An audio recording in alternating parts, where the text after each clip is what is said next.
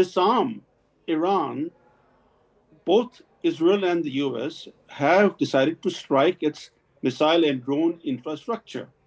That will completely disarm Iran and leave it exposed to strikes by the US and Israel at any time of their choosing. Okay. So the objective now extends far beyond the nuclear front. Abhishek, here's the thing. If the objective is regime change, and you heard President Trump speak a few hours ago, he's speaking directly to the Iranian people and saying it's your government, go out there, take it over, overthrow the Ayatollah regime. How does that contrast with what we saw just a few weeks ago, just last month in January, where 6,000 people, by the most conservative estimates, were brutally butchered by the Ayatollah regime? How do those people, how do you motivate people to come out back on the streets and reclaim their government when their brothers and sisters have just been brutally butchered by the regime just a few weeks ago? So it again goes back to the vast of the attack that will take place. It's not only top leaders, it's not only officials in the army, in the Iranian Islamic Army. So it's not only, it has to be a complete annihilation of the system that oppress these people. You need to understand that the Islamic regime has a lot of collaborators within different cities who are not officials, that they actually take place within the suppression of those protests and their killings, going to hospital and shooting wounded protesters directly in their heads. So it depends on how vast the attack and on which targets the attacks will take place, basically. So it's all linked to the attack itself. And I don't know what the next day will bring, but if it will take, a few days, maybe a few weeks or months to take the regime out, if it will take an extra, necessary action from the Israeli government and the American administration, really to maybe put boots on the ground. I don't know. I don't know how to if that will happen. I don't know to say that, right? So it really depends. I really think that we should give a chance to the Iranian people first by first eliminating all the obstacles for them to come forward and really to take action. Obviously, there will be life that will lost because the Iranian regime, the Islamic regime, I don't want to say the Iranian because the Iranian people are amazing, but I'm saying that the Islamic regime really trying to hold on to its last, holding of the government over there. So, yeah. Okay, Avishag Abinom and Brahma Chirani, please stay on with us for just a second. I want to tell you what are the U.S. bases, military bases in the Middle East that have been struck or at least attempted to be struck by Iran in retaliation to the multiple, in fact, a dozen plus targets that have been hit inside Iran. Now, why Iran will not bow down? Here are some of those countries that have been hit in those retaliatory strikes by Iran. Kuwait, which has multiple U.S. bases. So does Qatar. Remember, the last time it was the Al Udeid air base, the biggest in the Middle East, that was targeted. Bahrain has been targeted. Basically, all of those countries in that vicinity except Oman, which is the mediator between Iran and America. Why Iran will not bow down? Because of resistance that's been framed as refusal to submit to the world powers. The axis of resistance, Iran maintains that proxies are used to retaliate against Western powers, whether it's Hamas, Houthis, etc., Hezbollah. The nuclear program, Iran sees it as a survival mechanism. That's why it's insisting on enriching uranium above or at least until a certain degree, as well as develop nuclear energy. There's historical mistrust between Iran and America, particularly after the 2018 exit from the JCPOA-sponsored nuclear deal. It was President Trump in his first term who pulled out of that deal. Therefore, that sowed a lot of mistrust between Iran and America. It also positioned the United States as an unreliable partner. Future threats about abandoning the nuclear program would expose Iran to future coercion. You look at Ukraine, for example, which gave up its nuclear weapons and it's been completely battered by the Russian war machine in the last 4 years. Now, Iran feels that nuclear weapons and its ability to produce a nuclear weapon is the ultimate deterrent, and they're not going to give that up. I'm going to take a break here in the program. When we come back, we'll continue to focus on this massive military confrontation, this ratcheting up, this escalation that has happened in the Middle East, with a joint operation by American and Israeli forces off the coast of Iran have struck over a dozen targets across Iran. Iran has also retaliated. Is this the beginning of a much bigger, wider regional conflict? We'll talk about that right on the other side.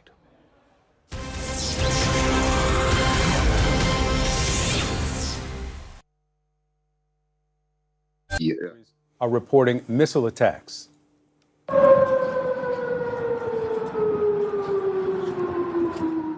Those are the sirens in Bahrain, one of the countries reporting those strikes. Now, officials say a missile hit the service center of the U.S. Navy's Fifth Fleet in Bahrain. You can see here smoke billowing.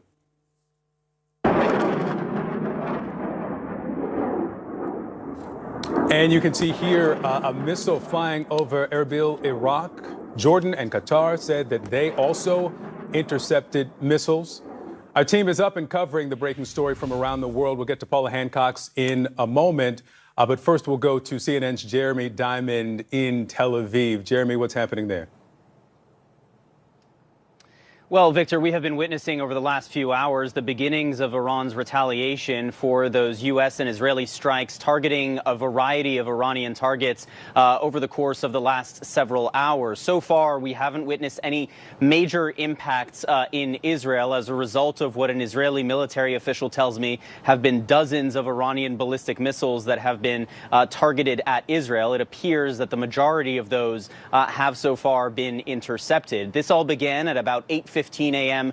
local time here this morning, with air raid sirens sounding across the country, warning Israelis of a state of emergency due to the fact that the United States and Israel had begun launching strikes against Iran. Those strikes cast off the diplomatic track that had been moving forward over the course of the last several weeks. It came just one day after the Omani foreign minister, who was mediating these negotiations, said he believed that a deal was potentially at hand.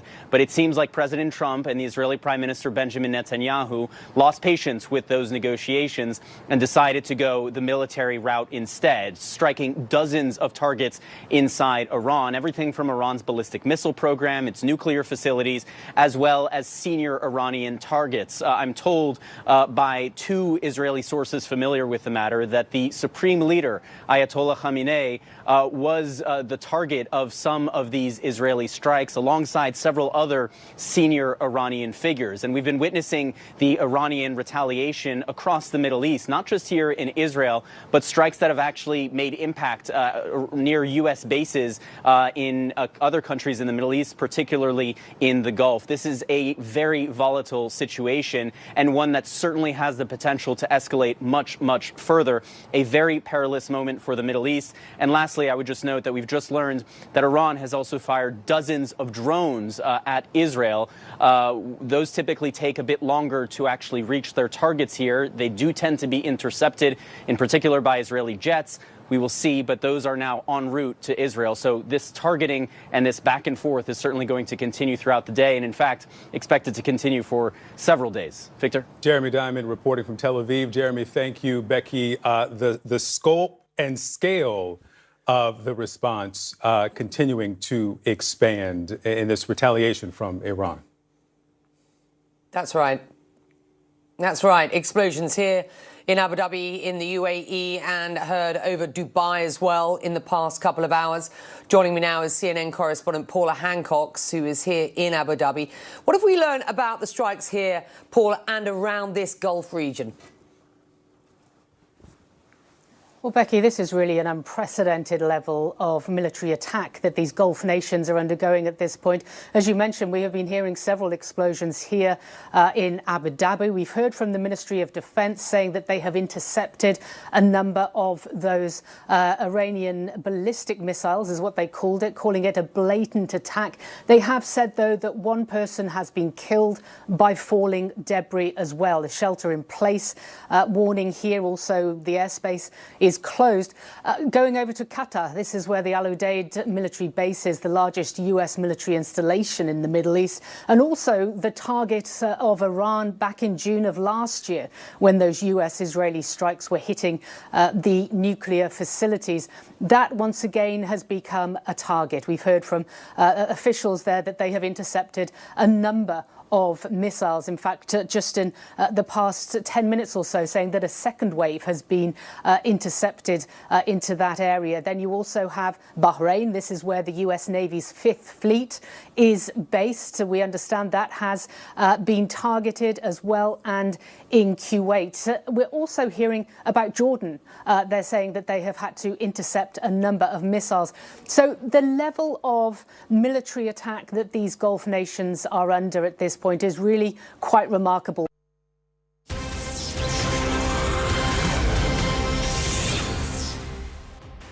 So we have this massive story that's been developing over the last few hours. In fact, it was set into anticipation over the last few days and weeks that America and Israel will, in a joint strike, try to take out not just the top leadership of Iran, but also to try and undermine the Islamic Revolutionary Guard Corps, as well as Iran's nuclear program. But the kind of attacks that we're seeing, the kind of airstrikes that we're seeing since about noon India time or so, it is unprecedented. We have not seen these kind of multi-pronged attacks in the Middle East, at least in the last 20-25 years. The last big war was the American war in Iraq that happened in 2003. I want to go across to try and make sense of what happens next. Are we just beginning to climb the escalation ladder? Because Iran is also retaliating.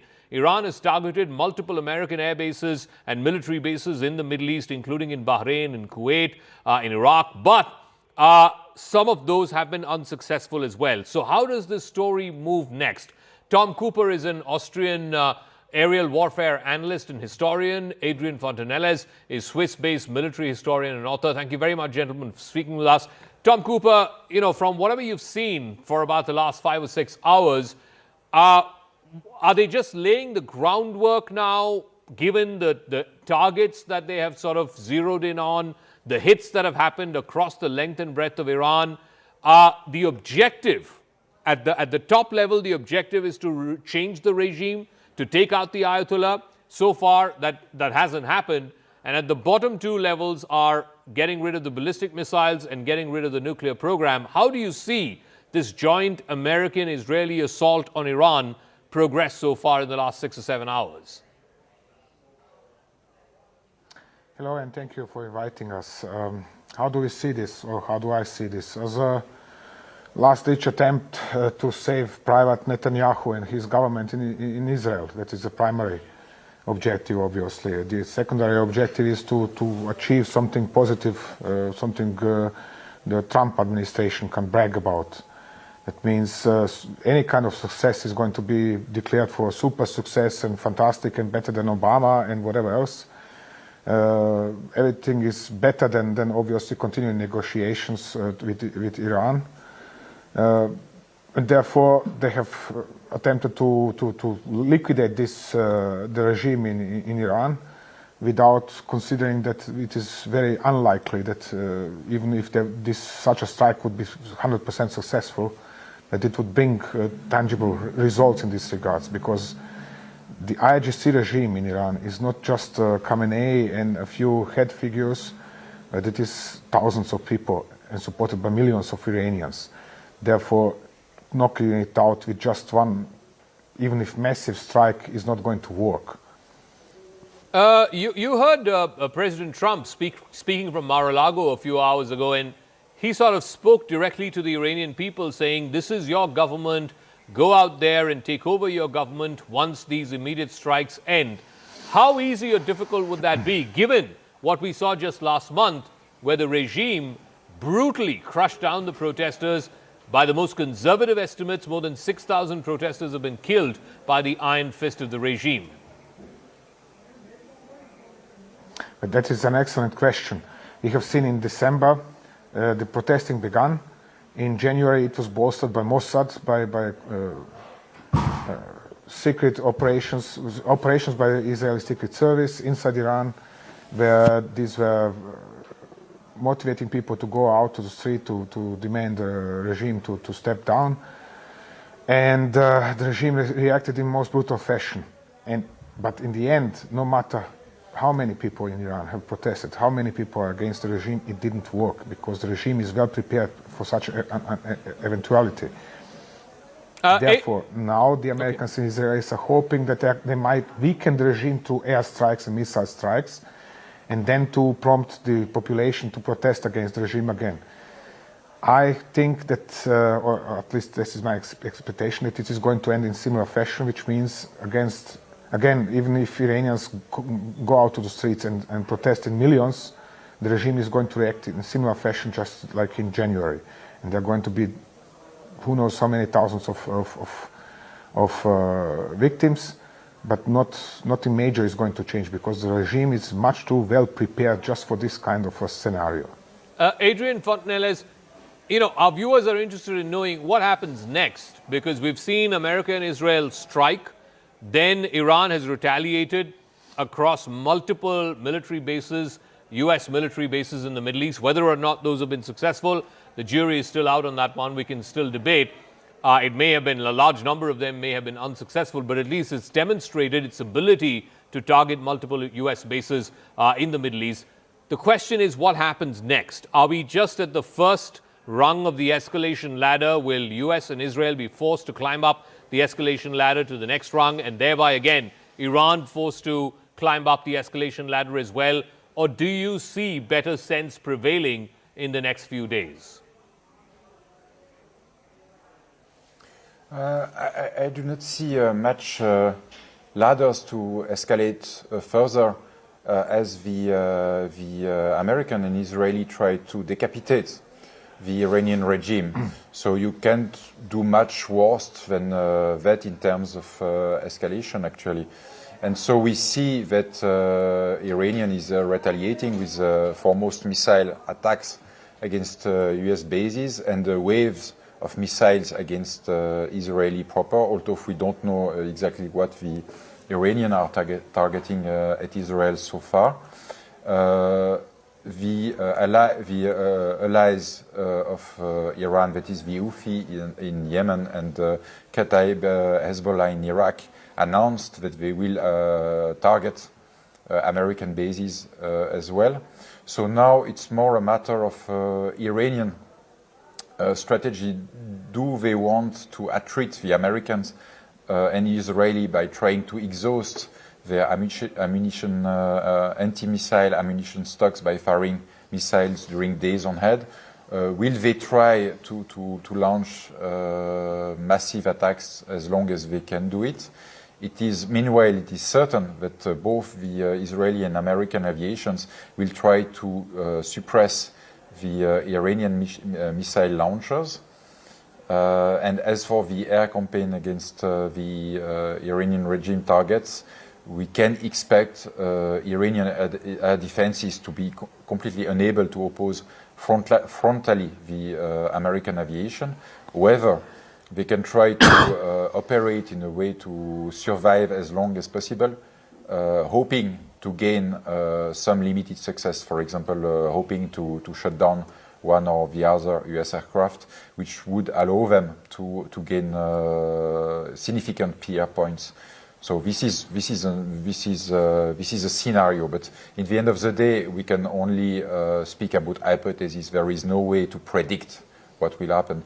And it is also significant that apparently the Iranians try to engage an American destroyer already with long-range attack UAVs, and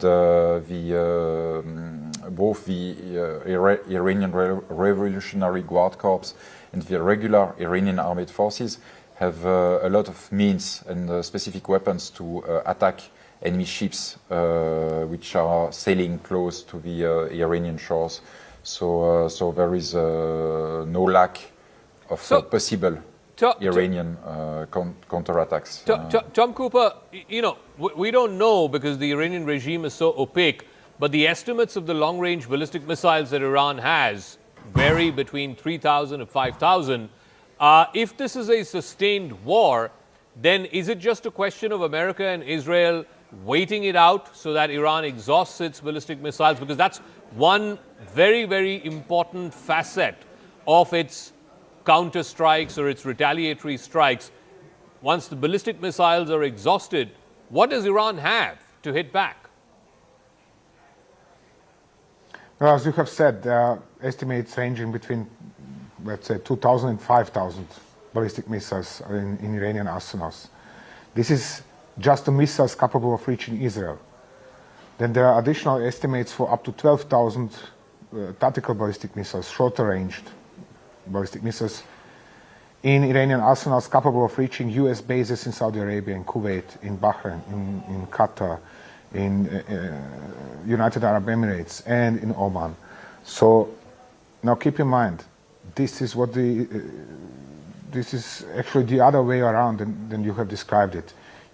You think that Americans and Israelis can sit this out and just wait for the Iranians to run out of missiles. Actually, it is the other way around. The Israelis and Americans are far more likely to run out of so-called interceptors, which would be surface-to-air or anti-ballistic missiles, to defend themselves, than the Iranians are likely to run out of their ballistic missiles. They have a huge arsenal, they have underground facilities, so the mass of their missiles are safe underground. So the question is actually going to be whether the United States can help Israel achieve something that it didn't achieve in June last year, which is to hit these underground facilities where so many missiles are hidden. No, destroy them. The objective in June they're going to run out of... was the nuclear sites, the 3 sites, Isfahan, Nanats, and one more. The 3 nuclear sites were hit back in June. Whether or not they were successful, we can always argue. But today, the objective is diffused. At the one hand, the objective is regime change, which is very difficult. The second objective is getting rid of these ballistic missiles, which I don't see why Iran should give that up. And of course, the overarching one is the nuclear program, and getting Iran to agree that they will not enrich any more uranium. So the objective seems very diffused, very confused, if you will. And that's a problem. Well, that is that way. Just a second. That is that way because there are official, publicly stated objectives, and there are actual objectives. This is just like last year. Israel was striking Iranian nuclear facilities for the first 2 or 3 days, and this was not enough. And then it started striking oil facilities, factories for production of missile engines, missile fuel, solid fuel production of fiber optic cables and similar items. Then this was not enough. Then it started another campaign targeting civilians in Tehran, because Iranians have hit Tel Aviv. So there was a public demand from the mayor of Tel Aviv to strike back up on Tehran, and the Israelis have targeted Iranian civilians and killed dozens of them. There were strikes on ambulance cars and so on and so on. So again, whatever they have claimed to be after and what they were actually after were 2 different things. And this is the same right now. Okay. They're explaining that they are after regime change and they are after... In fact, President Trump has reiterated that. He's put out a latest statement saying freedom for the people of Iran. That's his ultimate goal. Adrian, I'll give you the final word. How possible, how plausible is this at all? His earlier speech from a few hours ago, he spoke to the Iranian people and said, come back and take back your government. How easily or how difficult would this be without any boots on the ground, without a sustained, long-drawn war, the kind of which President Trump doesn't really want to get entangled in?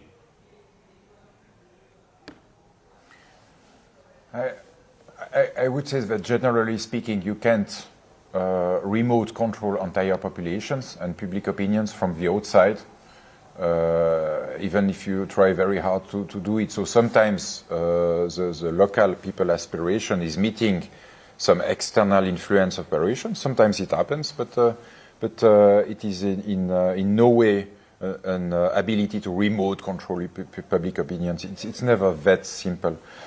which means in turn that if we believe Trump's and Netanyahu allegations that is their ultimate objective is regime change, it means an entire part of their strategy is basically relying on sheer luck or relying on uncertainties. This is what I could say in this regard. All right, it is an Adrian, unrealistic statement to expect that they are going to effect a regime change through killing, let's say, 15 people at the top of Iran, because the regime is not living from these 15 people alone. It is living from thousands and millions who are supporting it. And you can't kill all of them, except, well, you can try with nuclear weapons, of course. Okay, we'll leave it at that. Tom Cooper, Adrian Fontanelas, thank you very much for joining us, gentlemen, with a fascinating conversation. This is a fascinating war that has been unleashed now on Iran. It was on expected lines. This is not something new. We were expecting this for the better part of the last 2 months with this armada of warships and destroyers and cruisers that was sent to the Middle East and particularly to the Gulf of Persia. Now, in an exclusive interview with General Sir Nick Carter, who's the former Chief of Defence Staff of the United Kingdom, he spoke to my colleague Shivani Gupta. He reflects on some of these past wars and draws comparisons with what is unfolding right now in this axis involving America, Israel and Iran, this conflict that involves these three powers. He shares his perspective on what may be driving President Trump and how this is likely to proceed over the next few days. What we're witnessing year after year are, wars, are conflicts, some of, old making, but they're now descending into actual armed military conflicts. How do you look at this latest step by US and Israel? Yes, I think before we go into that, I think it's just worth reflecting on that last observation you made about there being so much war now and reflecting perhaps on why that is the case. Because, of course, I was a child of the Cold War, where we were in a bipolar world that was inherently stable. And we then left that bipolar world at the end of the Cold War, and we had a US that wanted to be the global policeman, exercised her muscles doing that. And actually, we had the end of history. You'll remember Francis Fukuyama writing that. And, of course, there was inherent stability. And that all started to go wrong come 9/11. When, of course, we had the slightly weirdly named Global War on Terror. And during the course of that, we've ended up, as we've exited from it, with a multipolar world which doesn't have any inherent rules to it. It seems to be that might now is suddenly right. And I think it's worth reflecting on that before one dives into what is occurring today, which, of course, your listeners will be fascinated by. Because what's that all about? What are the objectives? What are people trying to achieve here? Because there's also a direct correlation between setting out achievable objectives and whether you achieve victory. So how do you read into this then? Why are we seeing so many conflicts? And you talked about America's role post-Cold War, but we're seeing a very different America today under Donald Trump. Nobody seems to be able to read his mind, and even domestically, he doesn't have much support as far as another, military strike against another country is concerned. None of what America has attempted in the 21st century has actually gone very well as far as the war in Afghanistan is concerned. So how do you read into his mind, and what is he trying to achieve? Well, I mean, I think you make the point. I think it's very difficult to read his mind, but I think there are some commonalities in his approach, but also some contradictions. I mean, I think we are all, as human beings, victims of our lived experience. And in many ways, when you look at his foreign policy, it's a transactional foreign policy. And we've seen that with the unpredictability of tariffs and the bilateral deals he makes with different countries. He's definitely not a multilateralist, but he's probably a multi-bilateralist, and it's all underpinned by the art of the deal. And we read his book on that, didn't we? So I think there are some themes there that we can perhaps remember and think about as we answer the question.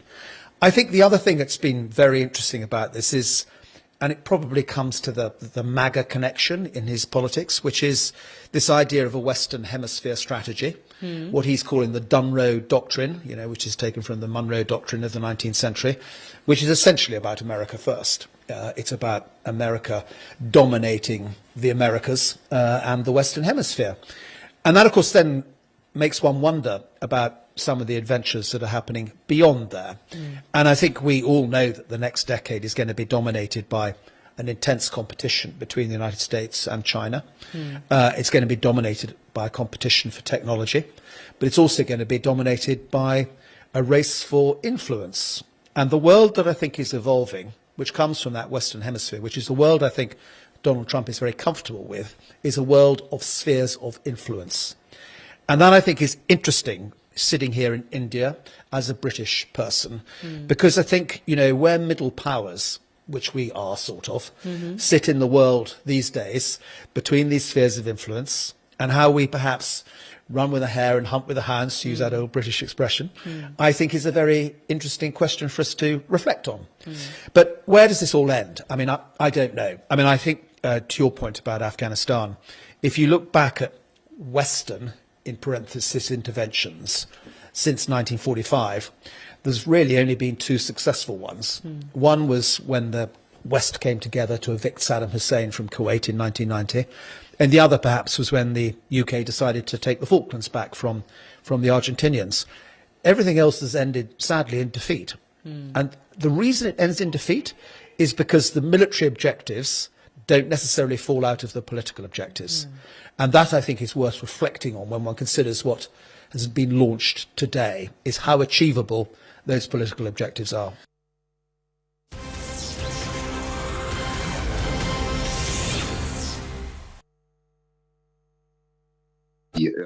Are reporting missile attacks.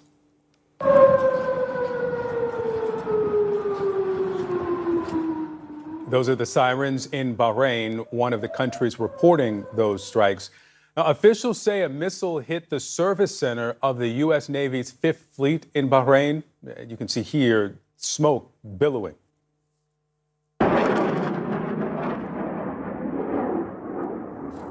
And you can see here a missile flying over Erbil, Iraq. Jordan and Qatar said that they also intercepted missiles. Our team is up and covering the breaking story from around the world. We'll get to Paula Hancock's in a moment. But first, we'll go to CNN's Jeremy Diamond in Tel Aviv. Jeremy, what's happening there?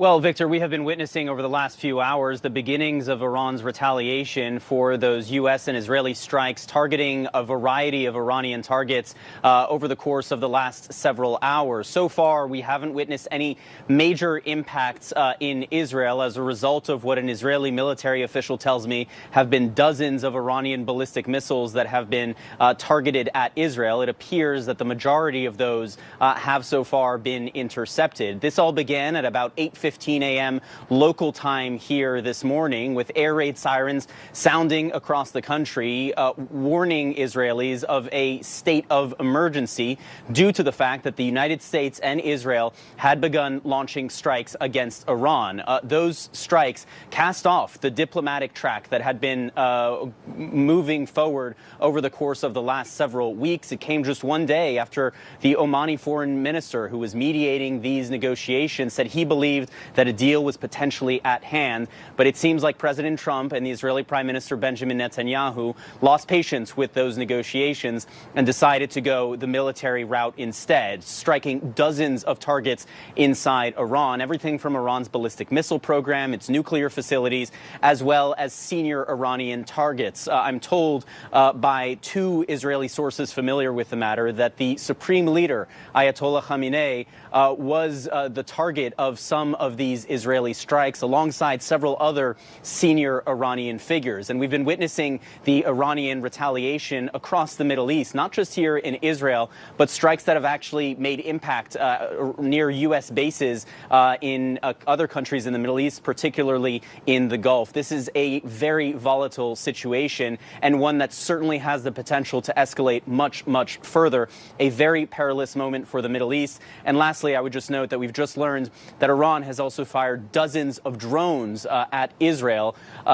Those typically take a bit longer to actually reach their targets here. They do tend to be intercepted, in particular by Israeli jets. We will see, but those are now en route to Israel. So this targeting and this back and forth is certainly going to continue throughout the day, and in fact, expected to continue for several days.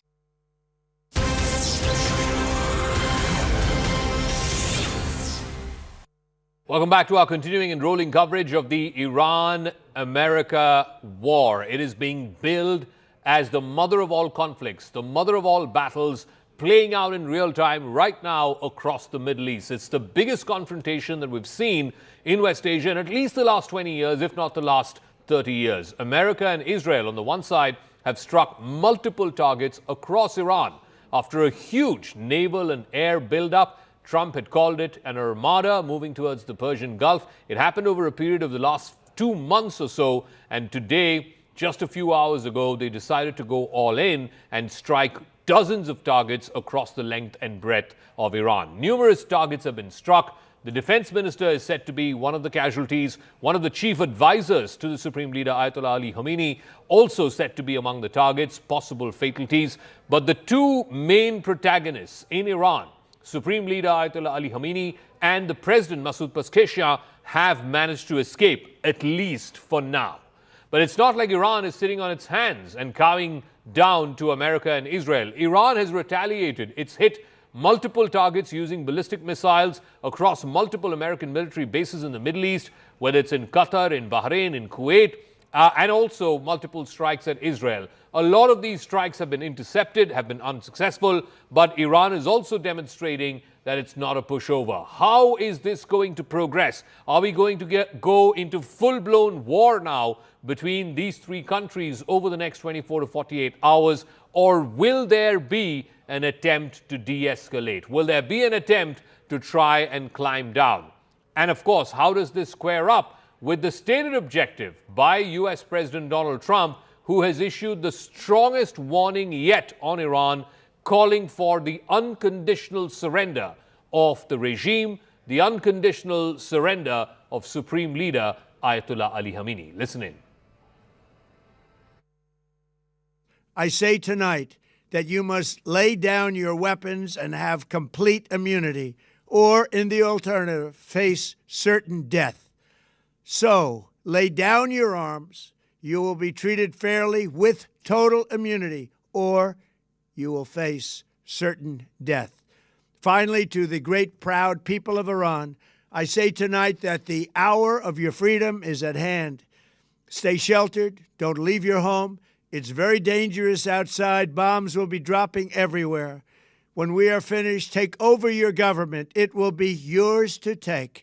This will be probably your only chance for generations. We will ensure that Iran does not obtain a nuclear weapon.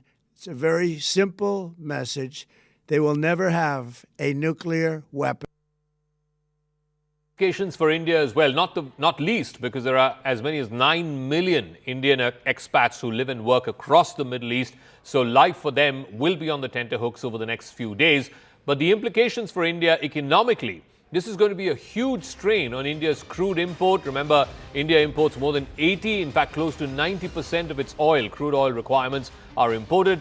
A large chunk of it, almost 30% of it, passes through the Strait of Hormuz. India is vulnerable to global price spikes. There will immediately be an oil price spike in the aftermath of this massive escalation, this massive confrontation between America and Israel on the one side and Iran on the other. It also will lead to supply choke points. Nearly 40% of India's energy imports transit through the Strait of Hormuz. Iran has demonstrated, as recently as just a few days ago, that it can close down the Strait of Hormuz and thereby affect this massive inflow and outflow of oil which passes through the Strait of Hormuz. There's also infrastructure risks. Projects like the Chabahar port, the IMEC, the India-Middle East-Europe Economic Corridor, these could face inordinate delays and even operational halts. It's going to be a diplomatic tightrope for India. It has to maintain critical partnerships both with Israel and America on the one side and with Iran on the other side. Market volatility. Indian indices are likely to react negatively when they open on Monday to the tensions that are brewing in the Middle East. In fact, this full-blown confrontation that is happening between America and Israel and Iran. I want to go across to a piece of breaking news that's just coming through. We're also hearing, and this is a big story, we're hearing that there were reportedly explosions heard in the Chabahar port, which India is helping build. India has invested more than $100 million in the building of the Chabahar port. which is a strategic port which is located in southern Iran. Recently, it was in the news because America had removed a sanctions waiver exemption. It had then extended that up until, I believe, April of this year. Now we're given to understand that there have been multiple explosions heard in the Chabahar port. What the damage on the ground is, we don't know yet. But Sanjay Suri is joining us live. Sanjay, what is the latest you're picking up from Tel Aviv as to the nature of this explosion, the extent of damage that this explosion has left behind in the Chabahar port, which India was helping build in Iran? You know, across the territory of Iran, it seems that the attacks are on 2 or 3 kinds of targets. Certainly is the regime, and the word from the IDF, the Israel Defense Forces, is that they targeted a meeting where top Iranian leaders were gathered.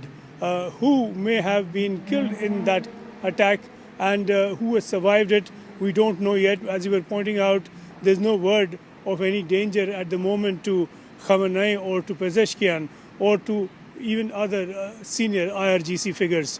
So the first target really has been the regime. The second, clearly, the ballistic missile sites. There would be an attempt to attack those and to neutralize those. This attack was launched as a declared preemptive attack. There can be, militarily speaking, a no more pointed preemptive action than to attack the missiles that Iran will certainly have been planning to launch, and of which it has launched a few already, to some devastating effect on a relatively minor scale, as you pointed out. So the other, of course, target is going to be the economy, to choke Iran's economy, to put the squeeze on. And this is not the most obviously people-friendly thing to do. People are going to run short of supplies. There already have been chronic shortages and severe shortages. Those, in fact, led to the protests in the first place. Now, if that is exacerbated by this attack, there will be unrest among people. And this is certainly what Israel and the US want. They would like to provoke an uprising. And this is the month, let's not forget, of Ramzan. At the end of a day's fasting, people will want to break their fast at sunset. If day after day they're running short of food to do so, that is going to be a real difficulty. Their first line of anger will not be necessarily Israel and the US. They are not within reach anyway. It will be the regime. This militarily and strategically would suit Israel and the US, and certainly they do want to encourage a rebellion. Okay, Sanjay, we'll see how this plays out. The latest report is that there's been an explosion in Chabahar. We don't know if it's in the vicinity of the port or inside the port, or whether there's been any damage to the port itself. But we will see how this story plays out. Thank you very much for joining us, Sanjay Suri, one of the few Indian reporters live from Tel Aviv right now. I also want to go across to our guest. George Birnbaum is a former chief of staff to the Prime Minister of Israel, Netanyahu. Lieutenant General KJS Dillon, defense expert, joining us. Rajiv Dogra, former diplomat. Sushant Sareen, senior fellow with the Observer Research Foundation. Mr. Birnbaum, you know, the big question is, of course, this was on expected lines. The build-up, the armada, as President Trump called it, has been building up for the better part of the last 2 months. Now the attack has finally come.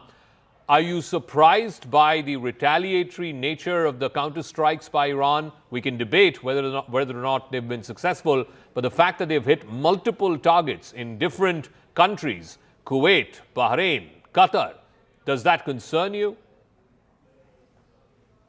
No, it doesn't concern me. During last year's 12 days of attacks on Iran, both Israel and the United States took out a large portion of Iran's missile and drone capabilities. And let's not forget that Iran has also been supplying Russia an enormous amount of their drones to fight against Ukraine. So the quantities of missiles and offensive weapons that the Iranians have is greatly reduced. Of course, I think the attacking of U.S. military assets in other Gulf nations, such as Bahrain or the UAE, are meant to try and have them put pressure on the United States. But I believe, based on my knowledge and conversations with many of the people in those countries and various forms of leadership, they are as much in favor of getting rid of the Ayatollahs as the Americans or the Israelis. They recognize how unstable Iran makes the Gulf region, oil markets, the world in general. And so while they will, I think, publicly show a little bit of condemnation for this, they are privately hoping that this is the beginning of the end of the Iranian regime. General Dillon, how easy or difficult would that be? It sounds easier said than done, especially in light of what's happened just in January, where people came out and protested in large numbers, and by the most conservative estimates, at least 6,000 people were brutally killed by the iron fist of the regime. And President Trump, earlier when he spoke from Mar-a-Lago, he spoke to the Iranian people and he said, this is your government to retake. Come out there and retake your government. How easy or difficult would it be, given just what we've seen in the last few weeks? Good evening, Zaka, and good evening to the fellow panelists and viewers. We must understand this war, which is initiated against Iran now, it's not going to be a single domain war. It's not going to be only a military war, or you cannot expect a regime change by only military means. It's going to be a multi-domain war. Military will do their best to destroy the key figures, that is the political or the government figures. It will also destroy the military assets, as the ballistic missile, as Sanjay Suri was saying, or the air defense. It will also destroy the economic assets, like Chabahar port or any other thing. And it will most importantly destroy the military industrial complex, so that for the future, maybe 1 or 2 decades, Israel is not able to build this military capability again, and that includes nuclear assets. So that is one part. Second is, when they will destroy the economic aspects, the people will face hunger and they will do the uprising from within. That is the second domain. And third domain will be the economic sanctions, and fourth will be the narrative building. So it's going to be a multi-pronged attack, and it's not going to be over in a few days. I think it will take a little longer, but it's not going to go the Ukraine way also. It will take time. And General, I think now, you know, the second point that you made, which is about it will force the people to come out onto the streets and you know, ask for a regime change, you know, wouldn't the opposite happen? Now, this gives a reason to the Iranian people, certainly to the regime, to ask the people to rally around the Iranian flag, to rally around the regime, because the outsider is attacking you. yes, overtly they would do that. But from within, the people who have suffered at the hands of this regime for the last 40 years, and you yourself said a few thousand were massacred after the last, skirmish. So there will be internal uprising. Israel has assets inside Iran, so has the USA. So there will be people who would be vying for power or who would be vying for favoritism once the regime is changed. So nothing succeeds like success. Once the regime is on a downward decline, will be local leaders, there will. Okay.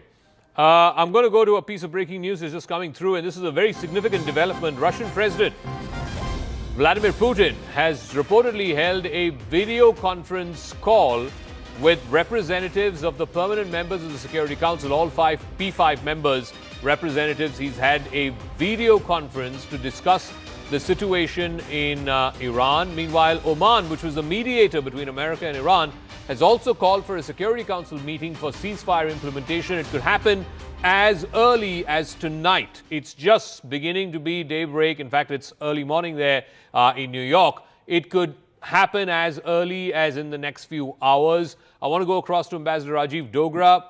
Do you see the rest of the world being able to, drive better sense into both America and Israel? Or do you see this only ending, as President Trump has suggested, with a regime change in Iran? What do you make of the fact that President Putin is now trying to play peacemaker, the Security Council likely to meet in the next few hours? Can they bring pressure to bear on Trump and on Netanyahu? Well, in any war, there are wheels within wheels. The first skirmish between America, Israel, and Iran, people were surprised when it ended the way it ended. And there were sort of attacks on a Qatari airbase, American airbase in Qatar, which had no assets really to speak of. And there was a counterattack by America in the final stages, which did not have much of an effect, because there was an understanding between America and Iran. Now, the first day has not really gone out as America had wanted. Trump had been talking of total collapse of the Iranian regime and total destruction of the Iranian establishment. That has not happened. On the other hand, Iran has given America a bloody nose. But it is not America and Israel who are standing in the way of stopping the war. It is Trump and Netanyahu who have personal stakes in starting the war because they had domestic issues that they wanted to divert their attention from. And that central fact has not disappeared and is not going to go away easily. Epstein is hanging like a ghost for Trump, and criminal charges are hanging like a dagger for Netanyahu. So it's not the American people or Israeli people who want the war to continue.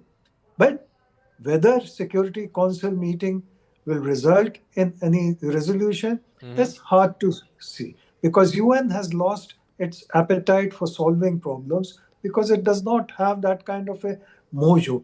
But President Putin stepping in is a significant factor because France has also given a call for Security Council meeting. Oman, the foreign minister, went on American television yesterday night and said very clearly, Iran has agreed to all your nuclear demands. What else do you want? Okay. Yet, violence was the chosen option of America and Israel. So unless there's a change of heart in Trump and Netanyahu, I see very little chances. The one factor that is going in the favor of de-escalation, or at least moving towards some kind of cooling off of tempers, is the fact that Trump doesn't like getting entangled in these long wars. And I want Sushant Sareen to weigh in on this. There's a bit of a contradiction here. He has publicly stated that the objective, as recently as a few hours ago, the objective is regime change. And that cannot be achieved in the next day or week or month even. But at the same time, Trump doesn't like long wars. He doesn't like getting entangled in these long, unwinding, endless wars. How do you square the circle? Zaka, you're asking me to do the impossible, because you're asking me to make, a prediction on one, something as unpredictable as war, and two, something as unpredictable as President Trump. He can change his mind, on the flip of a coin. So how can anybody say whether this Security Council meeting will be seen as an off-ramp to de-escalate? But then how does that work out as you go forward? Because the Iranians will think that, well, they have actually, to use Ambassador Dogra's words, which I don't necessarily agree with, that they've given a very bloody nose to the Israelis and the Americans, and also the other Gulf allies, who've not taken very kindly to their territories being struck by Iran. In fact, they had taken a position that they will not allow their territory to be used against Iran. And now that Iran has attacked them, I don't see how they can simply, take it lying down. Second, if and where I tend to agree with General Dhillon is that although my timeline would be somewhat different, but look, if the offensive, the attacks on Iran severely degrade the capacity of the state, so it's not just an existential threat for the regime, which it is, it's also for the state. Because if the state's defensive and security structures are completely dismantled because of the kind of attacks that are being launched, how does the state protect itself from separatist forces, which are fairly strong, from dissident groups, which will emerge? Because let us not forget, there is a substantial population in Iran which does not take very kindly to this regime, which is quite sick of it. There is, of course, another substantial population which supports it. You might be looking at a civil war-like situation, which in a sense, in a very perverse sense, works for not just the Arab states, but also for Israel and the United States, that an Iran at war with itself, severely destabilized, is less of a threat. But then that destabilization does not stay in Iran. There is no guarantee. It spreads to rest of the region as well. We've seen what happened in Iraq, for example. Now, people will say, don't compare apples and oranges. But frankly, you have to make these comparisons with what happened in Libya, what happened in Iraq, what happened in Syria, and the arc of instability which hit the Middle East and the kind of forces that were unleashed. So let us wait and see. I don't think it's even 12 hours into this conflict. Maybe it'll end by tonight. Maybe it'll carry on for a few days more. Maybe it'll carry out for months altogether. But I don't see how the objectives which the Americans and the Israelis have identified are likely to be achieved overnight, and whether they can actually pull back without those objectives being achieved substantially. Let me go back to Mr. Birnbaum. You know, Sushant was saying that comparing Iran and Iraq, what happened in Iraq in 2003, is apples and oranges. But let's do that comparison, because that's the last time you saw, quote unquote, regime change in a significant way. But it happened almost a month after Operation Desert Storm, I think it was called back then. And US ground troops went in. They hunted down Saddam Hussein. That was the last big example of regime change. Of course, I'm not counting Nicolas Maduro, which happened last month in January, because that's a different set of circumstances. But if it's Iran, all right, Trump has just issued a latest statement. I'm going to go to that straight away, and I'll come back to you, Mr. Birnbaum, in just a moment. President Trump has put out the latest statement. He's speaking from Mar-a-Lago, his residence in Florida, his estate in Florida. He has said that he wants his legacy from the strikes and his push for regime change in Iran is going to be about freedom for the Iranian people. It's not about him or America. He wants it to be about freedom for the Iranian people. That's what the regime change is all about. It has nothing to do with his own legacy. How easy or difficult is that going to be? Mr. Birnbaum, weigh in on this latest statement by the president. He wants freedom for the Iranian people, but the Iranian people were crushed under the might of the state just a few weeks ago. Before I answer that, I want to take issue with what the former ambassador said, which I think his remarks were quite disgusting and a disservice to the people in India who are listening. This is not about domestic political issues for Netanyahu or for President Trump. Pakistan has 170 nuclear warheads right next to you. The existential threat that Pakistan creates for the Indian people is quite known to all of you and all of your listeners. The existential threat that Iran would have by having nuclear ballistic weapons is something that neither the US, neither Israel, nor anyone in India should want. And to try and say that these actions have anything to do with domestic political issues is actually quite insulting and quite disgusting. I think the former ambassador needs to check himself, because I don't think anyone on this panel thinks that the India-Pakistan region is safer because Pakistan has 170 nuclear warheads at their disposal, which could easily hit any city in India if they wanted to. So I really take what the former ambassador said as quite insulting. With regard to what your other guests have said, yes, regime change will not be overnight. I agree with that. I agree with the fact that it will take time, and it will take a combination of taking out the capabilities of the Iranian regime, the military capabilities, the domestic police, the armed forces, those kinds of things. It will take the people uprising in the streets to take over the institutions that exist in Iran. And it is a process of time. And I cannot predict, as they have said, is this a matter of days, weeks, months? A lot will have to do with how much pressure militarily the U.S. and Israel put on Iran in the coming days. I don't think, as you said, that the international community can have Israel and the U.S. Think in a better way. The best thing for the world right now is to take out the existential threat of the Iranian nuclear capability and remove the Ayatollahs from power. That is the best thing the world could want. A ceasefire with Iran right now would be a disservice to stability for generations. This is an opportunity that comes once in a lifetime, and I really hope that the Americans and the Israelis see it through, not just for the sake of the Israeli people, the American people, the Persian people, but for the Indian people as well and for the rest of the world. Because taking out Iran takes out an existential threat. And I would not be surprised if much of Pakistan's nuclear capability has to do with Iran's nuclear ability. So we have to be really careful and be really sure that what we're doing here and what we're saying to your listeners is absolutely correct. This is not a diversion from domestic political issues in America and the United States and in Israel. This is about taking out a major international existential threat to people around the world that is proven over time to have been threatening everyone in the region. Let Ambassador Dogra respond to that. Ambassador. Well, it's good to hear your guest from Israel. even if he's mistaken in what I had said. I had said very clearly that Iran had agreed to whatever demands America had put. And this was not said by Iran only. This was said by the Omani foreign minister on the American television. So they where did not is the agree threat? to just. They did not Mr. agree Birnbaum, to Mr. stop Birnbaum, this one list. second, please, Mr. Birnbaum. That is not true. That is not true. Mr. What the Birnbaum, ambassador is no, saying please is don't not interrupt. true. Mr.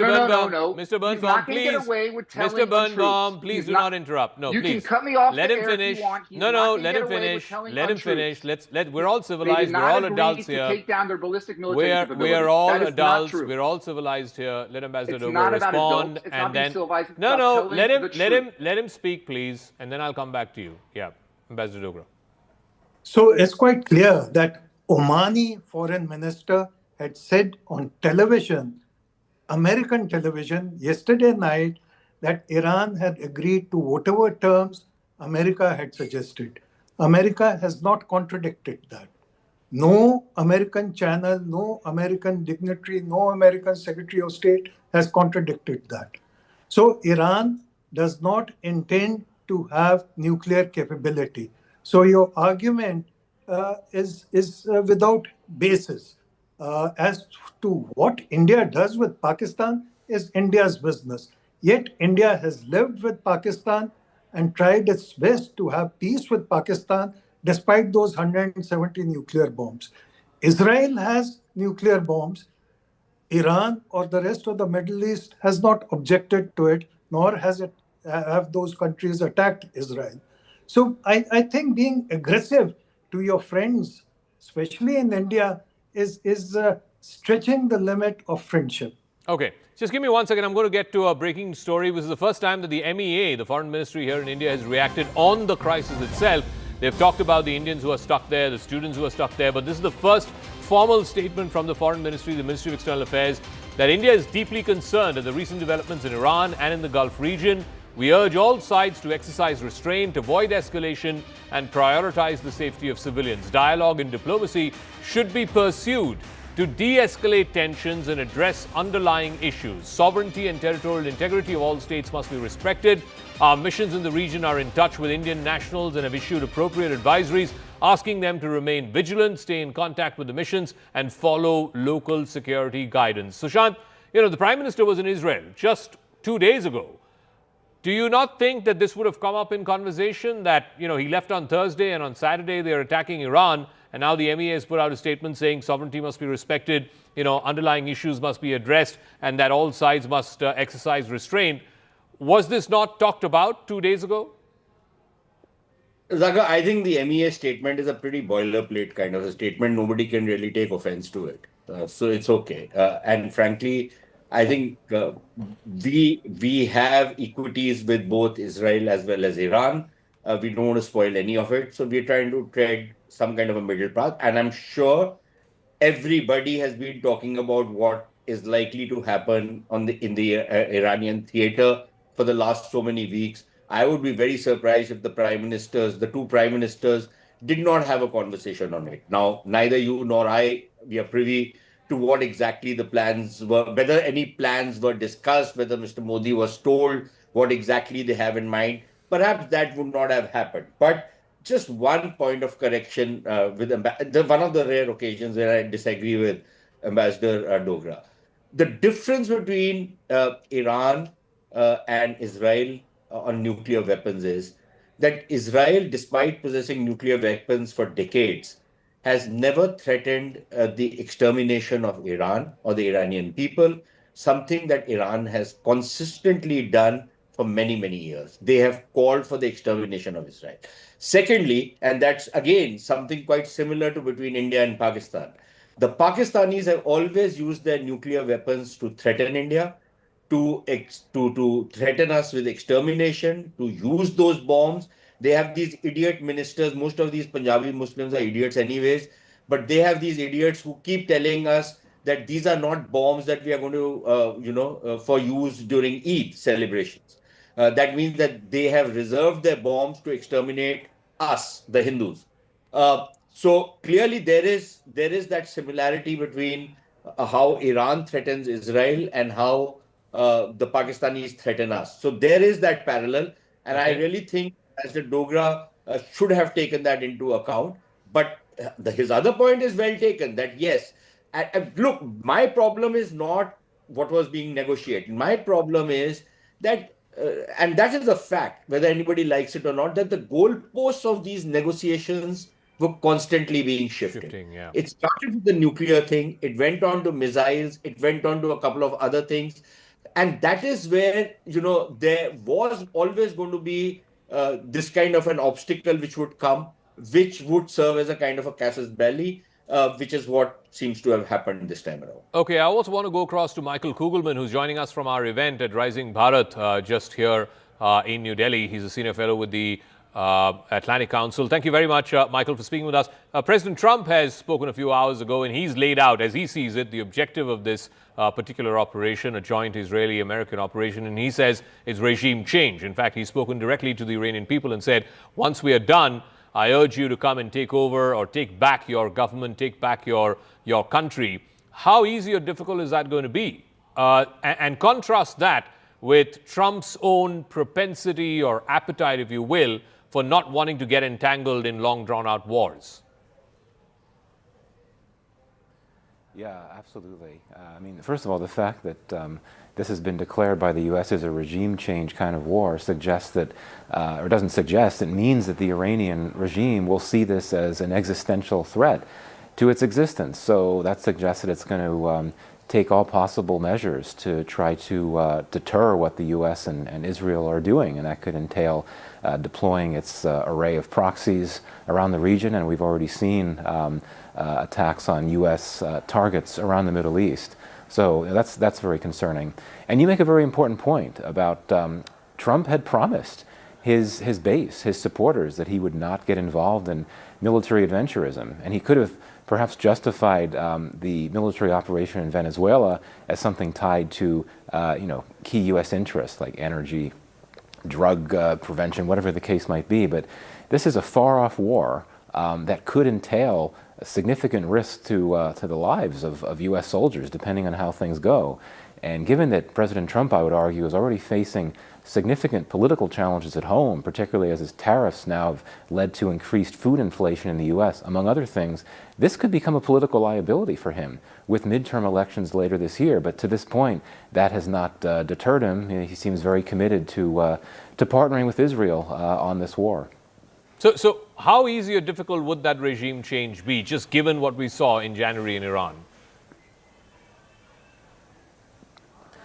Very difficult. As I said, the Iranian regime is not just going to sit quietly, and just because we had large-scale anti-government protests in Iran in recent weeks and months does not suggest that this U.S. military offensive is going to propel the Iranian public to come out and try to do things to make things even more difficult for the Iranian regime. I would think that many of those protesting against the Iranian government in previous weeks would not have wanted to see a U.S. Or an Israeli/U.S. military operation in the country. So I really think that this could be a very, very reckless, it is a reckless gamble by both Israel and the United States. This is so different from what we saw the Trump administration do in Venezuela. It's so much more risky. And I really are concerned about the regional impacts that this could have, not just in the Middle East, but further afield, including in this neighborhood. Okay, just give me a moment. We're going to go across to another piece of breaking news as is coming through. Just earlier in the program, we talked about President Putin weighing in and having video calls with permanent members of the Security Council. Now, Ukrainian President Zelensky has backed the strikes in Iran. He has said, and I quote, "Although Ukrainians never threatened Iran, the Iranian regime chose to become Putin's accomplice and supplied him with Shahed drones, and not only the drones themselves, but also the technology that produces them. Iran also provided other weapons to Russia. It's fair to give the Iranian people a chance to rid themselves of a terrorist regime and to guarantee security for all nations that have suffered from terror that is originating from Iran." I want to get in General Dillon on this. So you have the Russian president speaking to P5 members, trying to, play peacemaker. Maybe a Security Council meeting will happen later tonight. And then you have the Ukrainian president saying that these strikes are justified. because Iran has been supporting Russia with its Shahid drones and other drones in the Russia-Ukraine war. How do you see this, General Dillon? Zaka, the non-alignment, that is KNO, there will be a non-alignment, that is Ukraine will side with America, Russia and China will side with Iran. All those are known, so those voices will come out. We talked about the UN Security Council, we talked about the EU, we talked about some other countries. All these other voices, they will come out, but they will also covertly tell everyone that we are looking the other side, we are not much serious about what we say in public. So these people who are firmly behind this group or that group will speak in the favor of their own partners. But most importantly, the point is, which came out about Pakistan also, and Sushant Singh also talked about Pakistan nuclear weapons being targeted at India. I just want to amplify that point a little more, and I want to support the argument given by Sushant Singh. Asim Munir on American soil had said that we will take down half the world with us. Now, that is the seriousness of Pakistan about use of nuclear weapons. So we are looking at another thing about Pakistan, and as a military man, I must bring to the table. If you see, the air defense is the main asset of Iran, which is protecting Iran's assets. Now, they are all directed towards Israel or towards South. If the Iranian air defense setup has to be weakened, the eastern flank of Iran, that is facing Pakistan, has to be opened. Now, if eastern front has to be opened, Pakistan's airspace or Pakistan's air bases should be used or have to be used by the Americans. And Pakistan is the only country in the region which can be bought by a few dollars. Do you see that happening, General? General, do you see that happening? That the Pakistanis will allow their bases to be used by America and Israel? Just yesterday, I think we missed out a very important statement where America said we support Pakistan against Afghanistan. Yeah, they did. America has never made a statement like this, any local, conflict going in between two countries. And now this statement that we support Pakistan against Afghanistan, which is hardly a military power, also goes to prove they're pampering Pakistan.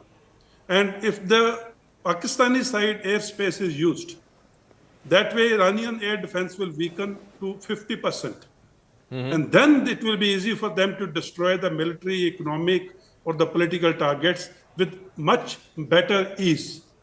That is the point I want to make. That's a significant one. Sushant, you're the resident Pakistan expert. Do you see that happening? Because if that happens, then basically Iran is getting hit both from the west, which is from the Pakistani side, and it's getting hit, from the east, from the Pakistani side, and also from the west, which is where America and Israel are hitting them right now from. Yeah, so Zaka, it will be very risky for the Pakistanis to be seen to be openly siding with the United States in an attack on Iran. It will have repercussions for the regime, but it is entirely possible that the military dictatorship in Pakistan might figure it out and think that they can bludgeon the opposition. Frankly, there's very little to choose between what the Pakistanis do to their people and what the Iranians do to their people, in terms of political rights. The Pakistanis steal an election just as much as anybody else. So the fact of the matter is that the Pakistanis can keep saying some government is not representative as if their own government is representative. They've completely stolen an election. But there is just one doubt in my mind, which is that the American dependence on Pakistani airspace to attack the eastern flank of Iran is not really that compelling, in the sense that they can attack eastern Iran even from the sea route. They have their naval bases, their floating naval bases, which are the aircraft carriers. They have the capabilities to attack Iran from there, and it's a very short flying distance from some of their bases in the Middle East. So they can do that. It's not like the kind of compulsion they had when they were operating inside Afghanistan, where they definitely needed the Pakistani land routes and the airspace. Okay. Those conditions are not there insofar as Iran is concerned. But for all you know, and given the proclivity of Pakistanis to sell themselves for a few dollars, they might actually tell the Americans that, "Ji Huzur, please come, we will give you our territory. use our bases, attack the Iranians. They are Shias anyways, they're not even Muslims. The Pakistani Muslims are quite capable of doing something like this, especially the Punjabis. Okay. I want to try and see, I believe Shireen Bhan is speaking with the visiting dignitary, the Canadian Prime Minister, Mark Carney. Let's try and see if we can cut across to that. All right. Have made episodic progress, but not comprehensive progress. Those efforts intensified in recent weeks without resolution. It's led us to this. It is a serious conflict. In a serious conflict, you have to make choices. We have a consistent position. Prevention of Iran obtaining nuclear weapons, prevention of the state-sponsored terrorism that has plagued the Middle East in multiple forms, and support for the Iranian people. And the consequence of that will be determined by whether Iran de-escalates. We call on all parties to protect civilian lives as best as possible in what is a very serious situation. If Iran chooses not to de-escalate at this point in time and we continue to see a protracted escalation, when you say that you support the US and you support Israel, what could that support entail? Do you see Canada getting involved as well? Well, look, we have not been party to the military build-up to this or the military planning of this, so it is not envisioned that we would be part of it moving forward. But certainly we have both the Minister of Finance, myself with the President, the Minister of Finance with their counterpart, Minister of Foreign Affairs, I should say, and myself with the President. We've had a series of discussions over recent weeks about the possibility of this happening if the diplomatic efforts were not successful.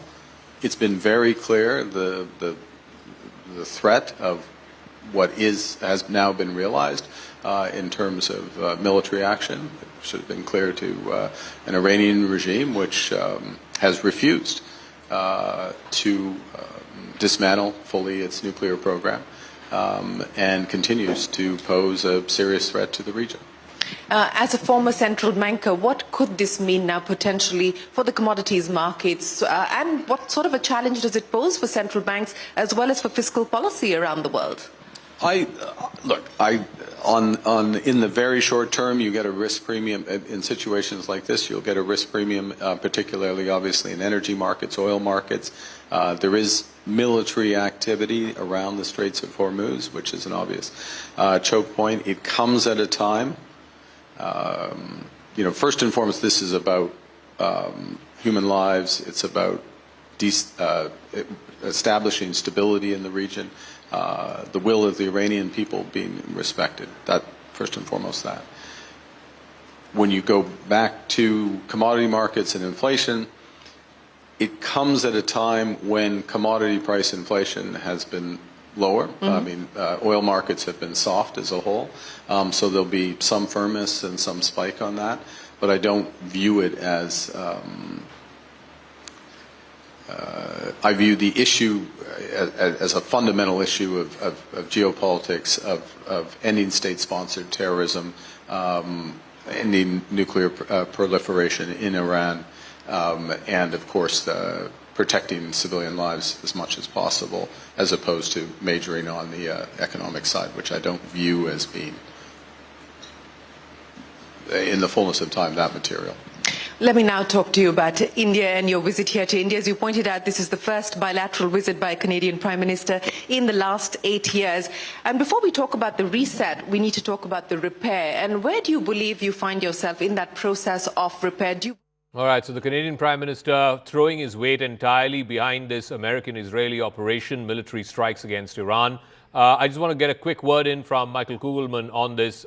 So the Canadian Prime Minister, is this also a way of him trying to sort of soothe the ruffled feathers with President Trump of late? Canada and America have had all kinds of problems when it comes to their trading relationship.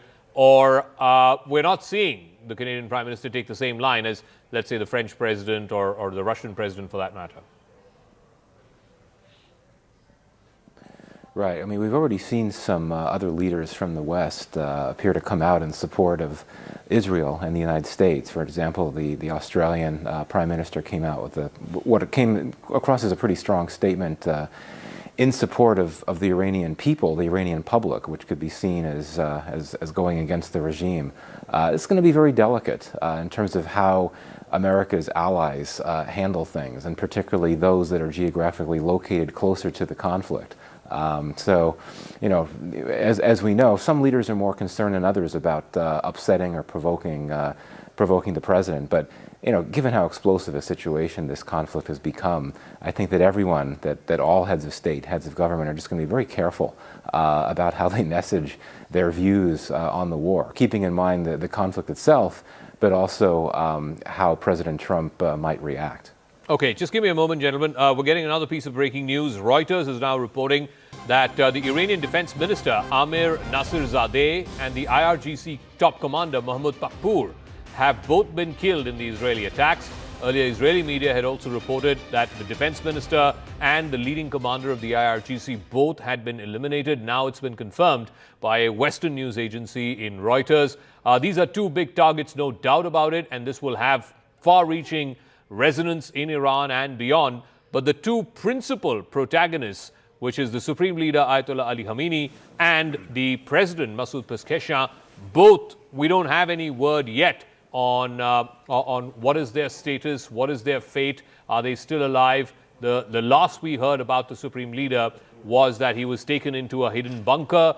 Of course, President Trump has made it amply clear that his objective for this military operation, Lion's Roar, is what the Israelis are calling it, Epic Fury is what the Americans are calling it, is regime change. He wants the Ayatollah regime to be deposed, and he wants the Iranian people to take back their government. I want to go back to Ambassador Dogra on this. What do you make of this latest confirmation now from Reuters that the defense minister and one of the lead commanders of the IRGC both have been eliminated in these strikes? Well, even if the supreme leader is eliminated, I think Iranians have already sort of figured for that consequence. They have the second line of leadership who will step in. So hopefully this is a serious blow, but this will not be an irreplaceable blow. The other question, coming back to your UN Security Council meeting, I think that's a very interesting new dimension, because normally when, for example, the second Gulf War, America went to UN to seek permission in order to start the war for a regime change. This time, it has not cared for that. Putin's move to involve UN, I think, has to be seen in that context, that this is a sort of a move to convey the message to the world and to America that, look, regime change can only happen if the United Nations puts its weight behind it and is convinced that there is need for intervention. Okay. Otherwise, individual intervention by America and Israel, for your Israeli guest, is not a legal sanction by any international standards. Okay, Ambassador Dogra, thank you for that. I'm going to take a quick break here in the program, but we've got a lot more happening on this front. It's a full-blown confrontation between America and Israel and Iran on the other side. It was something that had been building up. There was great anticipation for this over the last couple of months, with this armada of battleships and destroyers and cruisers being moved to the Persian Gulf. And now the moment of war has begun. It's happened over the last 6 hours or so. What might the next steps be? What might the end game be? All of this we'll discuss right on the other side of this quick break. Stay with us in our continuing coverage of Iran under attack.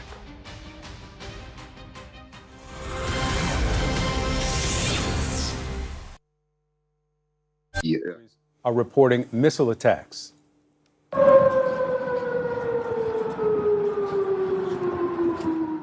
Those are the sirens in Bahrain, one of the countries reporting those strikes.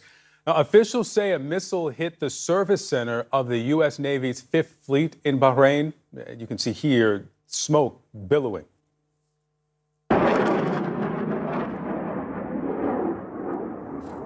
And you can see here a missile flying over Erbil, Iraq. Jordan and Qatar said that they also intercepted missiles. Our team is up and covering the breaking story from around the world. We'll get to Paula Hancock's in a moment. But first, we'll go to CNN's Jeremy Diamond in Tel Aviv. Jeremy, what's happening there? Well, Victor, we have been witnessing over the last few hours the beginnings of Iran's retaliation for those U.S. and Israeli strikes targeting a variety of Iranian targets over the course of the last several hours. So far, we haven't witnessed any major impacts in Israel as a result of what an Israeli military official tells me have been dozens of Iranian ballistic missiles that have been targeted at Israel. It appears that the majority of those have so far been intercepted. This all began at about 8:15 a.m. local time here this morning, with air raid sirens sounding across the country, warning Israelis of a state of emergency due to the fact that the United States and Israel had begun launching strikes against Iran. Those strikes cast off the diplomatic track that had been moving forward over the course of the last several weeks. It came just one day after the Omani foreign minister, who was mediating these negotiations, said he believed that a deal was potentially at hand. But it seems like President Trump and the Israeli Prime Minister Benjamin Netanyahu lost patience with those negotiations and decided to go the military route instead, striking dozens of targets inside Iran, everything from Iran's ballistic missile program, its nuclear facilities, as well as senior Iranian targets. I'm told by two Israeli sources familiar with the matter that the supreme leader, Ayatollah Khamenei, was the target of some of these Israeli strikes alongside several other senior Iranian figures. And we've been witnessing the Iranian retaliation across the Middle East, not just here in Israel, but strikes that have actually made impact near U.S. bases in other countries in the Middle East, particularly in the Gulf. This is a very volatile situation and one that certainly has the potential to escalate much, much further. A very perilous moment for the Middle East. And lastly, I would just note that we've just learned that Iran has also fired dozens of drones at Israel. Those typically take a bit longer to actually reach their targets here. They do tend to be intercepted, in particular by Israeli jets. We will see, but those are now en route to Israel. So this targeting and this back and forth is certainly going to continue throughout the day, and in fact, expected to continue for several days. Victor? Jeremy Diamond reporting from Tel Aviv. Jeremy, thank you. Becky, the scope and scale of the response continuing to expand in this retaliation from Iran. That's right. That's right. Explosions here in Abu Dhabi, in the UAE, and heard over Dubai as well in the past couple of hours. Joining me now is CNN correspondent Paula Hancock, who is here in Abu Dhabi. What have we learned about the strikes here, Paula, and around this Gulf region? Well, Becky, this is really an unprecedented level of military attack that these Gulf nations are undergoing at this point. As you mentioned, we have been hearing several explosions here in Abu Dhabi. We've heard from the Ministry of Defense saying that they have intercepted a number of those Iranian ballistic missiles, is what they called it, calling it a blatant attack. They have said, though, that one person has been killed by falling debris as well. A shelter in place warning here. Also, the airspace is closed. Going over to Qatar, this is where the Al Udeid military base is, the largest US military installation in the Middle East, and also the target of Iran back in June of last year when those US-Israeli strikes were hitting the nuclear facilities. That once again has become a target. We've heard from officials there that they have intercepted a number of missiles. In fact, just in the past 10 minutes or so, saying that a second wave has been intercepted into that area. Then you also have Bahrain. This is where the US Navy's fifth.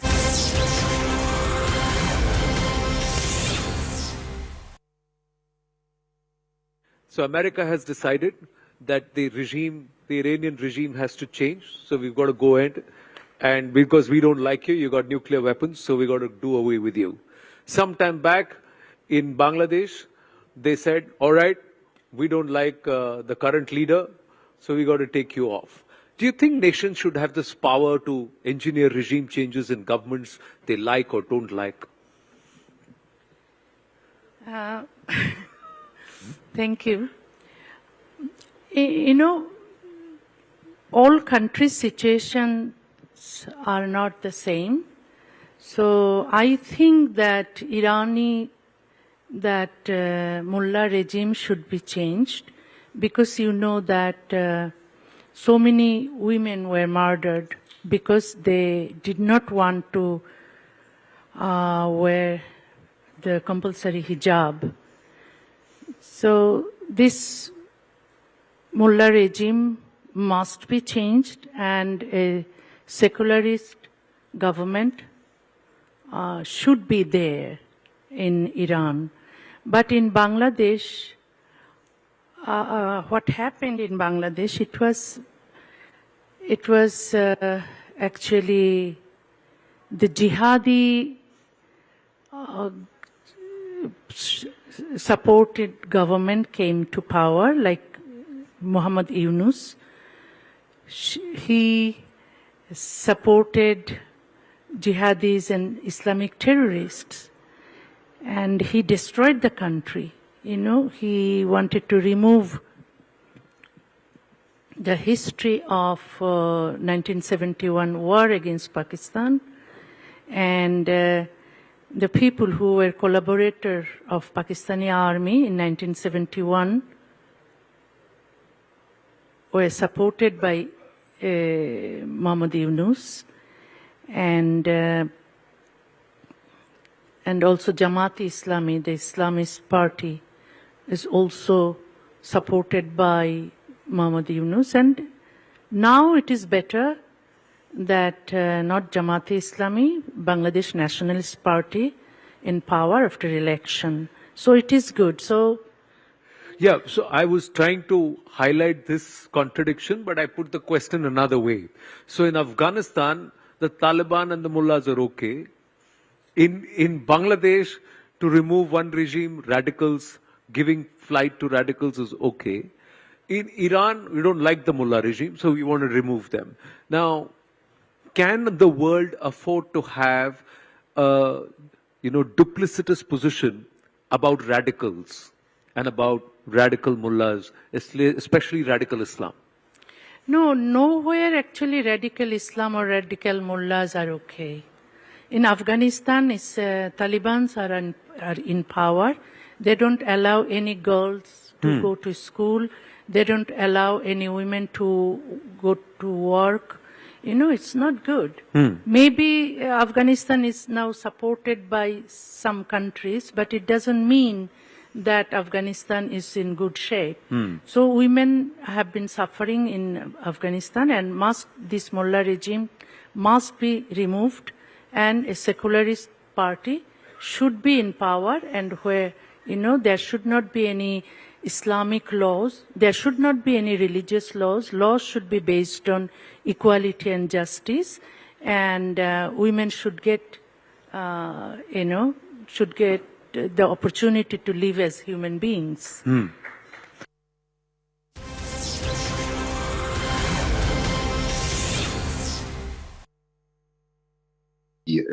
Are reporting missile attacks.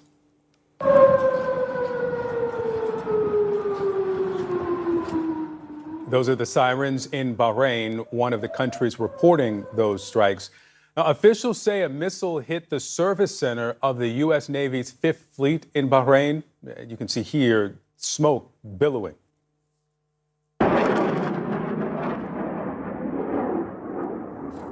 And you can see here a missile flying over Erbil, Iraq.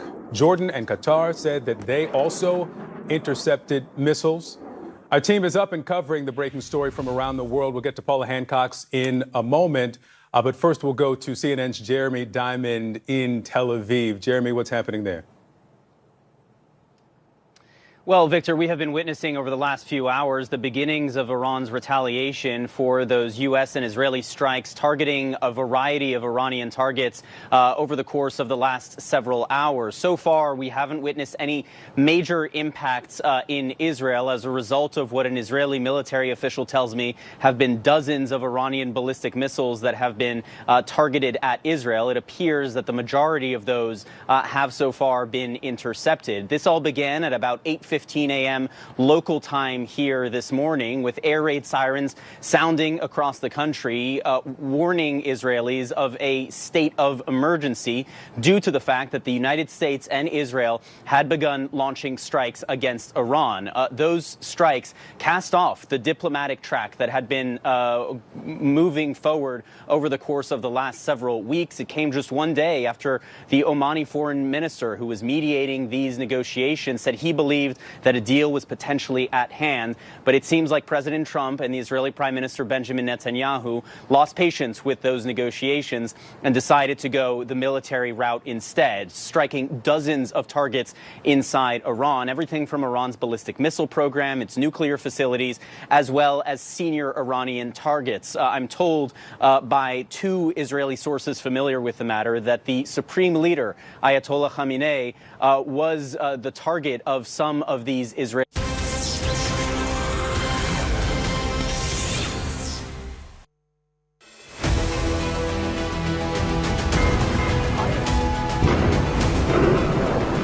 We just had a bomb alert here in Tel Aviv a few minutes back.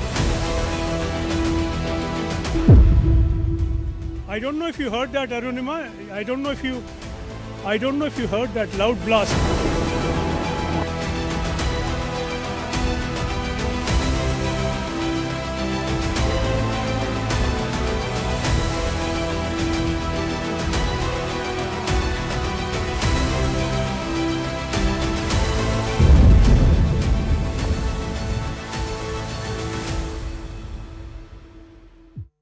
Well, the man in the hot seat is Mr. Rajesh Kumar Singh. He's India's Defense Secretary, and he's in on a day when there's been another war that has broken out, this time in the Gulf. And as you know, this morning we got news that the US and Israel conducted what they are calling preemptive strikes on Iran, not unexpected. And the Iranians have hit back. And they have targeted several US bases. They've also targeted, of course, places in Israel, US bases in the Gulf, in different countries. There's a whole list out there. So we speak in troubled, clamorous times, Mr. Singh. I want us to first look at this and focus a little bit on this latest conflagration.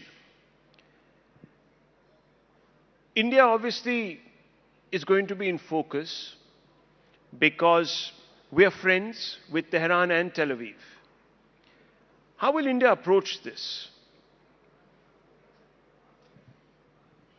Well, Rahul, the events are moving pretty fast, so I don't want to, make too many comments at this stage. But I do want to say that I'm happy that we're in India. We are an oasis in this world where there is a lot of geopolitical flux that is of conflicts around the world, including in the Middle East and in Europe for that matter. So I think the present government under Prime Minister Modi has given us a level of both macroeconomic as well as geopolitical stability. And I'm happy that we are living in this country. But of course, in the Middle East, we have stakes there. We have a very large diaspora. We'll be watching developments very, very closely. We have strong strategic partnerships with some of those countries. And we will have to sort of continue to maintain those. Our policy is to have a multi-aligned kind of a diplomatic engagement. So let's see where it goes. But as of now, I would only say that we hope things will settle down, both for our own interests in terms of its impact on our oil supplies, but also for the people of those countries. Well, let me ask you this, because we also have an important stake in Iran. In a sense, there is the Chabahar port. And this is what has come out in the media, that we were asked to pull back from that arrangement that we have, and we secured an exception, which has now, of course, we've been put on notice, so to speak, by Trump. How does that affect India's strategic play in that particular neck of the woods if we have to give up our interest in Chabahar? Well, Rahul, the short answer is that we'll have to sort of negotiate our way to ensure that our interest in Chabahar is sustained and it brings us the benefits that we need in terms of access to trade routes, Central Asia, etc., and to Afghanistan. So, yeah, I mean, since things are moving very, very quickly in terms of developments, let's see where this takes us. But as far as I'm concerned, we intend to ensure that our investment in Chabahar yields us the dividends that we need. How do we do that? We do that by negotiating. I mean, you would have asked us, a few months back, you would have been wondering how would we manage the US trade relationship along with the defense engagement. And the fact is that we've been able to manage both. So let's see where this takes us. It's a bit early to say. But the intent is obviously to negotiate our way into a situation where our investment in Chabahar is protected. So let me ask you, because I'll just extrapolate on this. India is a firm believer in plurilateralism, multilateralism, and guards its strategic autonomy, as you know, fiercely. But here we have a situation where there are tugs now. Increasingly in a conflict-ridden world, we're expected to take stands, whether it's in the United Nations General Assembly or, of course, by some of our partners. And the United States perhaps is expecting India to stand with it. We've already made a commitment to Israel that we are going to stand with it in the interests of the defense of its realm. The Prime Minister made that commitment. Do you think that alienates Iran and by extension our friends in the BRICS world that support Iran and have a problem with US unilateralism? So let me take you to the recently concluded international fleet review that we had in Vizag a few days back, where there were 74 odd countries that took part. Incidentally, that included both the Iranian Navy and the US and the Russians and a bunch of other countries. So India's strategic autonomy and its convening power is quite distinct in that sense. We are able to maintain these high level of alignment with different countries. Of course, it goes without saying that with some countries, the relationship is a bit closer. It is more strategic, and you mentioned one of them, Israel, maybe a few others, but I don't want to mention them right now. There's no need to differentiate among friends, but India's ability to strike and align and engage with different countries, even if when they are in conflict with each other, has been sort of shown over the years. Just to press you on that, you said that we don't want to differentiate, but when we don't take a stand, for example, in the United Nations on issues that are shaped as moral questions, and the number of our abstentions has actually gone up over the years. I'm not saying that we're the only ones, because other powers are also abstaining more often than not. So we're not isolated or alone in this. But when we see these abstentions going up, many people will say that we are actually differentiating. Specifically, if this matter of Iran comes up, which it will in the UNGA, because it's not going to be resolved in the UNSC, it's going to come up for vote. What do you think India should be doing? We haven't heard from the Indian government as of, I checked last about an hour back, so do excuse me if things have overtaken. But fundamentally, should we at least express serious concern? Or should we stand up and say that perhaps it's going a bit too far? We have a political interest also. We have ties with, that go back civilizational ties with Iran. How far can we just keep sitting on the fence and hedging? Well, I'm sure the Ministry of External Affairs will give a response. It's fairly early days. It's not even a day, to be very frank. And about taking a stance on every issue, I think this is the time when you have a situation where it is kind of becoming a situation where every man is for himself, where to some extent might is right is resurfacing. It's better that I don't sort of get into the diplomatic sort of domain so much. I appreciate that. That is not really your area. Yeah. and I will respect those red lines. But let me bring you back to the larger questions that have emerged now after Operation Sindoor. How do you see, after Operation Sindoor, the defense scenario changing? India obviously needs to now take into account its experience in Operation Sindoor. How does it equip itself for the next few decades? What are the learnings? Well, it was an important learning experience. It showed the certain things clearly, the primacy of standoff weapons, of air power, of unmanned systems of different types, both for ISR and for combat. All of those areas revealed certain strengths that we had. They also revealed certain capability voids that were there, and those are being filled up at a very rapid pace. We've created this accelerated green channel for emergency procurements to fill some of those capability voids. In addition, you would have observed that we've got a significant jump in our modernization budget for the year, for the next financial year of 24%. That would enable us to ensure that in different areas for the Air Force, we will need more fighters, more refuelers, and more AWACS. For the Navy, we need more platforms, including underwater platforms.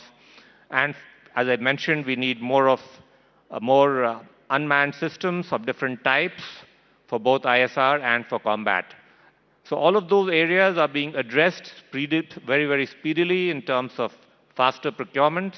We've signed, as I keep mentioning, a record 2.9 lakh crores of 2.9 lakh crore worth of contracts last year. This year, we've already hit about 2 lakh crores of contract. The intent is to give visibility to industry in terms of what they need to do all the way down the value chain. And we're going to keep up the pace until every area of where we have a capability issue is speedily addressed. So the DAC has gone ahead and approved purchases of the Rafales, as you know. There are also conversations happening with the Russians for the purchase of the advanced Sukhoi. There's also, of course, US interest. Which direction are we headed? Are we going to keep all three engaged? Are they all three players that we're looking at to acquire aircraft and other weapon systems, specifically aircraft? Let's talk about those first. So on aircraft, you're aware that we've indicated our willingness to go ahead in principle with the MRFA, the Rafales that you mentioned, subject to two conditions: that they have to be largely made in India and that they would have a minimum level of indigenous content, which we are going to negotiate with them, and we will have a threshold that we have in mind, and also the ability to integrate our weapons on them, if not complete access to the source code, at least to the ICDs, so that our weapons can be integrated. So subject to us able to negotiate those outcomes, we will proceed with that program in a big way. It also gives us the advantage of having a second fighter jet production line in the country, since so far we've essentially had only one player in that area. And as you are aware, for our own fifth generation program, the AMCA, we are in the process of shortlisting, most probably a private player for building the prototypes. So as of now, the direction is clear. We are going to do the MRFA program with Rafale. Our fifth generation fighter is going to be the AMCA. On the other two candidates that you mentioned, we've not taken a call as yet, but as of now, that is the way we are proceeding. So you're saying we haven't taken a call on the Russian and the American offer that's on the table? Yeah, that's right. That's an important bit of news coming out from Rising Bharat Summit. I know that it's not possible for you to give names of any preferred partners, but will India take a call on procuring the fifth generation fighters this year? Because the deadlines that were inviolable at one time, as far as our own AMCA is concerned, are constantly being pushed. And I know that the Air Chief has also expressed his disappointment. I wouldn't be able to give a timeline on this because, frankly, we've not really applied our mind. There are too many other things happening around the world. It's going to be a major strategic decision. Once we take a call, we'll, the media will get to know. But as of now, we don't have a decision on that. The Air Chief did express his disappointment at the fact that indigenous production is not meeting the timelines. What is the issue here, number one? Number two, on the issue of procuring engines or manufacturing our own engines, where are we as of now? You have said that you're hoping to involve private players. Have anyone come forth? Is there a lot of interest? So, 2-3 different issues here. I think you were talking about the delays in, with regard to the Air Chief's statement is, I guess, about the light combat aircraft Tejas' program. That's right. Now, in that program, there is a dependency on the engine, which has caused delays in the past. But 5 engines have come now, and the expectation is that 20 more will come in this calendar year. The delay in terms of taking deliveries right now is in relation to integration of certain weapons and radar and EW systems, which is ongoing. Hopefully that will get sorted out by April this year.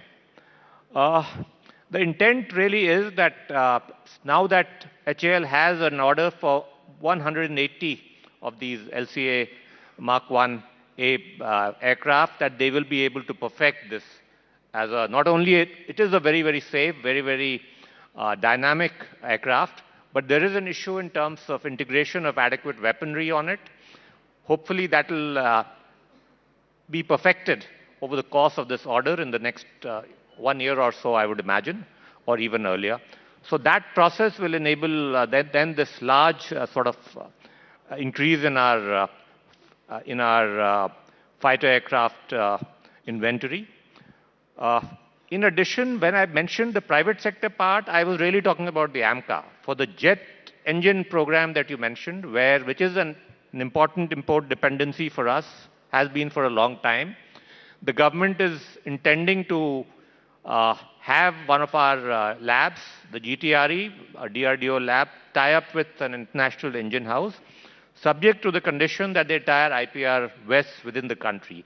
Now that process of taking an approval for that program, which will be a significant and a fairly financially large program, is currently underway. So I'll come back to the Tejas question in just a few moments, but I just want to go back to where we were with Russia, purchase of Sukhoi 57s and so on and so forth.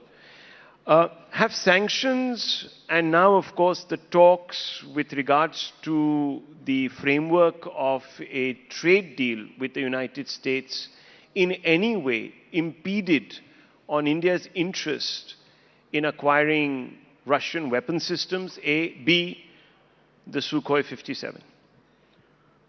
I can assure you that that is not the case. There has been no sort of overflow from the trade negotiations on our defense engagement. In fact, we signed a 10-year defense cooperation framework in December, much before the trade deal got finalized.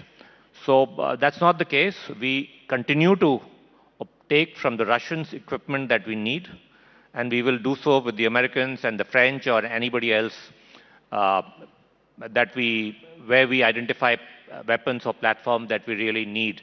But more than any of this, we really want to double down on indigenization and try to make sure that either we do it ourselves, or at least where the TRL level is a bit low in India, at least we get TOT and do it through the Make in India route. But is the Sukhoi 57 on the table? Because a number of people don't think it's the best. Yeah, so again, which is why I mentioned that we've not taken a call on this yet. And the issue that you mentioned, the comparisons, all of that, I would not be able to really answer.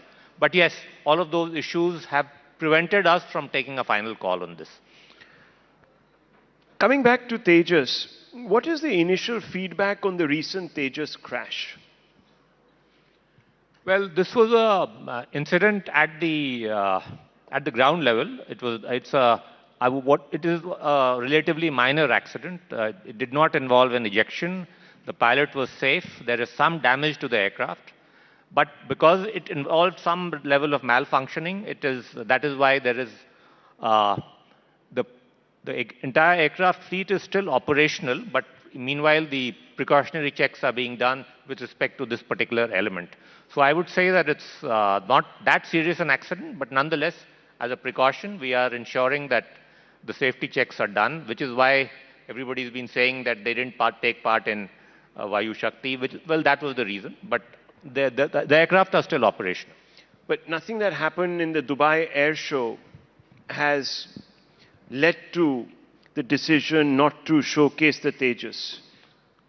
No, nothing to do with that. This was linked to as I mentioned, a ground level incident which happened only much after the Dubai incident. As far as the overall safety record of LCA is concerned, you would see that from 2019 onwards, it has had several thousand hours of flying, and its safety record is one of the most robust in the world. So are you saying that the Dubai incident was an aberration?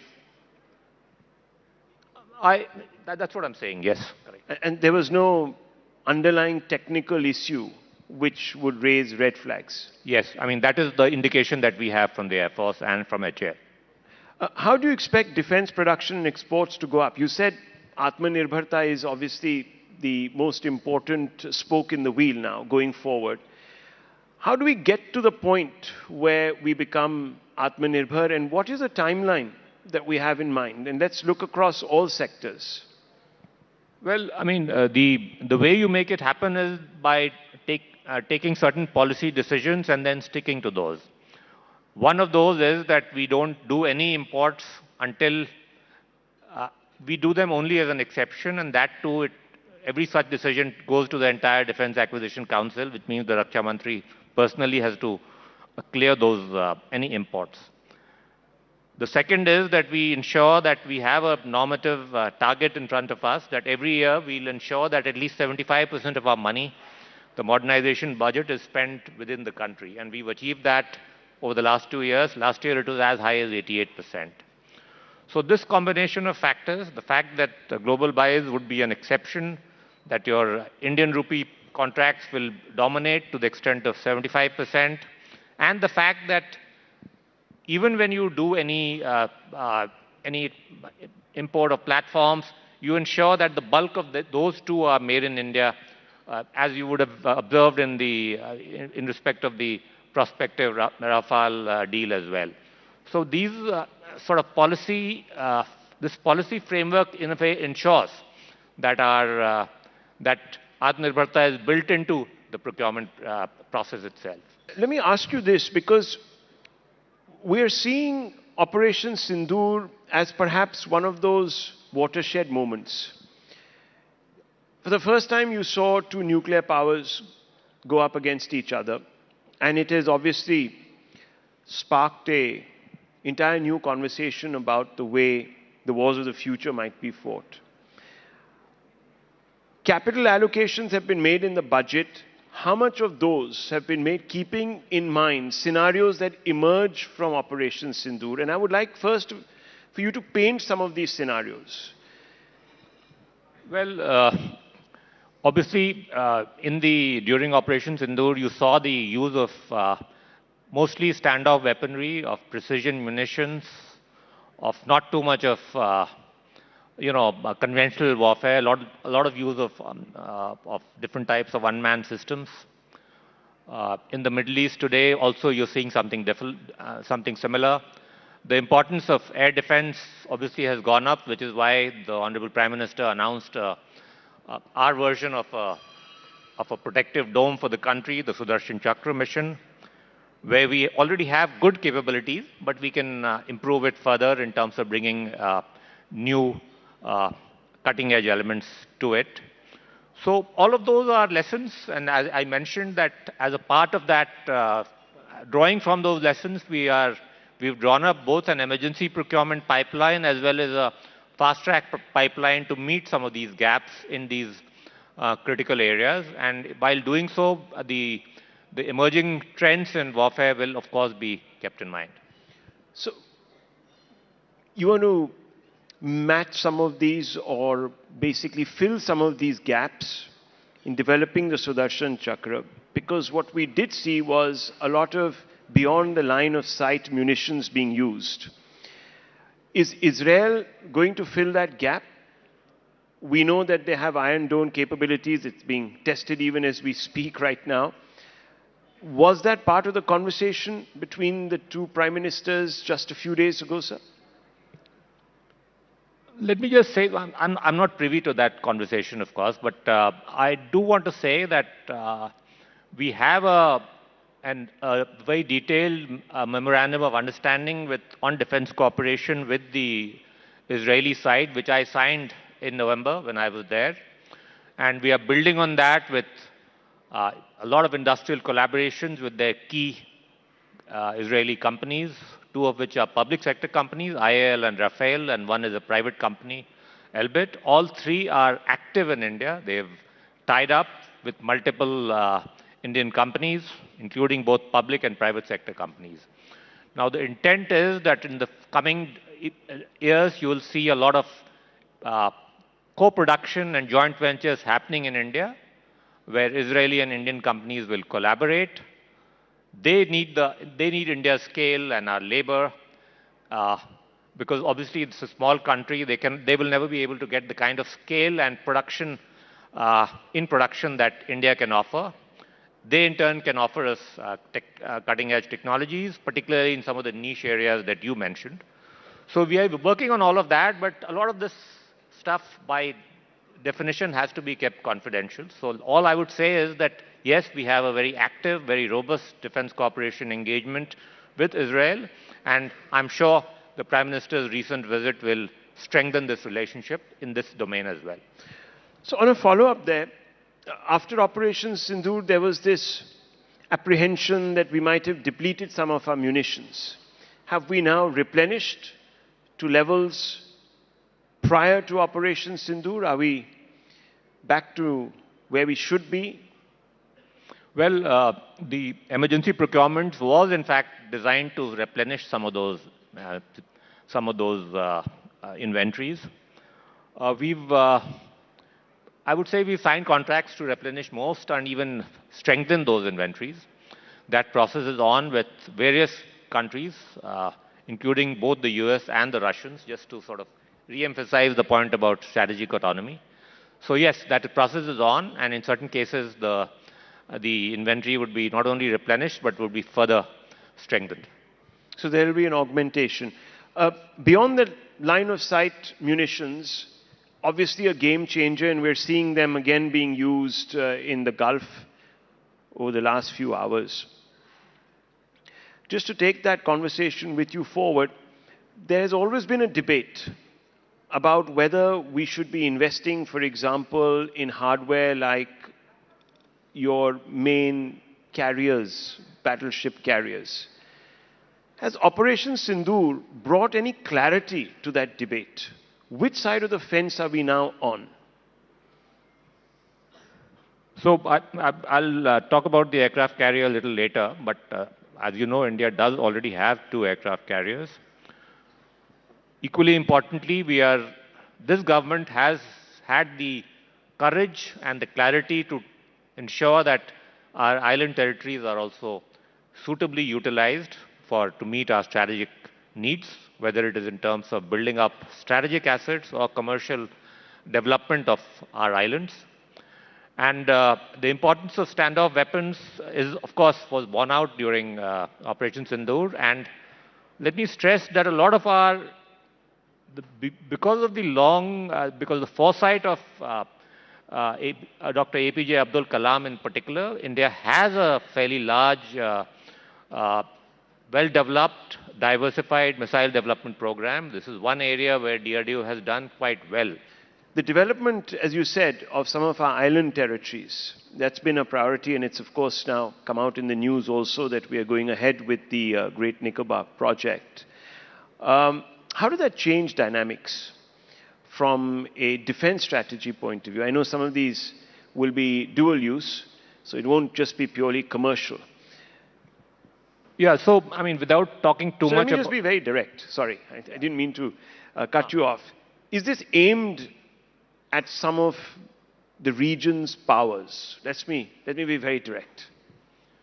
Yeah, so the Andamans are very strategically located, right, very close to the Malaccas and Malacca Straits, some other choke points in the Indian Ocean. So our ability to project power from there is important for us. Also, there is an important, they are important economic assets as well if we can develop it, if we can develop a large ICTT, a large container terminal there, if we can develop it as a tourist hub, build a township there, all of that are on the anvil. And the point is that because it is so close to some of the densest, one of the densest trade routes in the world, it enables you to create a condition where we can rival a Hong Kong or a Singapore in terms of developing that territory.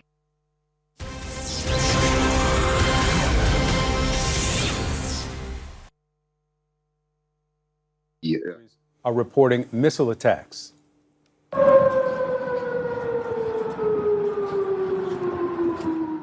Those are the sirens in Bahrain, one of the countries reporting those strikes. Now, officials say a missile hit the service center of the U.S. Navy's Fifth Fleet in Bahrain. You can see here smoke billowing.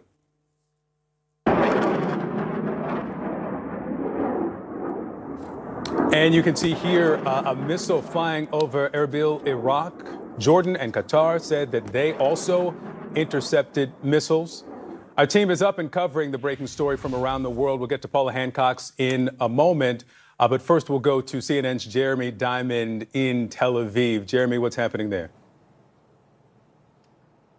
Well, Victor, we have been witnessing over the last few hours the beginnings of Iran's retaliation for those U.S. and Israeli strikes targeting a variety of Iranian targets over the course of the last several hours. So far, we haven't witnessed any major impacts in Israel as a result of what an Israeli military official tells me have been dozens of Iranian ballistic missiles that have been targeted at Israel. It appears that the majority of those have so far been intercepted. This all began at about 8:15 a.m. local time here this morning, with air raid sirens sounding across the country, warning Israelis of a state of emergency due to the fact that the United States and Israel had begun launching strikes against Iran. Those strikes cast off the diplomatic track that had been moving forward over the course of the last several weeks. It came just one day after the Omani foreign minister, who was mediating these negotiations, said he believed that a deal was potentially at hand.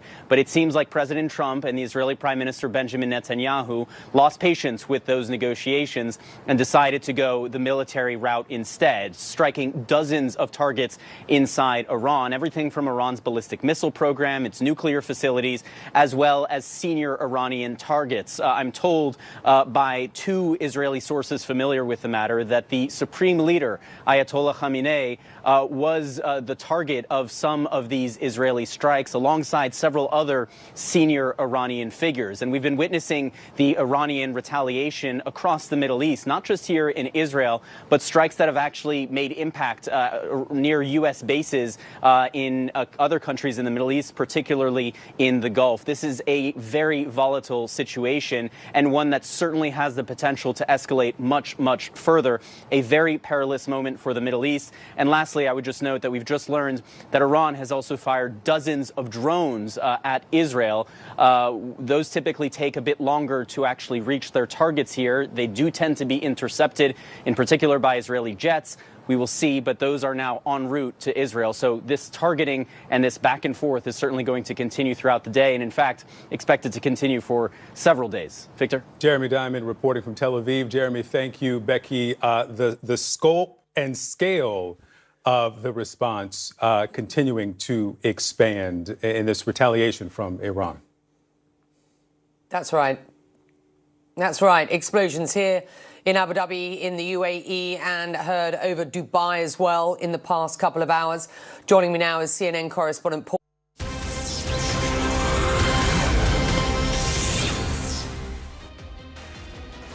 evening. Thanks for tuning in to CNN News 18. I'm Arunima. West Asia's worst fears are coming true.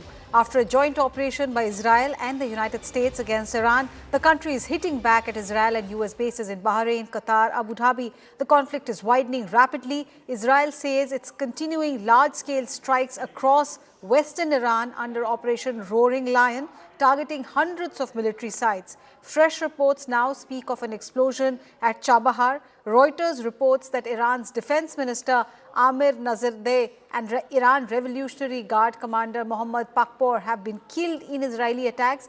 Iran has retaliated with missile attacks across the region, while Israel remains under national emergency. Ukraine's President Zelensky has backed the strikes, accusing Iran of aiding Russia with Shahid drones and saying decisive action weakens what he calls global criminals. India's Ministry of External Affairs says it is deeply concerned, urging restraint and diplomacy with missions in the region in touch with Indian nationals. President Trump, United States President, says his objective is freedom for the Iranian people.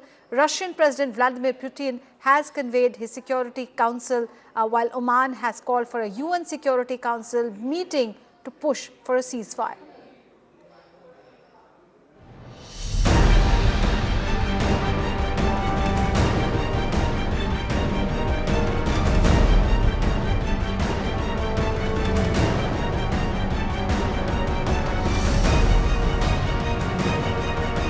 Lay down your arms.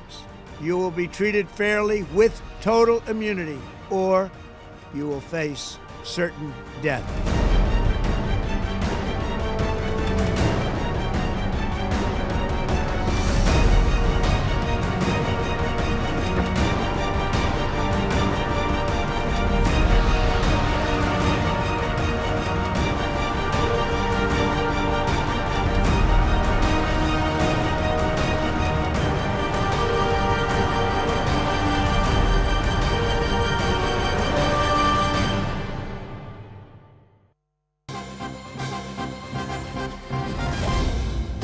And amidst a lot of speculations about Iran's supreme leader, this is the news that we are breaking for you at CNN News 18. Iran's supreme leader is set to speak soon. After strikes in Iran, Ayatollah Khamenei is set to address the people of his country. This amidst a lot of speculation whether Israel has managed to take the supreme leader down. There were social media reports that showed visuals of Iran's supreme leader's compound, and post that the foreign minister of Iran also clarified that as far as his knowledge goes, the supreme leader of Iran is still alive. Sanjay Suri has been tracking all these developments, joining us live from Tel Aviv. Sanjay, the scene around you, Iran is trying to play the psychological war as well. Their supreme leader set to address very, very soon. But around you, what is it that you can report on?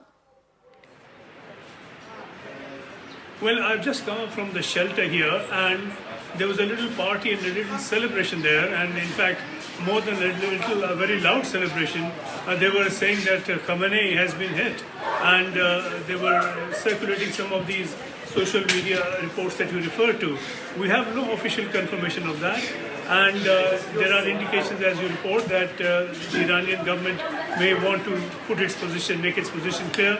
There can be no further clarity on that from the Iranian position point of view than to have Khamenei addressing people live.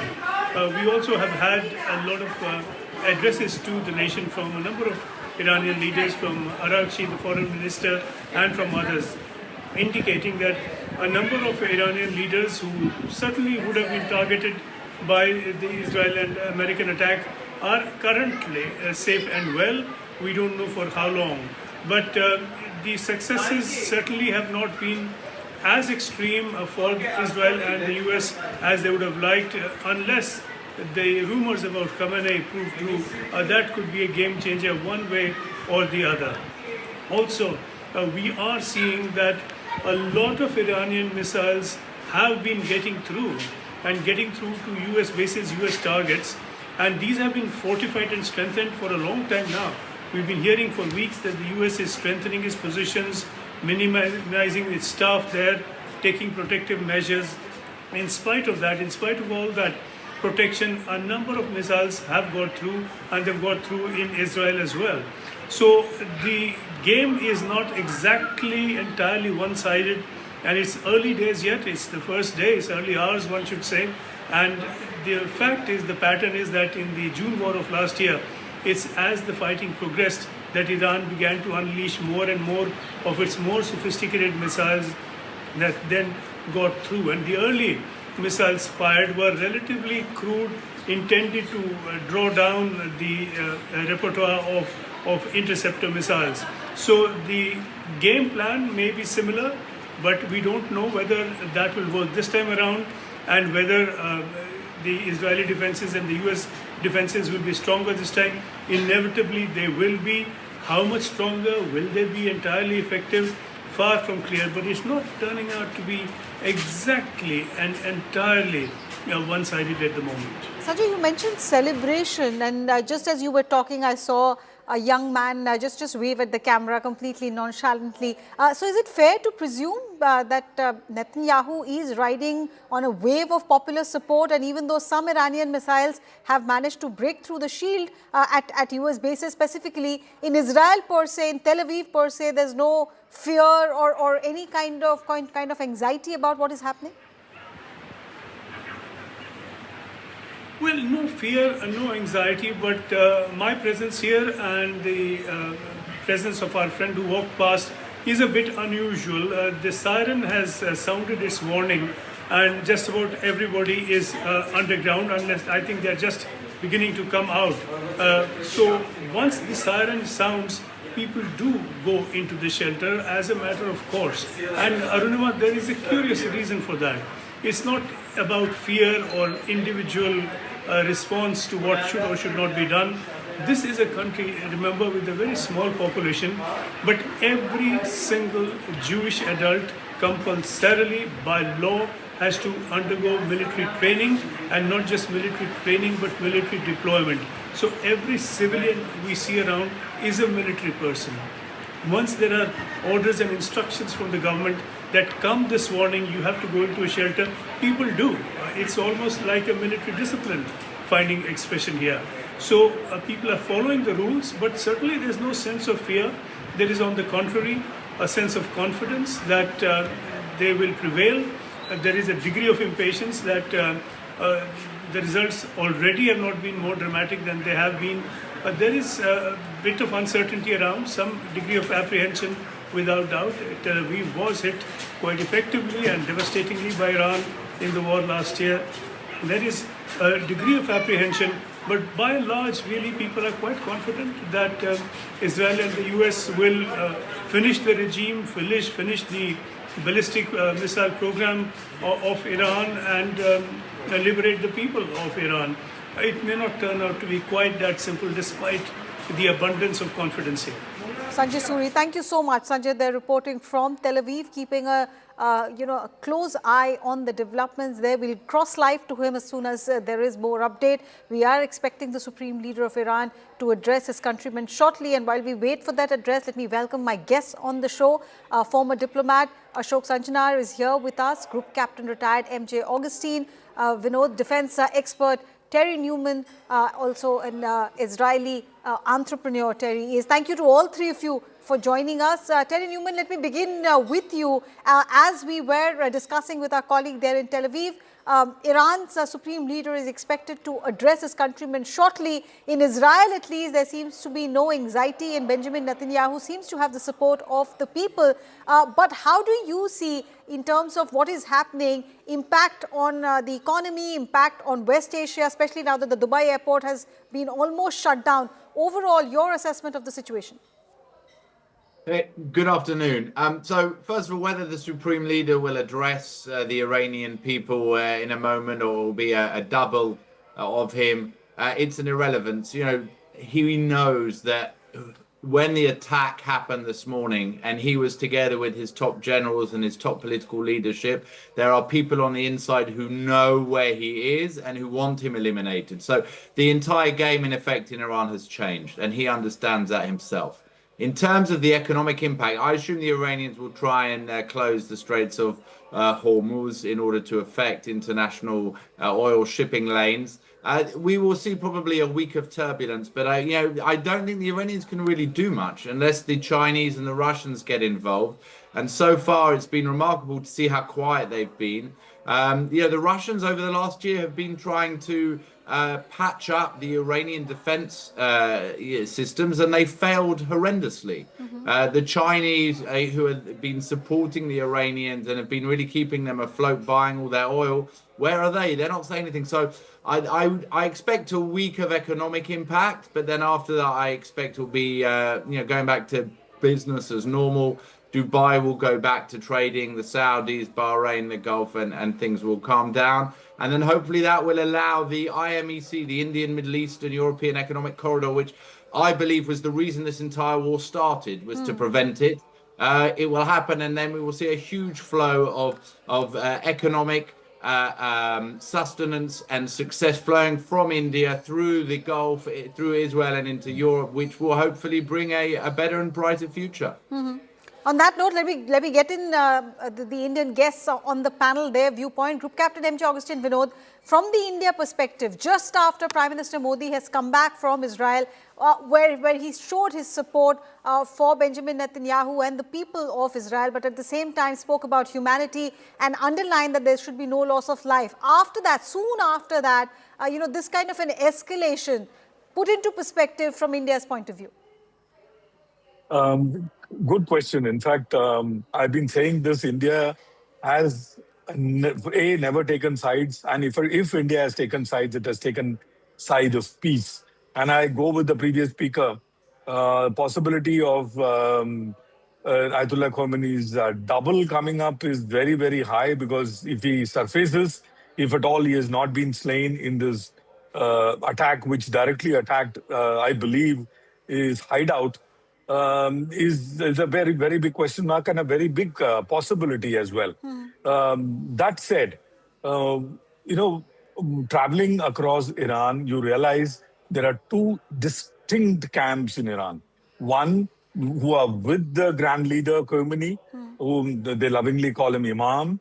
And there are those who are exposed to modern education, who are against oppression. So those are the ones on the street, and those are the ones you and I see on the TV.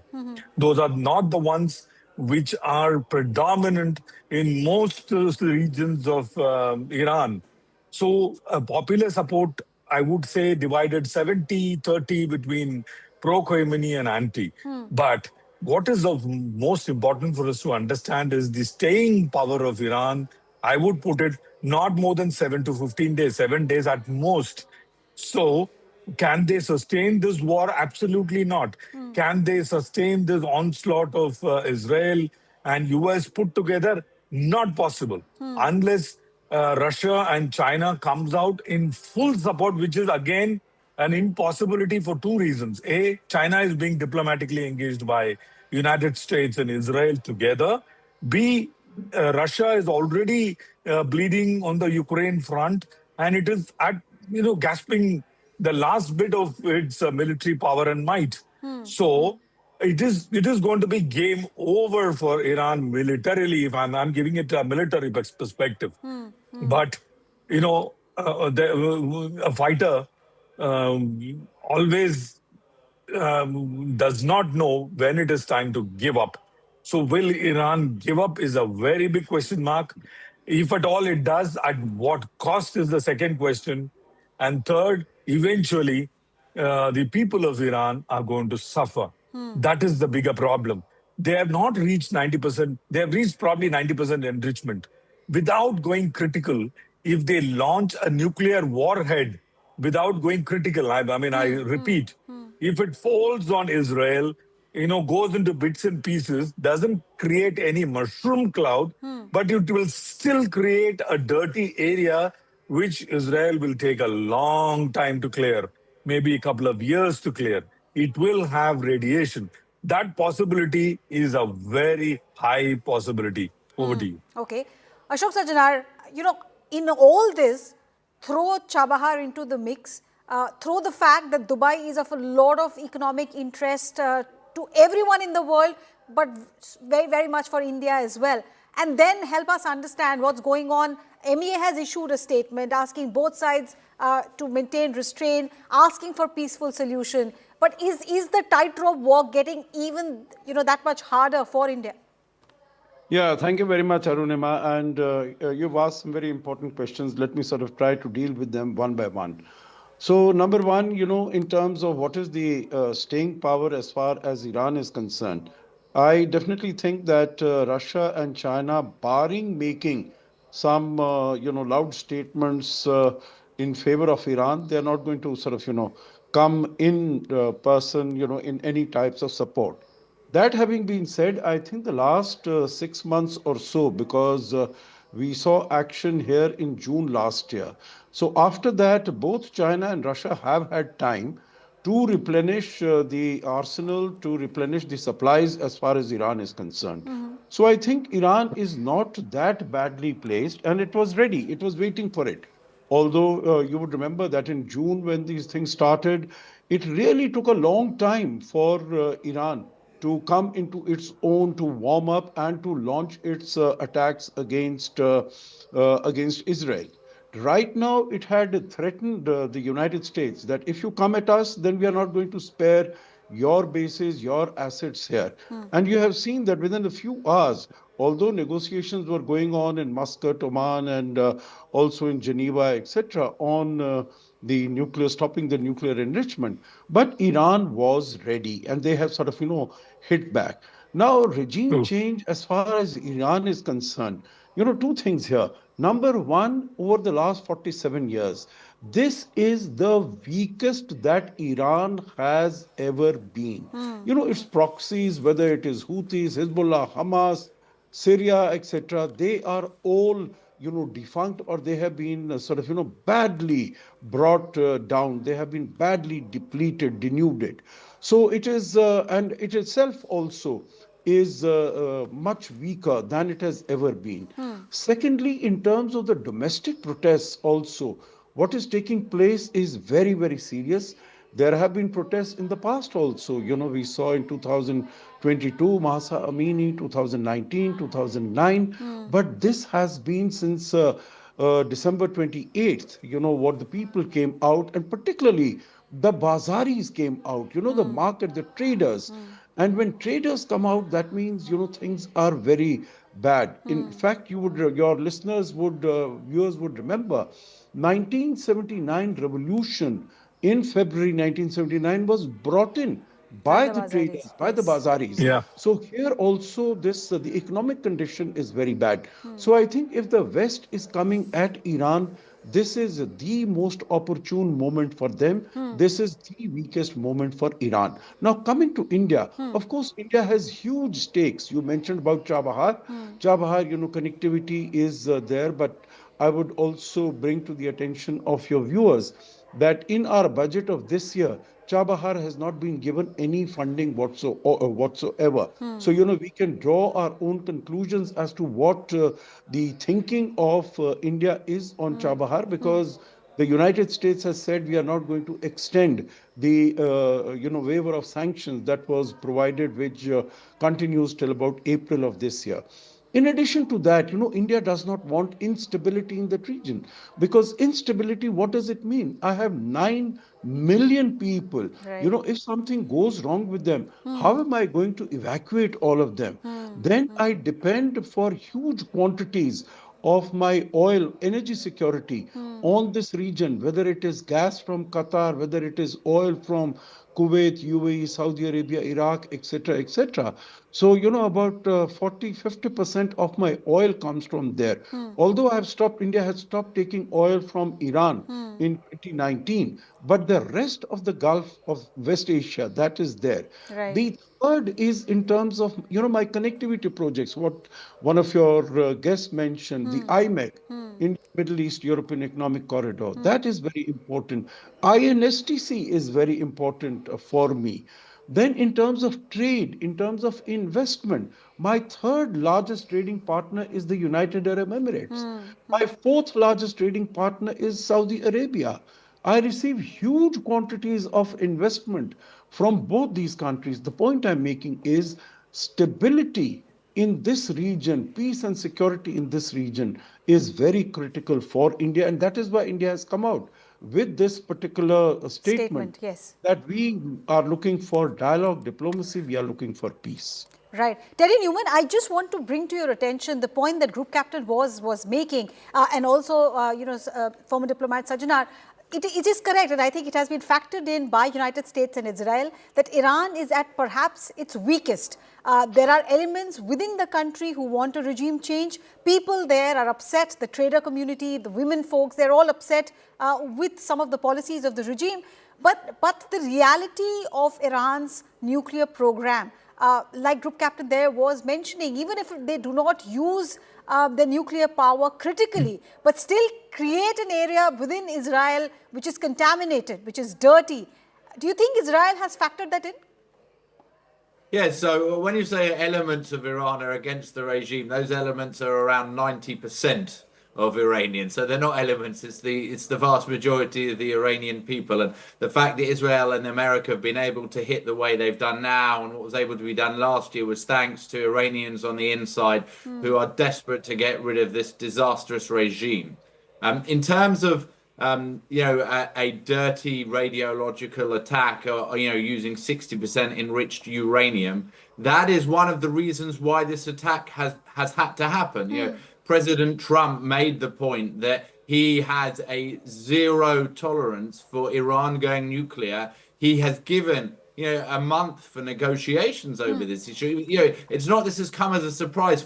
Since in effect the beginning of this calendar year, the Americans have been sending huge amounts of military assets to the region, whether they be aircraft carriers, whether they be F-22s, whether it be THAAD anti-missile systems. It's all been coming. They've been saying to the Iranian government, and they had negotiations, whether in Oman or whether in Geneva, and they said very simply there must be zero enrichment. Right. The Iranians turned around and said no, and this is the response. Okay. And if I may just add here, right.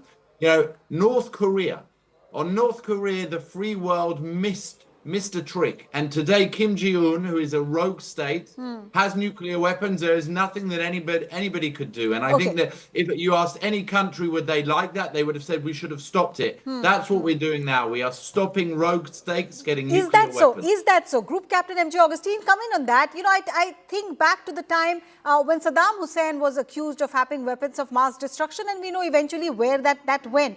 Is this about stopping Iran from having nuclear weapons and stopping their nuclear program, or is this about getting rid of an inconvenient regime? Good question, Arunima. See, there is a key difference between the WMD bogey that was sold during Saddam Hussein's time, when Saddam Hussein clearly denied of pursuing anything to do with WMD, and it was never found. But that is not the case here, Arunima. The case here is Iranians themselves... Why I ask you, sir, let me just clarify. Why I ask you is because Oman says Iran was ready to come to the talking table for peace, and just as Oman was giving that assurance, suddenly the strikes have happened. And see, there is no requirement to enrich uranium to the level that Iran was enriching, A, B, saying that they are enriching, and C, and most important, refusing to step down, is only for getting, quote unquote, the peace weapon. Right. Anyone today which has a nuclear bomb probably has peace, because no one will dare to attack them. Right. But that said, in the hands of Iran, and then you see the irony. The name is Fateh Khyber. That is the name that they have given. Right. Very important message here. Fateh Khyber was 628 Ali ibn Talib when he captured the Khyber, which belonged to Israelis, the Jews. So it is very clear they are completely, totally against annihilation of Jews, which is not correct, cannot be allowed. Okay, final comments, closing comments, and Ashok Sajjanar. 12-day war, is this going to stretch beyond that? Economically speaking, what we are seeing in West Asia, is West Asia ready for this kind of a situation? Already Abu Dhabi, Qatar, Bahrain, Dubai, they're all facing a strike in some way or the other. Yeah, West Asia is not ready. The world is not ready. The world doesn't want it. West Asia doesn't want it. You know, all these countries had told Mr. Trump that please don't come, please don't attack Iran, because we will not make our airspace or land or water bodies available to you for attacking. And because they were afraid of this, that, you know, if the United States attacks, Iran had threatened that it's going to hit out at American assets in that region. That is what Iran is doing.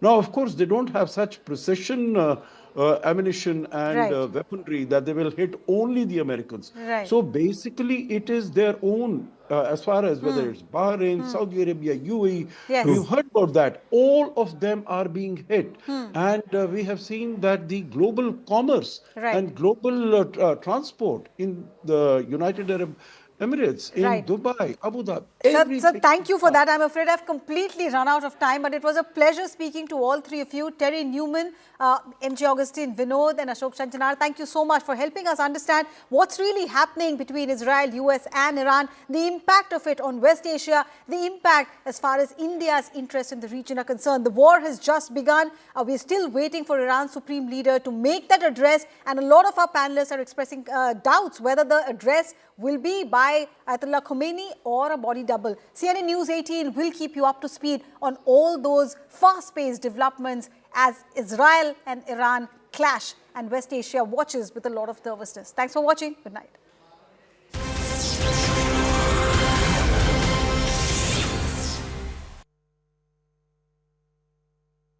All right, so the Canadian Prime Minister throwing his weight entirely behind this American-Israeli operation, military strikes against Iran. I just want to get a quick word in from Michael Kugelman on this. So the Canadian Prime Minister, is this also a way of him trying to sort of soothe the ruffled feathers with President Trump of late? Canada and America have had all kinds of problems when it comes to their trading relationship. Or we're not seeing the Canadian Prime Minister take the same line as, let's say, the French president or the Russian president for that matter? Right. I mean, we've already seen some other leaders from the West appear to come out in support of Israel and the United States. For example, the Australian Prime Minister came out with what came across as a pretty strong statement in support of the Iranian people, the Iranian public, which could be seen as going against the regime. It's going to be very delicate in terms of how America's allies handle things, and particularly those that are geographically located closer to the conflict. So, you know, as we know, some leaders are more concerned than others about upsetting or provoking the president. But, you know, given how explosive a situation this conflict has become, I think that everyone, that all heads of state, heads of government, are just going to be very careful about how they message their views on the war, keeping in mind the conflict itself, but also how President Trump might react. Okay, just give me a moment, gentlemen. We're getting another piece of breaking news. Reuters is now reporting that the Iranian Defense Minister Amir Nasirzadeh and the IRGC top commander Mahmoud Pakpour have both been killed in the Israeli attacks. Earlier, Israeli media had also reported that the defense minister and the leading commander of the IRGC both had been eliminated. Now it's been confirmed by a Western news agency in Reuters. These are two big targets, no doubt about it, and this will have far-reaching resonance in Iran and beyond. But the two principal protagonists, which is the Supreme Leader Ayatollah Ali Khamenei and the President Masoud Pezeshkian, both, we don't have any word yet on what is their status, what is their fate, are they still alive? The last we heard about the Supreme Leader was that he was taken into a hidden bunker. Of course, President Trump has made it amply clear that his objective for this military operation, Lion's Roar, is what the Israelis are calling it, Epic Fury is what the Americans are calling it, is regime change. He wants the Ayatollah regime to be deposed, and he wants the Iranian people to take back their government. I want to go back to Ambassador Dogra on this. What do you make of this latest confirmation now from Reuters that the defense minister and one of the lead commanders of the IRGC both have been eliminated in these strikes? Well, even if the supreme leader is eliminated, I think Iranians have already sort of figured for that consequence. They have the second line of leadership who will step in. So hopefully this is a serious blow, but this will not be an irreplaceable blow. The other question, coming back to your UN Security Council meeting, I think that's a very interesting new dimension because normally when, for example, the second Gulf War, America went to UN to seek permission in order to start the war for a regime change. This time, it has not cared for that. Putin's move to involve UN, I think, has to be seen in that context, that this is a sort of a move to convey the message to the world and to America that, look, regime change can only happen if the United Nations puts its weight behind it and is convinced that there is need for intervention. Okay. Otherwise, individual intervention by America and Israel, for your Israeli guest, is not a legal sanction by any international standards. Okay, Ambassador Dogra, thank you for that. I'm going to take a quick break here in the program, but we've got a lot more happening on this front. It's a full-blown confrontation between America and Israel and Iran on the other side. It was something that had been building up. There was great anticipation for this over the last couple of months with this armada of battleships and destroyers and cruisers being moved to the Persian Gulf. And now the moment of war has begun. It's happened over the last 6 hours or so. What might the next steps be? What might the end game be? All of this we'll discuss right on the other side of this quick break. Stay with us in our continuing coverage of Iran under attack. All right, so the Canadian Prime Minister throwing his weight entirely behind this American-Israeli operation, military strikes against Iran. I just want to get a quick word in from Michael Kugelman on this.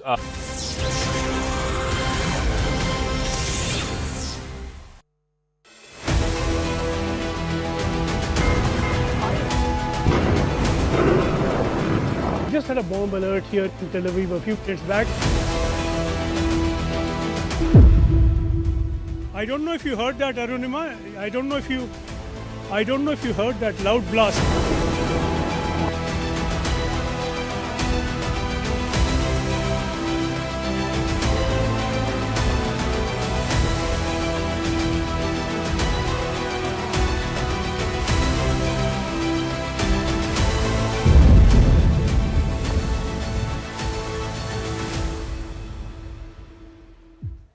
Well, we are live with Tom Cooper and Adrian Fontanellas, and on the sidelines of Rising Bharat, at a time when the world is looking at peace and stability, here comes the Americans and the Israelis. One is calling it epic fury, the other is calling it lion's roar, and the Iranians are responding with saying this is our Fateh Khyber. That's what they are calling it, because everybody is quite divided about what's going on in this space, because India has a huge Shia population, and for them, Ayatollah Khamenei is the spiritual head. There are a lot of others who say you could have looked at peace and Trump can't just bully his way everywhere. But there are others who say, hey, who's sponsoring the Hamas? Who's backing the Hezbollah? Why is it that these proxies have been trying? Who orchestrated and celebrated October 7 and the massacre of Jews? And who's doctrined the fact that all Jews must be wiped out? So if you take a position like that, there will be others who will say, all right, you're going to wipe me out, I want to wipe you out first. Where do you stand on this? I would say, fortunately, the international law is quite clear in that regard. It is, you are not allowed to invade or strike militarily another country as long as you do not face real imminent threat. That means, according to international law, for example, if the Iranians had 1,000 missiles ready to be fired against Israel within the next 2 hours. It is correct for the Israeli to strike with missile batteries. But it is really last ditch counteraction which is authorized by the international law. This was obviously not the case, and we perfectly know that there was this massive US buildup in the Middle East since at least 2 or 3 weeks. So it's quite simple. We are in a case of violation of the international law from the US and Israel, because although they said they were preempting some action by the Iranians, but we have really absolutely no evidence that the Iranians were on the verge of launching an attack, an imminent military operation. But that is tactical, right?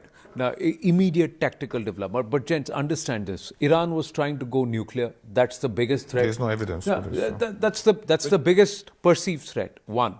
They repeatedly said, don't enrich your uranium, but they claim they've enriched it 60% already.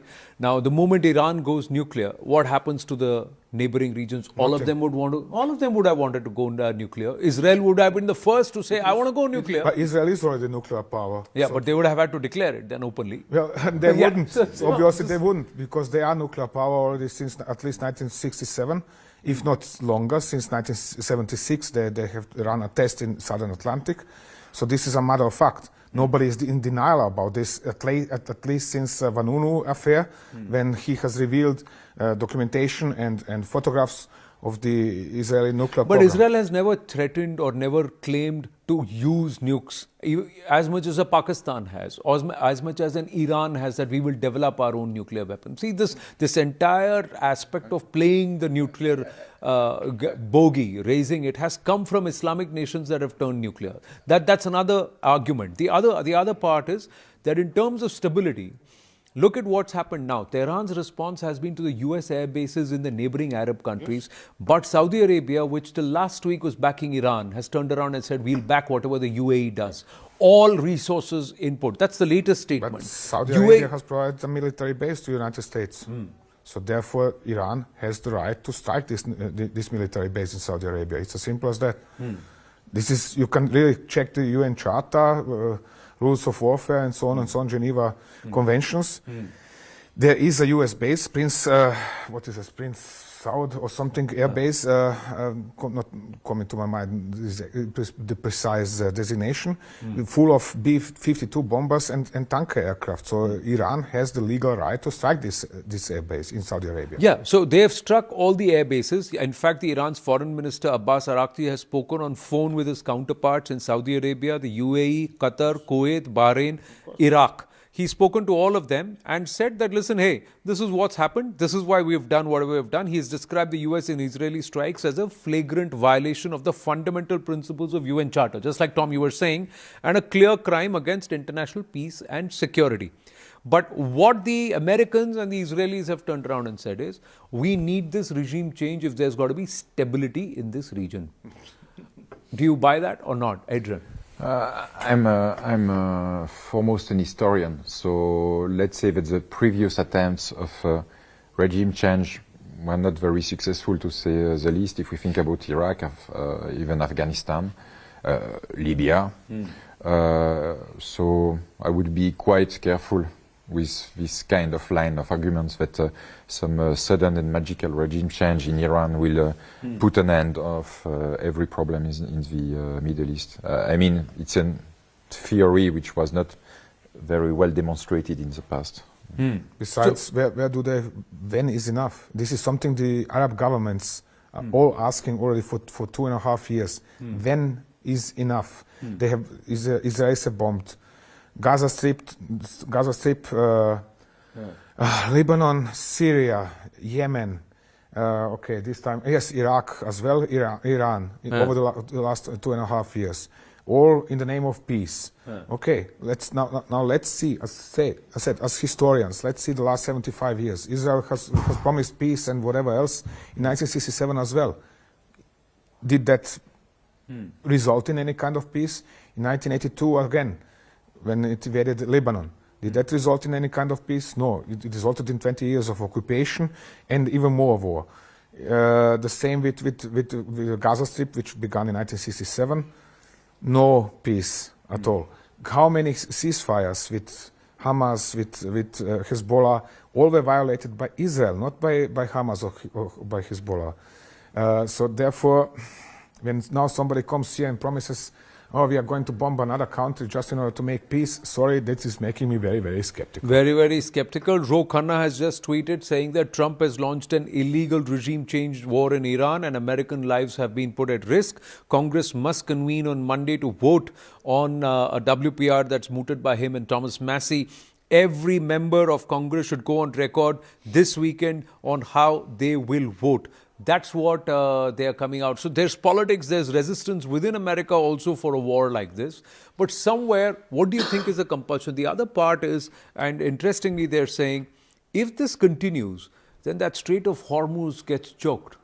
The airspace is closed, the seaways get closed, and the nations that suffer, including India or including Bharat, are China. China will suffer, South Asia will suffer. 40% of Chinese energy supplies are coming from that the region. Persian Gulf, yes. Yeah, so what are the Russians and the Chinese going to do in a situation like this? How do you see this escalating further over the next few days? Or I would say the Russians can basically talk, but they can't really act in support of Iran because they really have some other serious problem on hand. However, I would take the Chinese much more seriously in this affair because a few days ago they communicated quite good quality photo satellites of American bases in the Middle East, which is a very clear signal. It means, hey, we can give the Iranians precise targeting informations in order to strike these bases at the correct spot with the short-range missiles. So it is not possible to know, but the Chinese obviously can have a kind of military influence in this conflict if they wish so. Let me add one more thing. Everybody's talking about Iranians closing the Hormuz Straits. They need not closing the Hormuz Straits. If anybody is going to do that, then the Americans and perhaps Israelis, but foremost Americans. Why? Iranians have a pipeline, which is connecting their oil fields with Chabahar, for example. So they can. They are capable of continuing to export, no matter what happens in the Straits of Hormuz. It is the question of what the Americans want to do over there. But because the Americans are intercepting ships, for example, underway with fuel for Cuba or exporting oil from Venezuela, the Iranians are not doing such things. So, again, what is official claimed and what is actually going on and what is the I think somewhere what has come out was outlined in the interest and the real intent by the Americans and the Israelis the first time the strikes were mounted, when they broke out and they started turning aggressor. One is they want a regime change. Two is they want to shut down Iran's nuclear weapons program and also its ballistic missiles program. So they now want to achieve both of this because the Iranians said we are not doing either of this as of now. That's what they said. Oman's foreign minister says US should not get sucked in further. This is not your war. Macron says, go ahead, we back you. Iran needs to remember that the regime change has to happen. You got to shut down your ballistic missiles program and your nuclear program. So that's what he is saying. Israeli government says the Iranian regime might target Jewish people or Jewish population elsewhere in the world. Now, this can fast go up the escalation ladder. How are we going to keep it closed? What's going to happen? Because there are cyber attacks happening. Shah Reza Pahlavi comes out and says, people, it's ready. Just be ready. I'll tell you when to get out on the streets and take control, seize power. Netanyahu calls on all people who have any Iranian roots, including the Baluch, including the Persians, including the Kurds, calling everybody he's doing it. So they are trying to create a multi-pronged, fast and effective, shock and awe kind of thing. But do you think that they're going to be able to achieve that with Iran? There are no pushovers, the Iranians. This regime, There is never a way to predict all of this, especially if you take into the calculation the reaction of the Iranian civilian population. But because there is no way to predict this, neither for us, neither for the Pentagon, neither for Tel Aviv, this is no realistic strategy, because you do not count in a strategic action on perhaps it might be, let's hope that the Iranian civilians will do this or that, because there is no way to know. As for the son of the last Shah, we don't know his influence over the Iranian civilian population. Perhaps he is a real figurehead, but perhaps not. We don't know. And so this is quite a very strange strategy. It's looking to me like a gamble, but not a well thought of strategy with clear and achievable results. And the last thing is Iran has means to retaliate, either by missiles, by their alliance with, for example, Kataib Hezbollah in Iraq, who confirm that they will attack US bases today. The Houthis in Yemen did the same. Correct. So the Iranian, they are not very strong, but still they have the means to hurt, and they have several options to hurt. And by the way, speaking about the Strait of Hormuz, it's not necessary to really cut off the strait, but if you just mine it with a few old-fashioned mines, if you just shoot at a tanker with anti-ship missile, just doing something demonstrative, not going very far, at least you are generate a huge impact on the financial market. So they have several options on the table, and it is on them to choose which one, which means, in a sense, neither the Americans nor the Israeli have a full control of the escalation ladder. It's quite a... No, you see now, Dubai has closed its airspace, Tom. Abu Dhabi has closed its airspace. Flights from India are coming back or they're getting grounded. So there is going to be a commercial repercussion of this, a financial and also and also social repercussion. People are going to people who are traveling for festivals, people are traveling for pilgrimage, people are traveling for emergencies, people are traveling for work. Everything is going to get disrupted.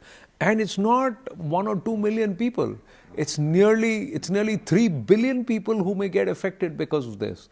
So has he gamed all of this? Or was he dithering all this while because of the impact of this? Because they will also suffer losses. American troops are outnumbered here. The Iranians know the lay of the land. They've got more guerrilla warfare or guerrillas all around them to attack by stealth. How do you see this evolving?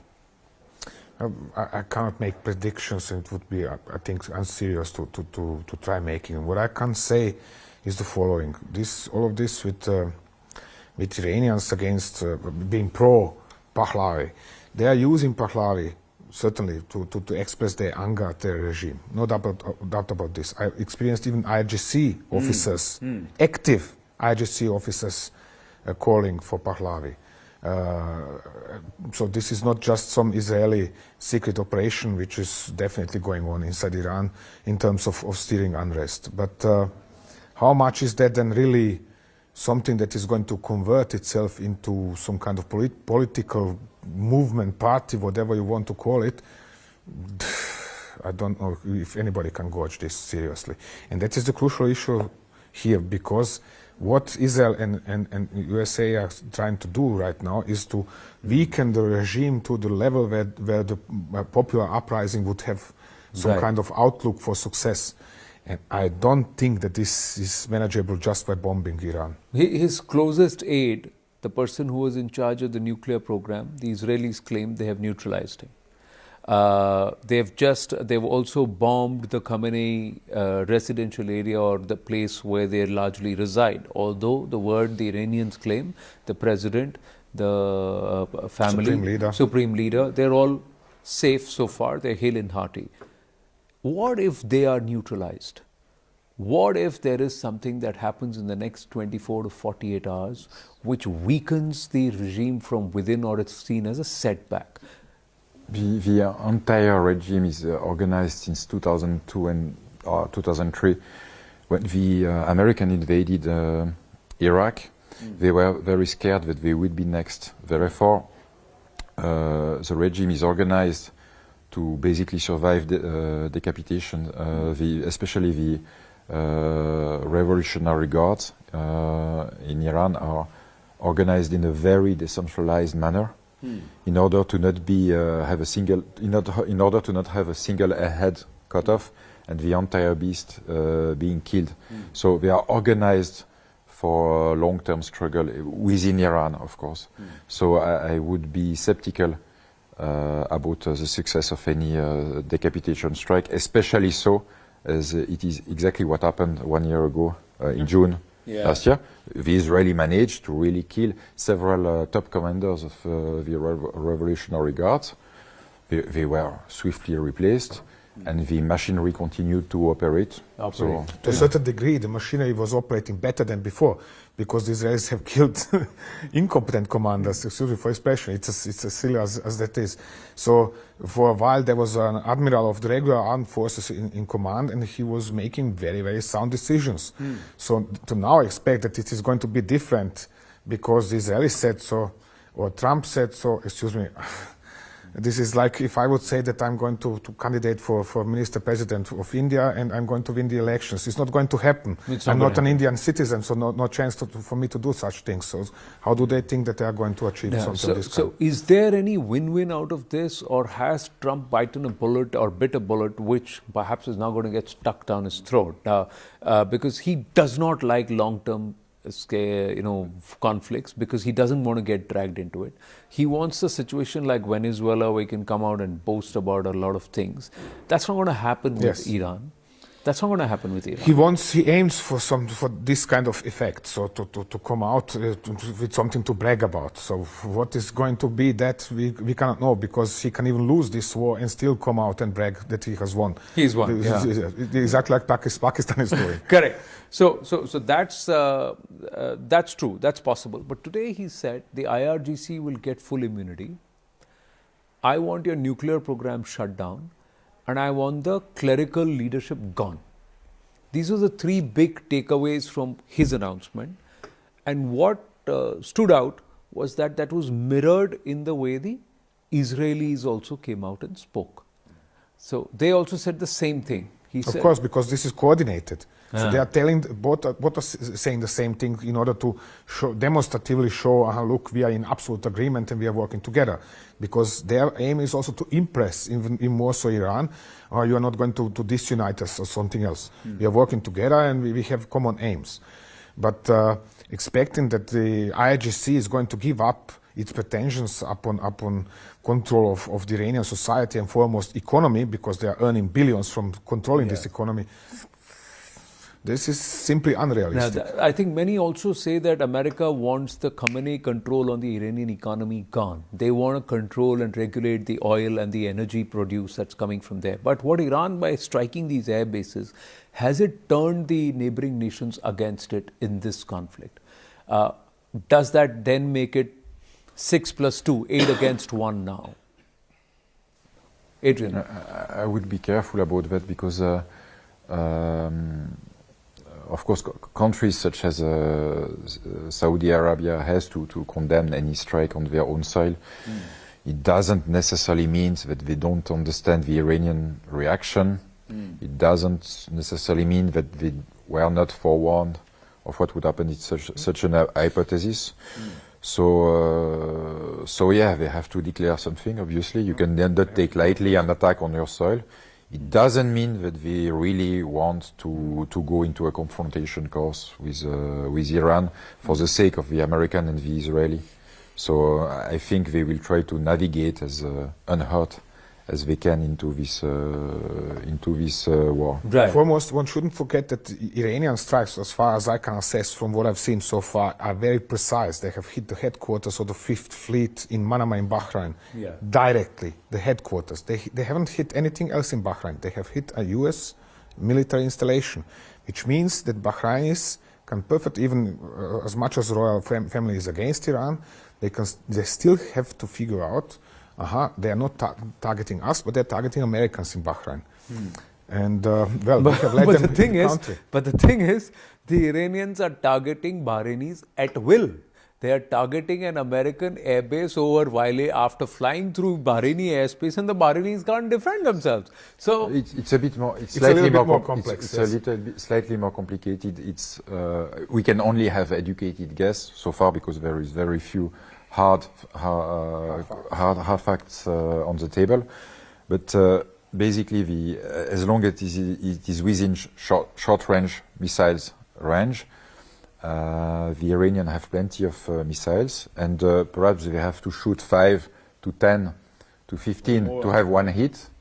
But on the other hand, the Americans have to spend Interceptors missiles, which are much more expensive than ballistic missiles. So it is a kind of attrition. Many more than are coming in, than the Iranians are firing. That means, for example, on average you can expect the Americans to fire at least 2 missiles for every single Iranian missile which is coming in. Probably more. So we are talking about 3, 4, 5, 6 or whatever. This means this is extremely expensive for the Americans. No, I understand it's extremely expensive for As the well. Americans. What I'm trying They are to say still is getting the hit. Omanis, the Qataris, the Bahrainis, the Saudis, they will all be thinking, listen, if they can hit a US airbase at will, flying over our airspace, and we cannot defend it, what stops Iran from striking us tomorrow? It is not a perfect advertising for US and Israeli weapons, that is obvious. Foremost, but it is a very good advertising for Indian air defense system, because something of this kind didn't happen last year to India.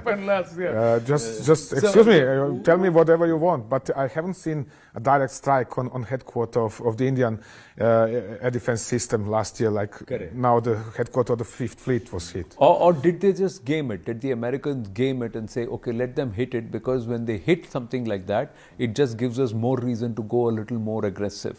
So this is the initial loss, because those bases right now may be empty, not manned, largely very little personnel, handful, and they will be seen as collateral damage in war, which Trump again accepted today, saying there's a cost of war. It is exactly the reason Tom told you don't. If you are an American, you don't want, because it is, in a sense, the reputation of your weapon systems which is at stake. And so, if capability that you are hitting the enemy but not suffering own losses. That is what both the Israelis and Americans are searching for. Excuse me. And so no, there is no chance they would deliberately let 1 or 2 missiles pass, because it just means that their Patriot system or THAAD system has limitations. And when you are trying to sell such massively expensive weapons, you want to say that they are basically invincible. You never want to admit. Don't forget the F-16 factor in the case of Pakistan.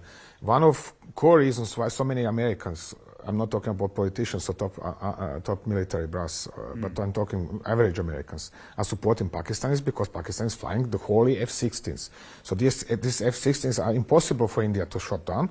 Therefore, Pakistanis have won the war last year. This is the way of thinking. No, so but then now there is proof that Wing Commander Abhinandan was able to, using a MiG, bring down an F-16, because the remains this have been proof found. doesn't matter. Excuse me, this is coming from India, therefore this is irrelevant. What is relevant is that they are convinced that F-16 is so superior to whatever India is flying that it cannot be shot down. This is the way people are thinking, and I'm facing such people on daily basis, because I'm having to do with military personnel. Right. Okay, so let's bring this conversation to a conclusion, gents. Tell me, how soon do you see this de-escalating? Or do you believe that this is going to drag on? What do you see? It can easily drag on for weeks, at least. So we have enough ammunition, yes. Yeah. So we have really a serious problem on hand now with this war. Again, both American and Israeli went into uncharted territories, and so we are all in uncharted territories, and it will depends of plenty of factors which are very hard to apprehend. That is the strategy chosen by the IRGC in Iran, or the Iranian regime as a whole, the reaction of the Iranian populations, the weapon stocks of all sides, which will dimension how long this conflict will last.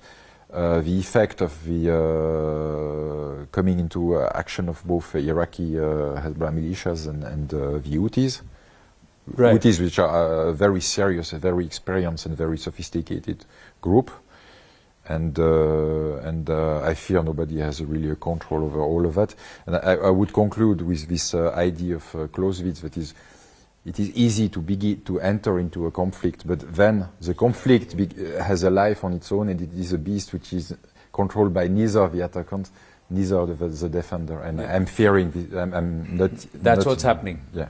Yeah, but what fuels the conflict is money, and both sides need to have money to be able to continue to feed the conflict. Here you see Iran's reserves drying up faster, given the curbs and given the way they are in doldrums. Tom, final comment? As far as I know, Iran has bunkered lots of oil in the last few weeks outside of the country. They're outside of the US reach. So they stored oil and they are waiting for customers to pick it up. So therefore, and it's enough for several weeks in advance. So the normal exports, you have so and so many billion barrels per week or month, and they have stored enough for several weeks in advance. So from their point of view, whatever happens, they have their income, at least from China. And of course, China is going to say, hello, we are not going to risk our position in Iran. Even more so because China is curious to have the Americans and Israelis busy with Iran for a while longer, because it can also use this situation for its own purposes in regards to Taiwan. Correct. So we shouldn't forget about this. Moreover, there are similar developments in Africa, right, where there are also interests, Chinese interests pitted against Western interests, Israeli interests, and so on. And there are precedents in this case for Israel and Chinese secret services killing each other all over Africa and in dozens of countries, and really running a campaign against each other. So this is not all just like that. I think that lowest common denominator in this conflict is going to be the number of Iranian ballistic missiles and Iranian of US and Israeli anti-ballistic missiles. At some point in time, one or the other party is going to run out of them. Yeah. It is probably going to happen within 7 to 10 days. And when this happens, then it is the question who is going to admit it, that our party has run out of missiles. That is the issue on hand. Well, we'll have to wait and watch. So anyway, it's going to get dragged out because conflict has its own life cycle. You enter it, it's like Chakravyuh. It's not easy to get out of it. You need to know how to get out of it. Do both sides know, or have they entered uncharted territory? We'll continue to keep tabs, and these two gents are with us right through this weekend as we stay on a comprehensive coverage of Iran under attack. Thank you. Thank you, gents. Thank you. Thank you very much.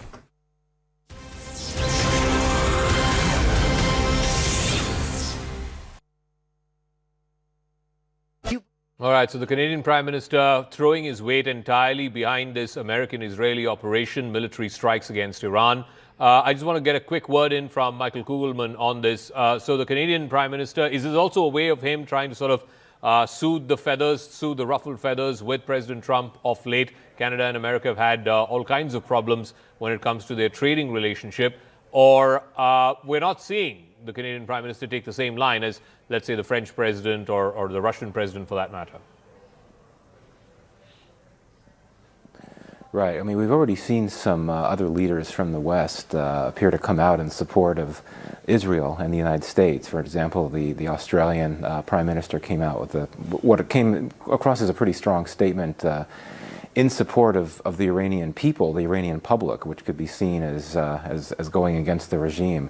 It's going to be very delicate in terms of how America's allies handle things, and particularly those that are geographically located closer to the conflict.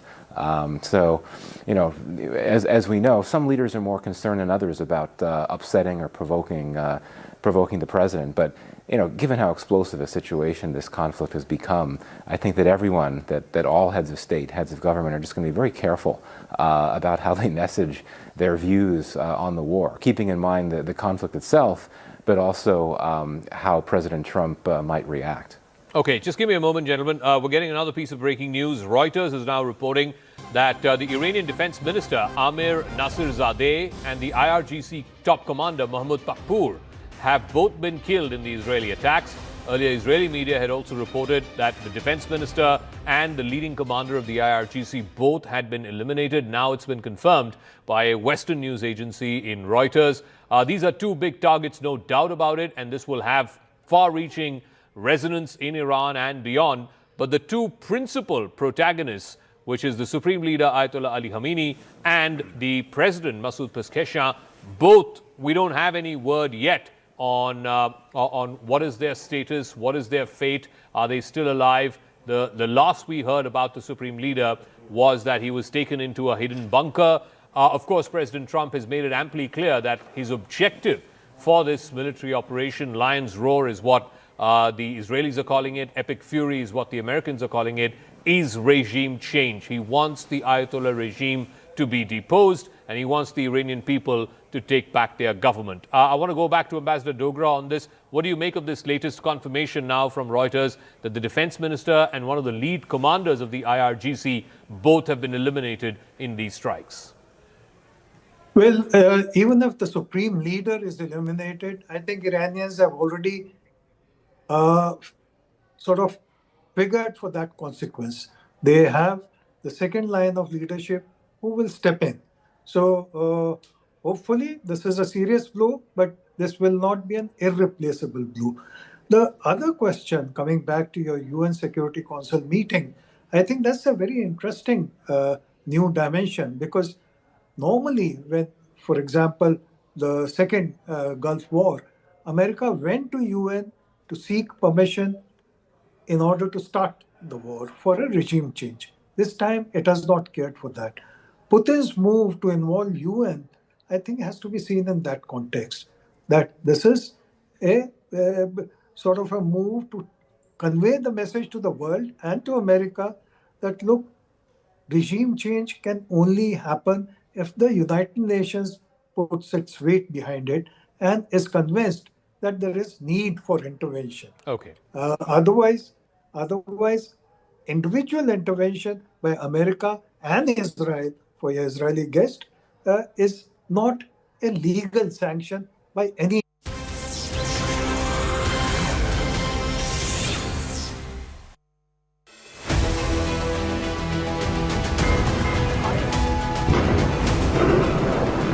Just had a bomb alert here in Tel Aviv a few minutes back. I don't know if you heard that, Arunima. I don't know if you heard that loud blast.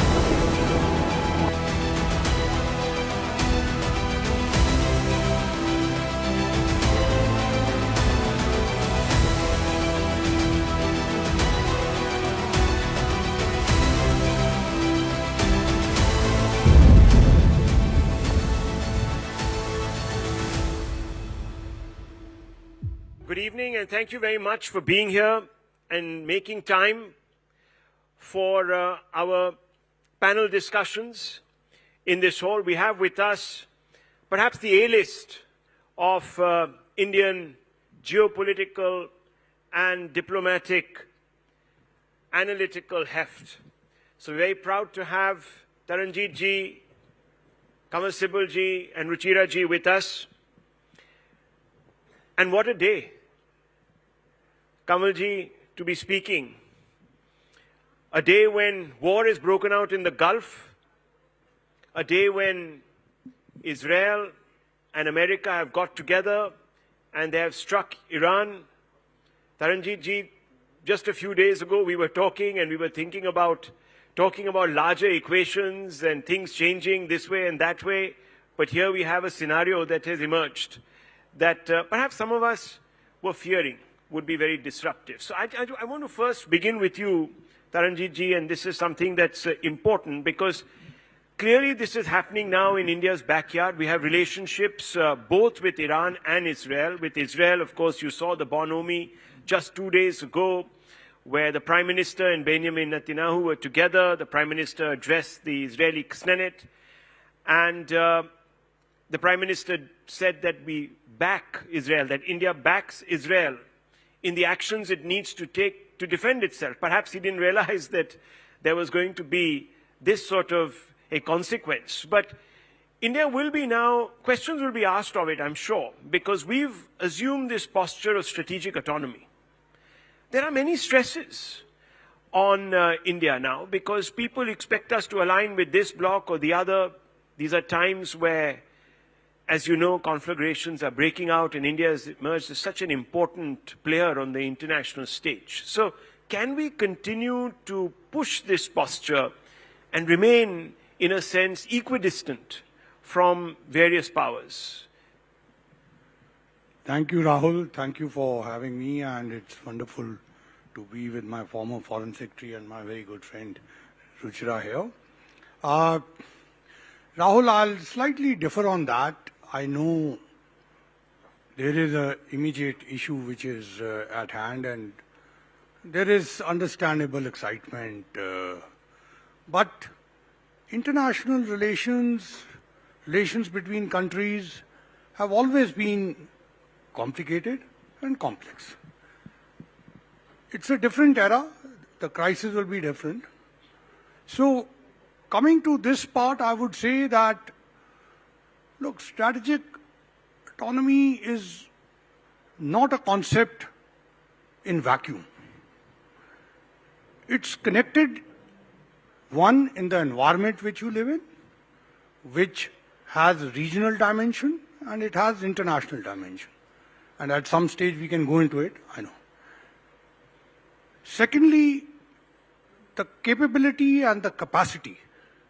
And that has, again, many dimensions. That has an economic dimension, that has a defense dimension, that will have many other aspects also, again, on which we can go into. So that part also plays a significant role.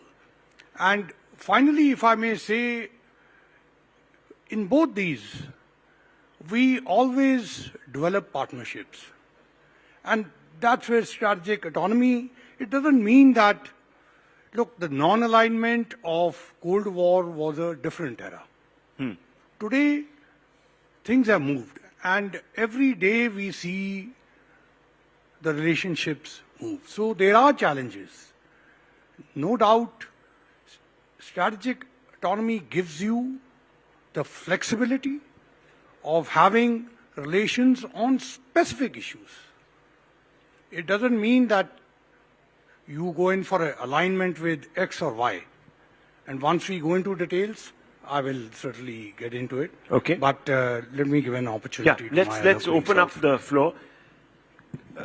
Mr. Sybil, Israel wants us to be part of the hexagon, though exact shape and who should be on it has not been enunciated upon by Prime Minister Netanyahu. He definitely has expectations of New Delhi. On the other side, we have deep and entrenched strategic interests in Iran, as you know. And some would say that Iran belongs to a certain other bloc. You could say in the background is China, Russia. We also have ties with China, Russia. How do we now navigate as we go forward with this Gulf War? And there are going to be implications for us, economic implications. There are strategic implications. What do? We keep sort of playing this game where we somehow slither between the two blocks, or do we have to now make up our minds? No, I think we've made up our mind that we're not going to join any bloc, and this is part of our traditional diplomacy right from the time of our independence. Non-alignment was a product of the Cold War, but the spirit behind non-alignment remains. And since we are targeted always about being non-aligned and to choose sides, therefore the vocabulary has changed. Now, therefore, we talk about multi-alignment or of strategic autonomy. But basically, it's the same thing, that we keep the independence of our, we retain the independence of our foreign policy as much as we can. No country is fully independent, but nevertheless, whatever margin of maneuver we have, we will maintain it and not choose side needlessly and make our strategic interests become a part of the strategic interests of other countries where we actually differ, where our national interests do not demand us to align ourselves. So that is the meaning of the strategic autonomy. And we will continue to maintain that. Now, you said whether we can do this in the context of what is happening, with constant pressure to choose sides and this and that and that. And it's not just pressure, Mr. Sybil. There will be a winning side in this conflagration if one is to believe what the US says, that we are going to ensure that Iran complies. If need be, we will even put in a regime that's favorable to us. So should we not be on the winning side because we have so many states? Well, I would ask the question that has the United States succeeded in creating a winning side for itself anywhere in this region? The only country is Israel. But apart from that, it has failed everywhere. It's failed in Iraq, it has failed in Libya, it has failed in Syria, it failed in Afghanistan. In fact, they have destabilized the entire region without actually being able to stabilize the region and promote their interests. And the reason why, and because they're not being able to do that, they have chosen another victim, and this time it is Iran. There's no reason for them to attack Iran. Iran has never committed aggression against the United States. So what is the reason for United States to commit aggression against Iran? Yes, Iran has been very vocal in terms of Israel and denying their right to existence. I think that was a grave strategic mistake they have committed over the years.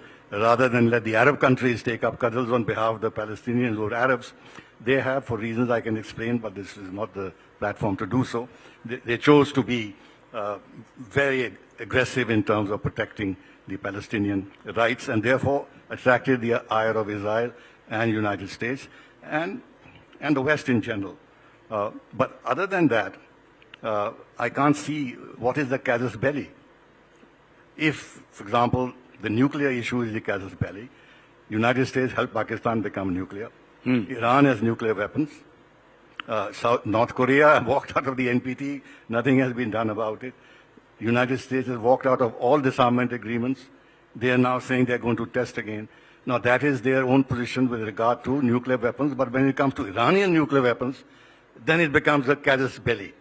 Now in 2015 when they had the JCPOA, Obama was fully satisfied with the agreement. At that time I had written, if you see my articles, that Iran has made such compromises with its national sovereignty that no self-respecting country would make. They made it. And then they said, no, they are 1 month away, 2 months away, 3 months away from nuclear weapons.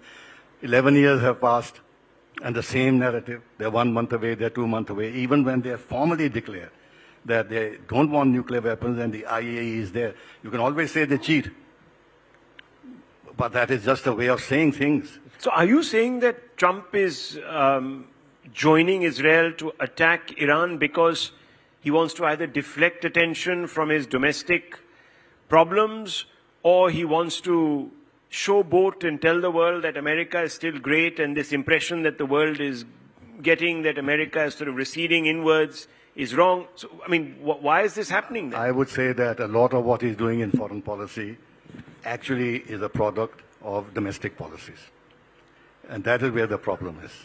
And now that the elections in November are coming up for the House, now there is more concern that if he loses the House, his foreign policy is finished, his domestic policy is finished. And there are the Epstein files. There are a lot of things that are happening inside which actually, and plus of course the Israeli lobby and the huge amounts of money that he has got for his own election from the Israeli lobby. That explains why he's doing this. Ruchiraji, let me bring you into this conversation because, again, I'm going to ask you to explain to the gathering here. At UN, India has tended on certain issues, Ukraine, for example, to abstain. Is there a price? Has this translated, for example, into greater diplomatic leverage? Or have abstentionisms diluted our moral influence? People expect us to take a position to say that, look, you must do this, or we must vote for here, or there should be ceasefires, this, that, the other. Even on this Israel-Gaza issue, we sort of abstained. Is there going to be a cost? Is it an advantage? How do you view this? You've been in the UN system. No, thank you very much for that question.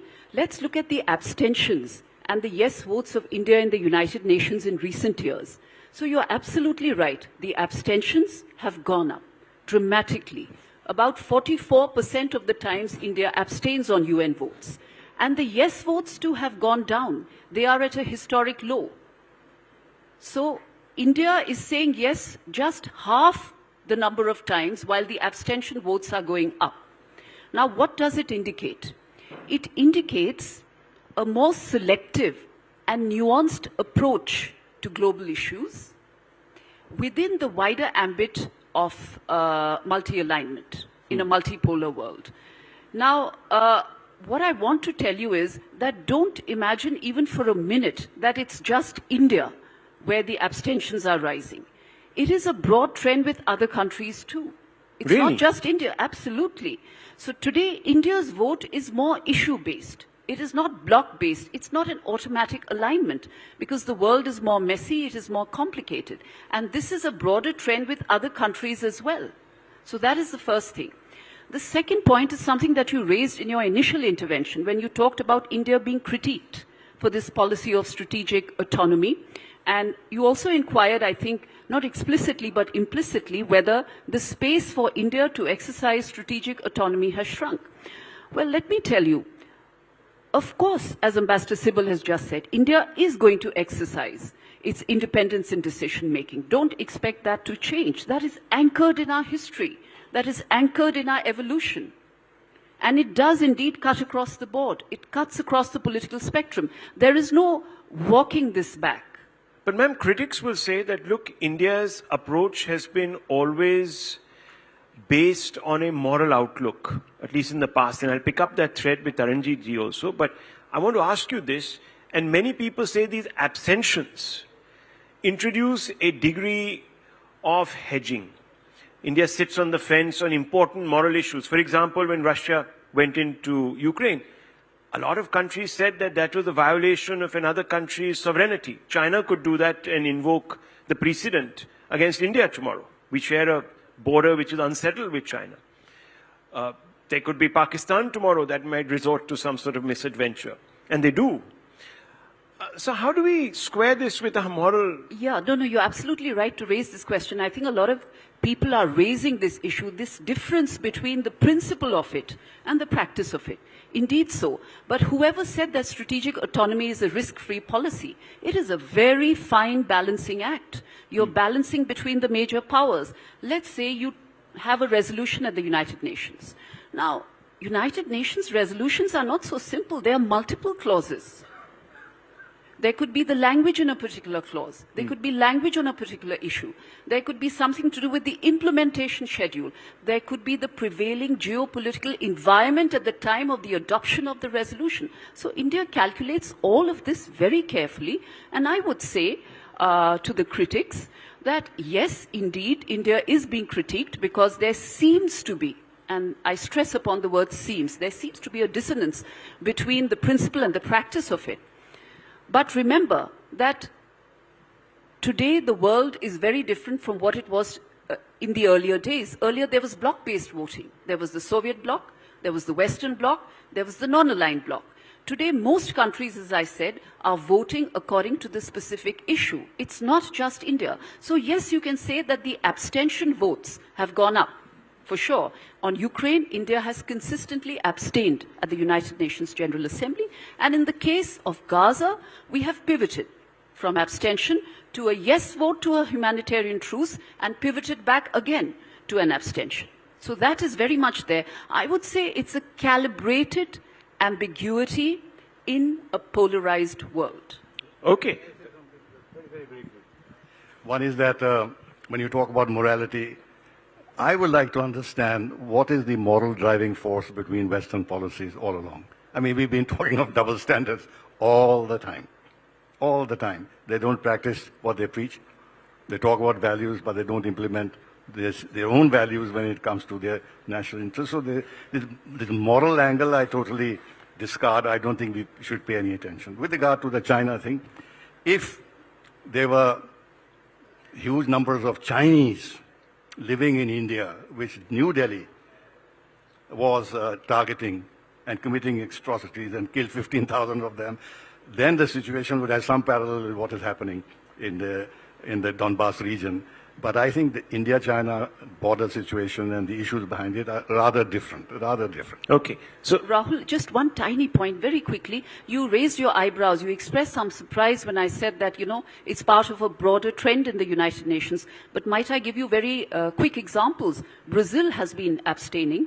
So has Indonesia. So has South Africa. And many other countries, whenever you have these polarizing resolutions, this is a development post-Ukraine. The polarization has become very sharp across the United Nations, a reflection of the times that we are living in. So whenever you have these polarizing resolutions, more and more countries, you could use the word, are hedging, or more and more countries are abstaining. Okay, well, that's a great point and a data-driven point. So we are not alone. Taranjit ji, I have to ask you this because, you referred to geopolitical implications and you talked about regional implications. Now, let's come back to this subject of the Gulf situation that is unfolding. we have friends in both capitals, as I said, Tehran and Tel Aviv. There's also a political aspect to this, because we have Muslims here in India, we have a big Shia population, and there's obviously an expectation among them also that we stand up for their brethren in Iran and so on and so forth. Now, do you believe that this Gulf crisis is going to put pressure, add to the complications that Delhi has to endure? There's a subplot, there's a Gaza-Israel thing going on, now there's a wider Gulf which could obviously engulf, to pun on the word, many more countries. Where do we go with this? So Rahul, Ambassador Sybil mentioned about the moral part and putting it out. No, because the opposition, sir, is asking questions. Absolutely. Look, he's very right. On the moral part, everybody has an argument. So we will not get anywhere there. And it's only a debating point, because at the end of the day, as you rightly said, any government of the day has to face the reality. That's right. And it's based on national interest. And national interest is seen by each country according to its own interest.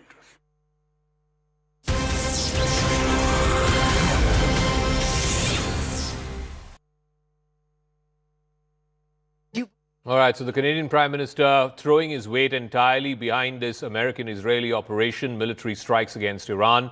I just want to get a quick word in from Michael Kugelman on this. So the Canadian Prime Minister, is this also a way of him trying to sort of soothe the ruffled feathers with President Trump of late? Canada and America have had all kinds of problems when it comes to their trading relationship. Or we're not seeing the Canadian Prime Minister take the same line as, let's say, the French President or the Russian President for that matter? Right. I mean, we've already seen some other leaders from the West appear to come out in support of Israel and the United States. For example, the Australian Prime Minister came out with what came across as a pretty strong statement in support of the Iranian people, the Iranian public, which could be seen as going against the regime. It's going to be very delicate in terms of how America's allies handle things, and particularly those that are geographically located closer to the conflict.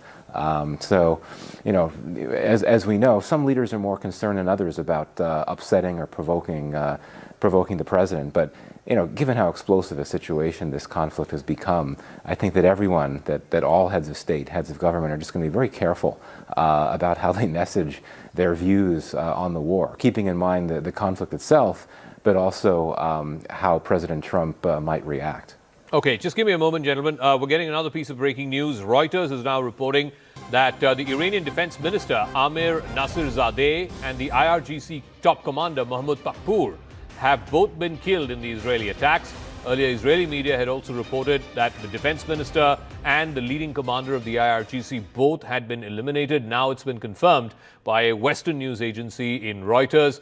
These are two big targets, no doubt about it, and this will have far-reaching resonance in Iran and beyond.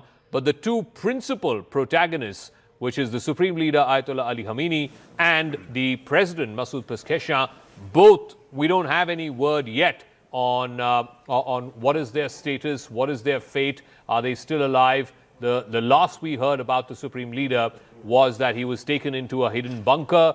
Of course, President Trump has made it amply clear that his objective for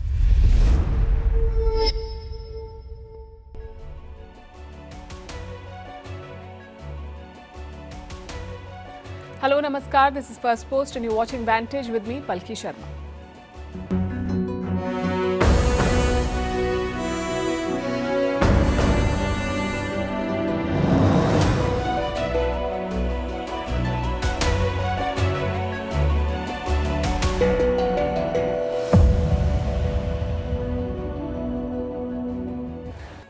West Asia is at war. After weeks of American build-up, the attacks began today. The US and Israel struck Iran.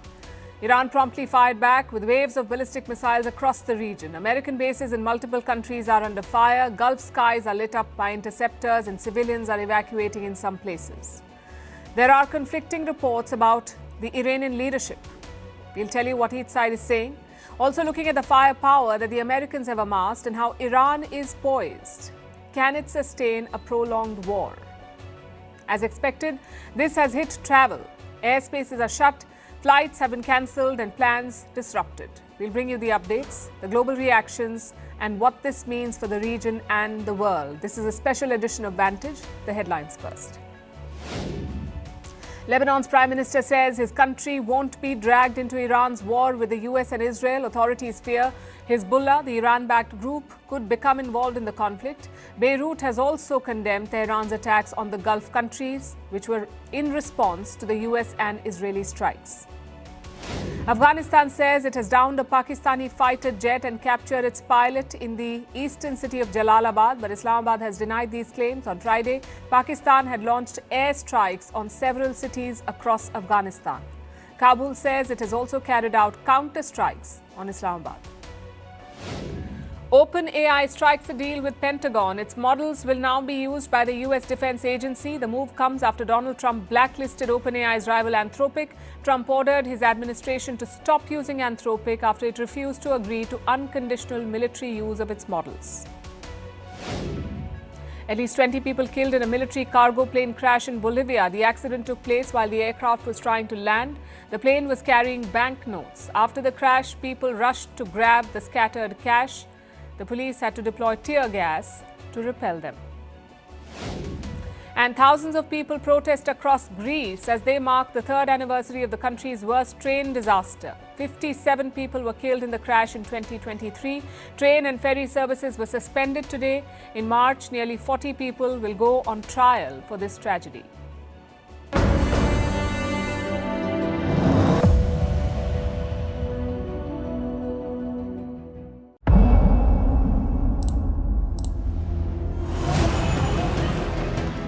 Our objective is to defend the American people by eliminating imminent threats from the Iranian regime, a vicious group of very hard, terrible people. This is the moment for action. Do not let it pass.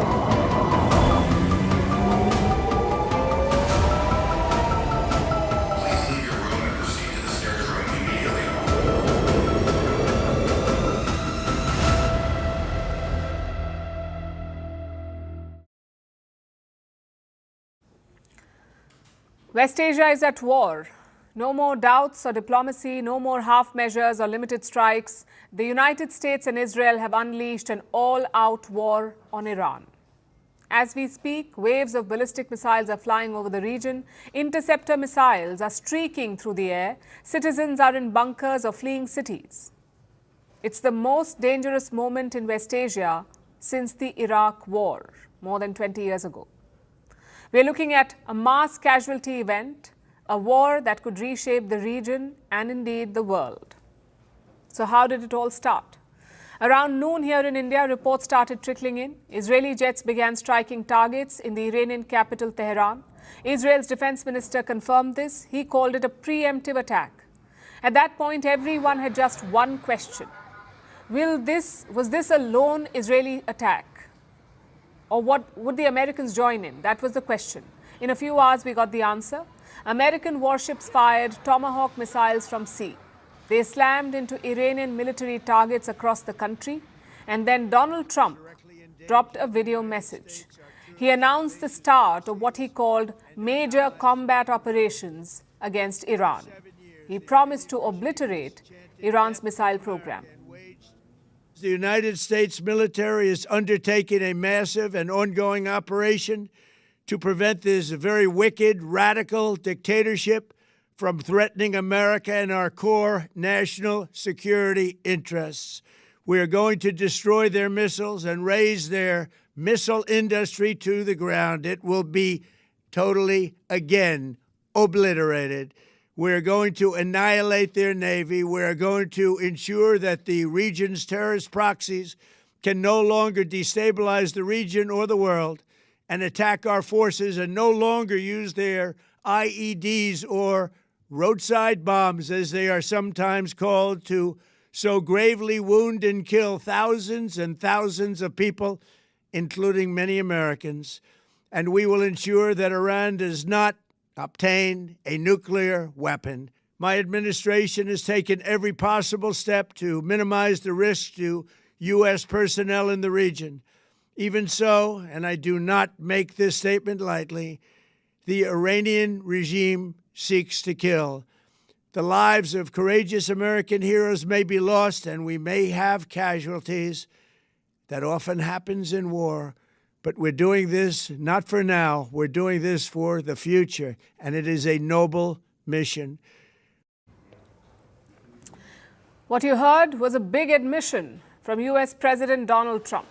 He says American soldiers may lose their lives and that the U.S. machinery may be destroyed. It tells you how massive this operation is. And the bigger the operation, the bigger the retaliation. Reports say there is a clear division of roles in this attack. Israel has deep knowledge of the Iranian leadership and regime. So the Israeli military is hitting regime targets in Iran. Meanwhile, the US military is targeting Iranian missiles and missile launchers. As always, Israel has released footage of its operations. Take a look.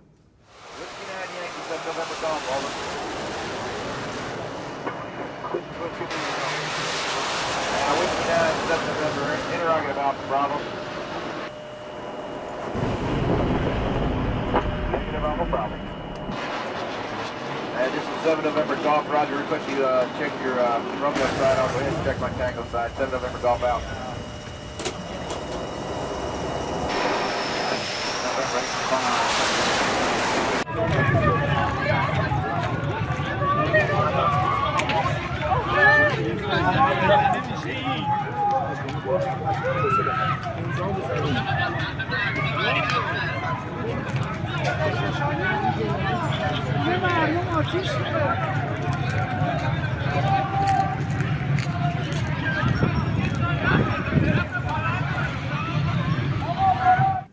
Israel has set ambitious goals.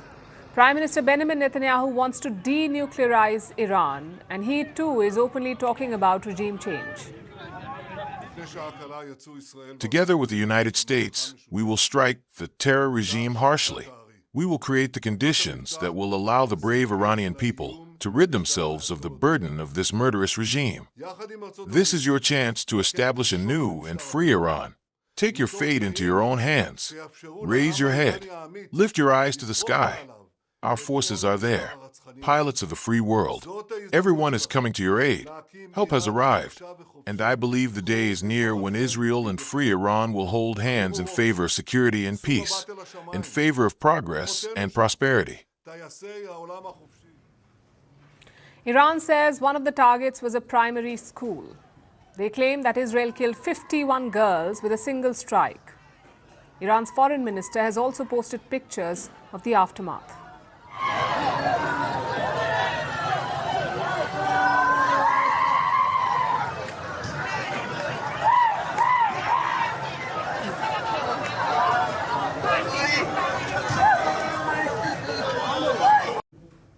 Now, frankly, this attack was not a surprise. The US had assembled a massive armada in West Asia, so an attack was always coming. We've been talking about it on the show. Iran, too, was probably ready for the attack. In June last year, the Iranians took time to hit back at Israel, but this time they responded within hours. The Iranian military's trump card is its missile stockpile. Tehran is said to have more than 3,000 ballistic missiles, and they're firing these missiles in waves at enemy targets. But just like Iran, Israel and America are also better prepared this time. The US has positioned warships near the Israeli port of Haifa. Together with Israel, they're shooting down Iranian missiles and drones.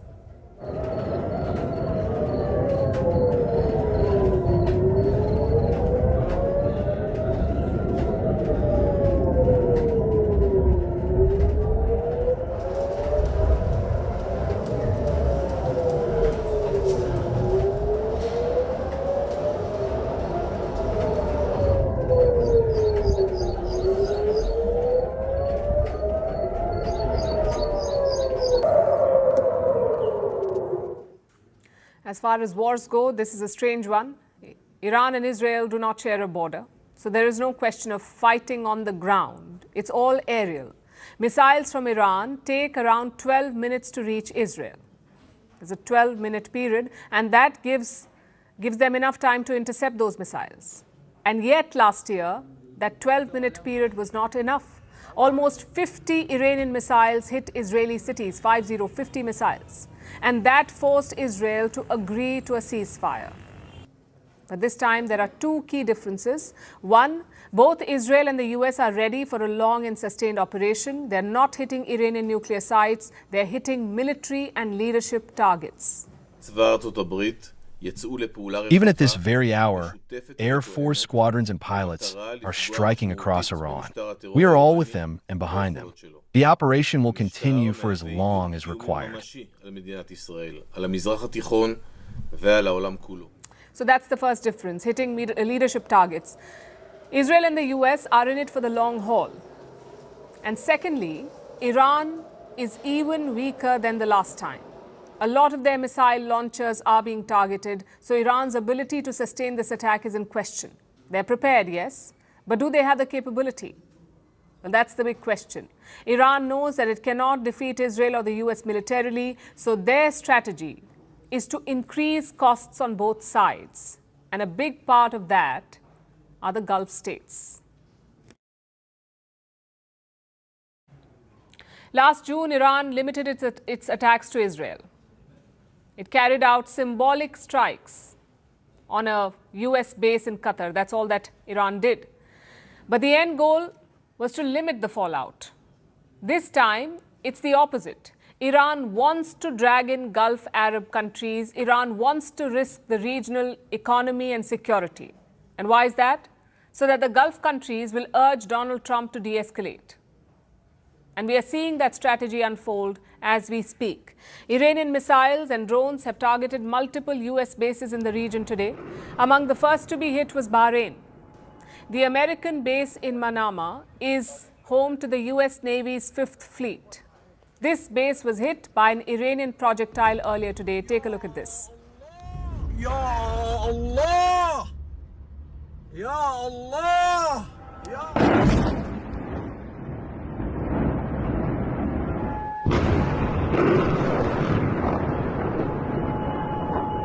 Good morning. A closet shelter in place. And this was just the start. Soon explosions filled the skies over Arab nations. In fact, let me pull up the map for you. In Qatar, the Al Udeid base was targeted. This is the headquarters of the US Military Central Command. In Kuwait, multiple bases came under fire. In the UAE, explosions were heard in Abu Dhabi and Dubai. One foreign national was killed by the falling debris. In Saudi Arabia, explosions were heard in the capital Riyadh. The city is home to the Prince Sultan base. Other targets included the Erbil base in Iraq and the Muwaffaq Salti base in Jordan. Like I said, the attack on Bahrain was a direct hit. The Iranian projectile hit a service center at the base, but most of the other attacks are being repelled.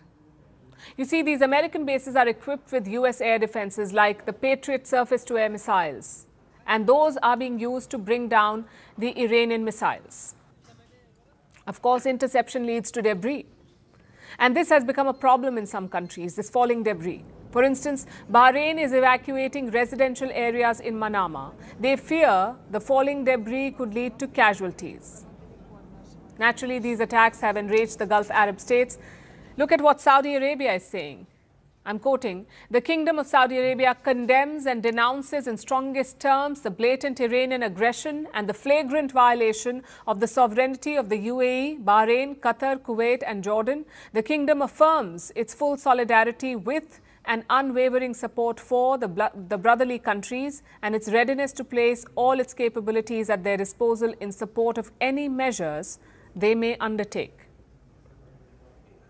Now, for these countries, the fear is very clear. What if Iran expands the attacks to non-military locations? Maybe oil refineries or other facilities. Then their economies will directly get affected. So it is in their interest to repel these Iranian attacks. But here's the problem. There is a rising anti-Israel sentiment among the people in these countries. in these Gulf Arab states. So these regimes cannot be seen as helping Israel defeat Iran. And we saw that in the lead up to this war. Multiple Arab states drew a red line for the US. They cut off their airspace for operations against Iran. Though now we appear to be beyond that, the Arab countries want to protect their people and their economy first, and for that they will support the United States.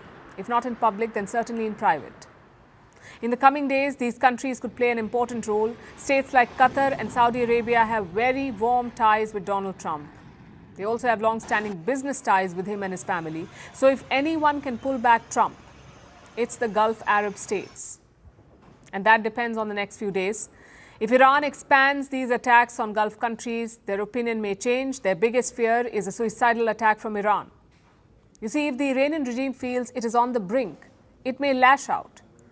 Basically attack anything and everything in the region. And that's the scenario that these countries want to avoid.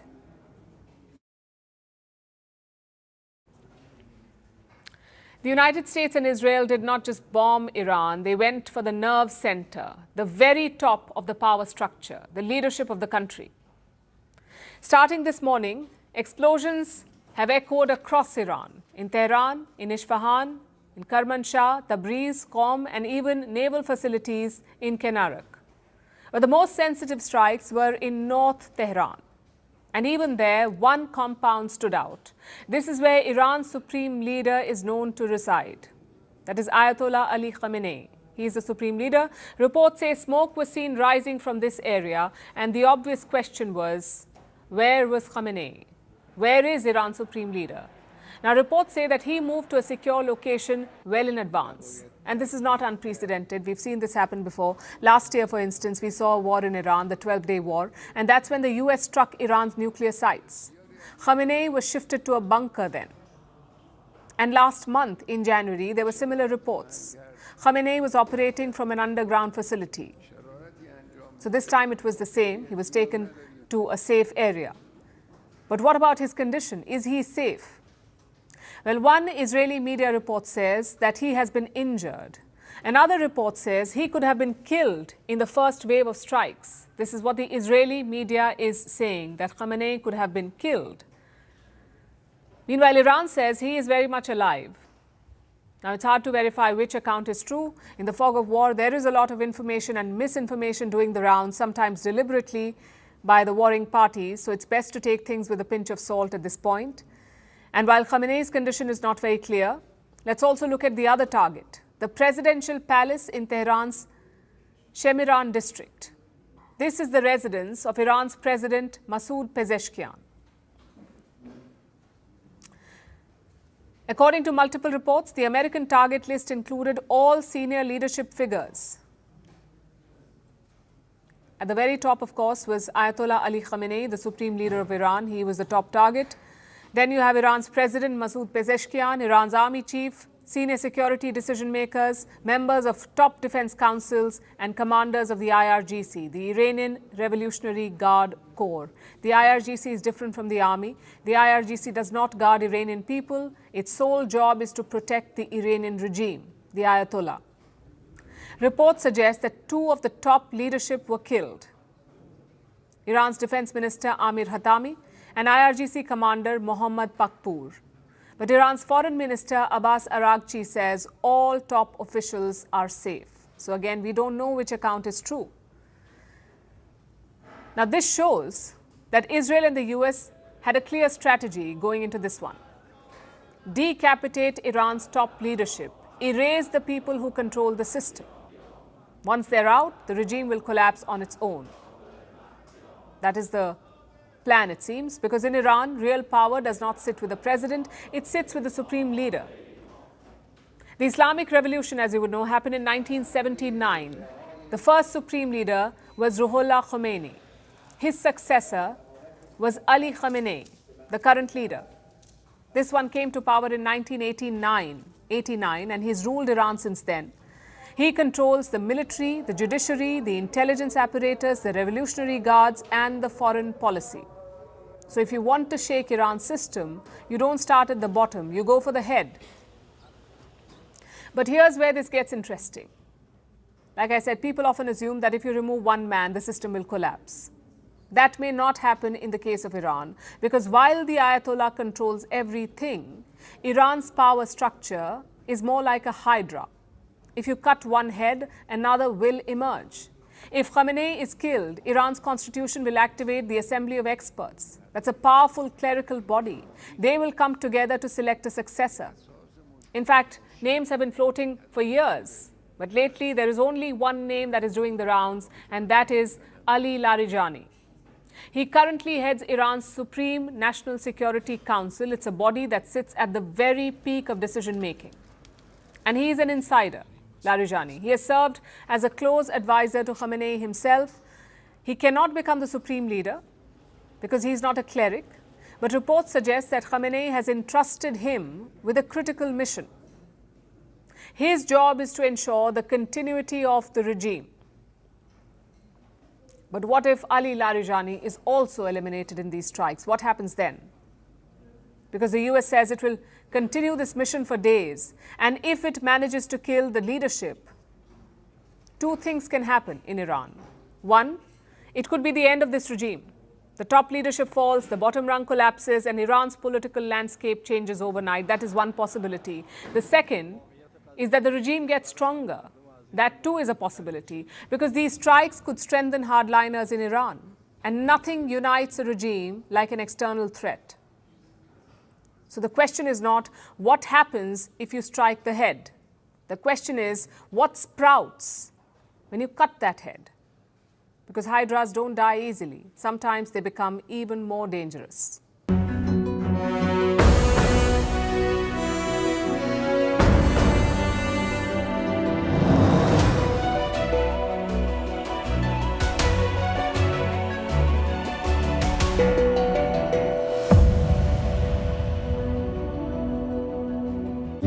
All right, so the Canadian Prime Minister throwing his weight entirely behind this American-Israeli operation, military strikes against Iran. I just want to get a quick word in from Michael Kugelman on this. So the Canadian Prime Minister, is this also a way of him trying to sort of soothe the ruffled feathers with President Trump of late? Canada and America have had all kinds of problems when it comes to their trading relationship. Or we're not seeing the Canadian Prime Minister take the same line as, let's say, the French president or the Russian president for that matter?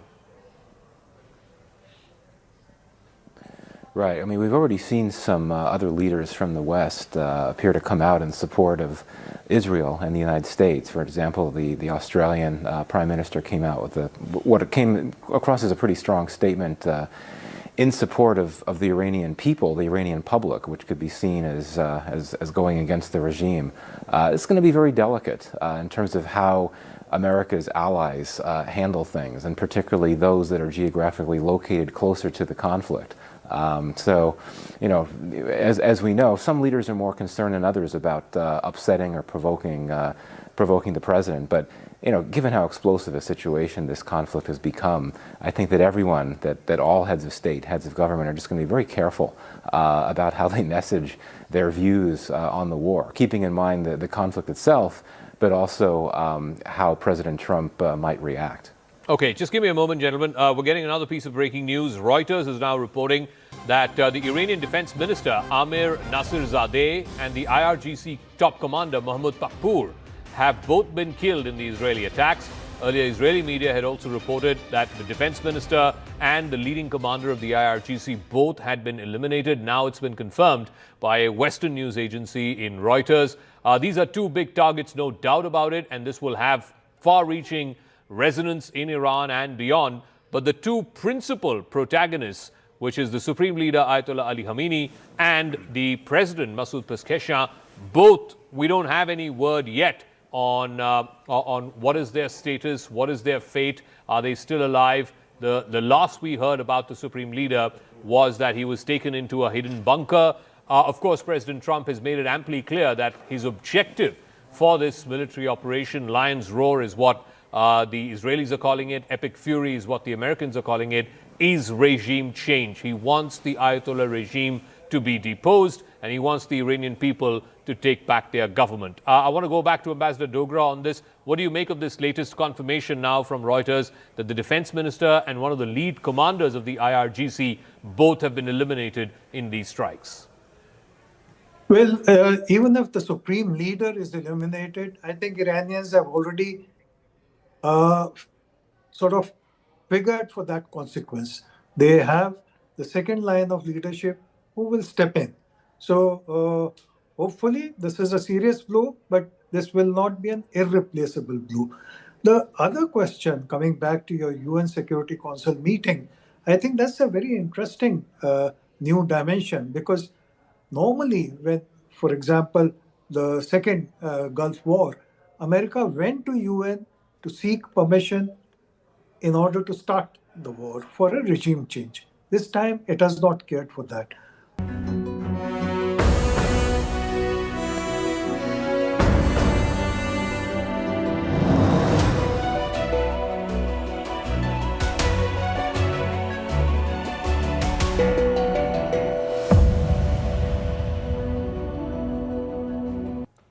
The question most of you have been asking us today is this: how long will this last? And the honest answer is, it can go on for as long as Donald Trump wants, because he has amassed some serious firepower in the region. We've been telling you about it on the show for weeks now. This is the biggest US military deployment in the region since the invasion of Iraq. And that was in the year 2003. This time, the Americans have stationed everything: ships, aircraft, troops, missiles, plus they have military bases across the region, across West Asia. Basically, they have encircled Iran. I'll pull up the map again for you. That's Iran in the middle, you see. To its west is Iraq. To its east are Afghanistan and Pakistan. To the south, you have the Persian Gulf, the Arabian Sea, and the Indian Ocean. Now, look at this map closely and you'll notice something striking. There is an American military asset in every direction. Reports say the US has at least 2 aircraft carriers, more than 12 warships, dozens of aircraft, and anywhere between 40 to 50,000 troops, 40 to 50,000 soldiers in West Asia. US President Donald Trump called this build-up an armada, and for once he was not exaggerating. Let's also look at the deployment more closely, starting with the sea. Near Iran's southern borders, the Americans have deployed the USS Abraham Lincoln. This is an aircraft carrier. It functions like a floating military base. It is accompanied by 3 warships, which are armed with the Tomahawk missiles, the same missiles that were used to attack Iran today. It is quite possible that those Tomahawk missiles came from this ship. Now, the Tomahawk is a long-range precision strike missile, and it's not the only weapon on this carrier. The Abraham Lincoln also has a fleet of stealth fighters and attack planes, all of them within striking distance of Iran. And like I said, this is not the only aircraft carrier. The Americans have also deployed a second one in the region. It's called the USS Gerald R. Ford. This is in Israel at the Haifa port. It docked there a few days back. Now, the Ford is the biggest aircraft carrier in the world. It is accompanied by 3 guided missile destroyers. So if you put them together, the Lincoln and the Ford, they have dozens of aircraft and multiple warships between them. And then you have the military bases, American military bases. There's one in Jordan, to the west of Iran. This too is an American military base. It is called the Muwaffaq Salti Air Base. It sits close to the border with Iraq.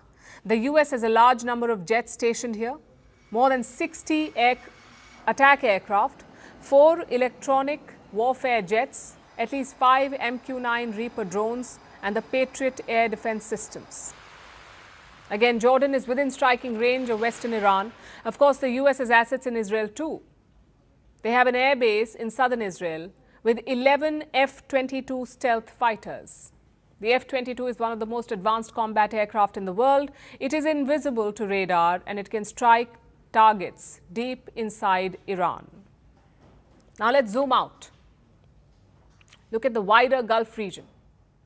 The US has a total of 8 long-term bases and 11 other military sites spread out across the region.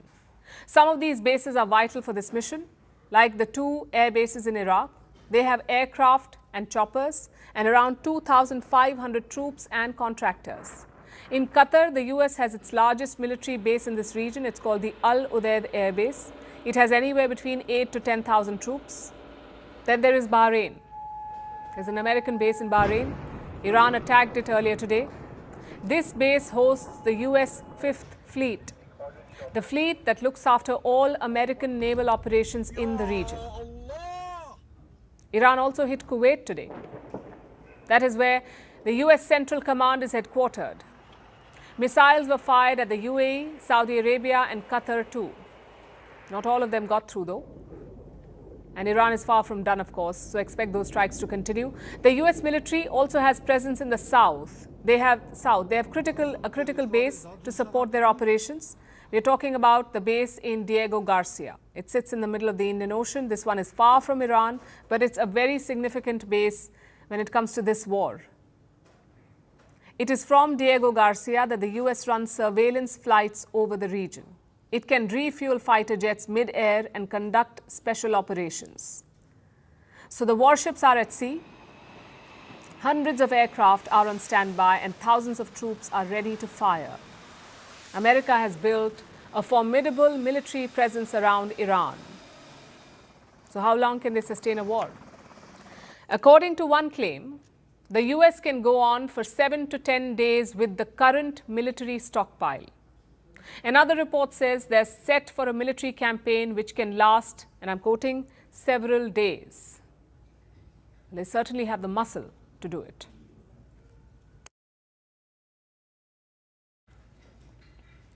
Iran has retaliated against the US strikes, but can it sustain itself in the long haul? Can Iran fight a prolonged war? Do they have the firepower and the money to pull it off? Let's look at the Iranian forces first. On the face of it, Iran looks strong. Its regular army commands roughly 600,000 troops, plus they have the IRGC, the Islamic Revolutionary Guard Corps, the personal army of the Ayatollah. That's another 200,000 personnel, 2 lakh fighters. So if you put the army and the IRGC together, that's a total of some 800,000 uniformed men. Like I said, the regular forces handle conventional defense. The IRGC are the guardians of the regime. In many ways, they're more powerful than the army. They protect the revolution. They protect the supreme leader, and they call the shots.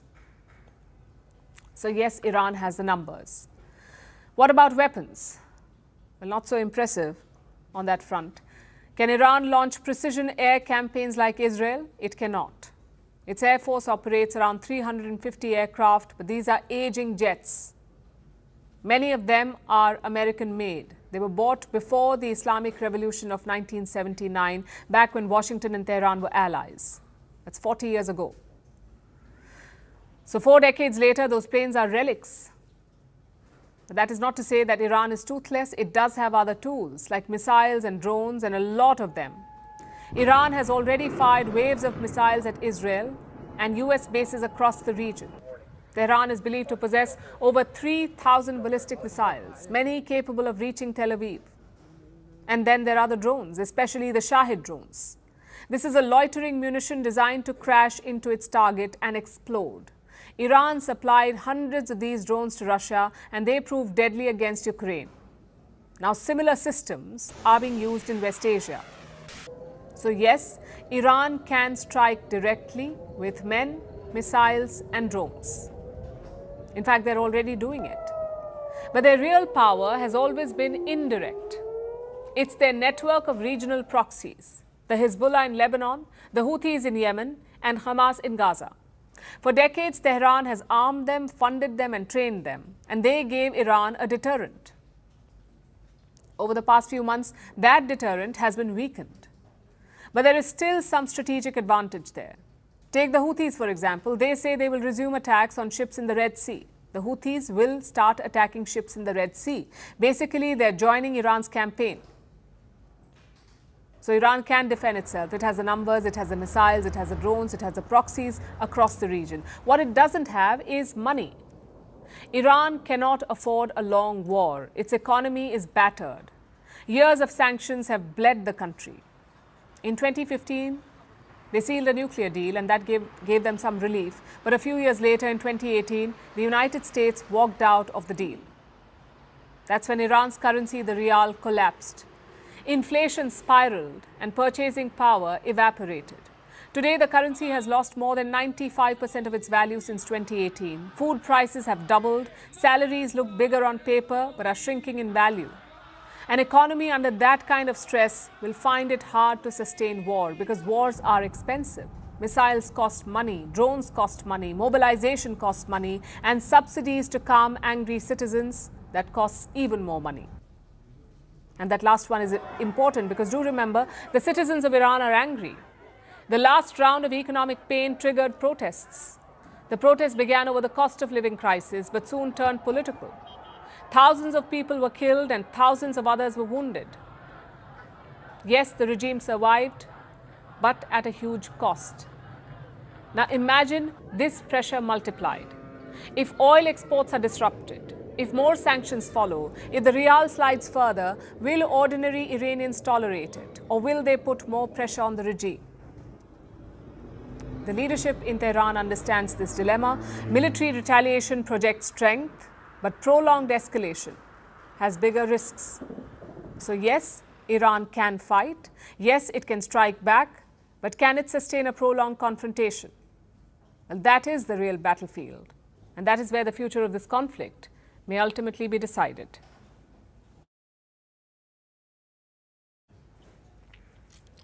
The economic toll of this conflict is already evident. The biggest blow has landed on aviation. As missiles flew over Iran, flights turned back mid-air within minutes. Airports fell into chaos. Passengers across key routes have been left stranded with no clear way back home. The world's biggest carriers have pulled out of operating flights from West Asia. Emirates, British Airways, Air France, Lufthansa, and from India, Air India and Indigo have cancelled flights too. But the impact of this disruption runs deep. The cities that power global aviation like Dubai, Doha and Abu Dhabi are caught in the crossfire. So if you had plans to fly, or if today's chaos has left you stranded, what can you do in this situation? What are your rights and your options? Our next report tells you. This is what war looks like from 35,000 feet. When the rockets flew over Iran, civilian aircraft scattered. Flights peeled away from Iranian airspace quickly.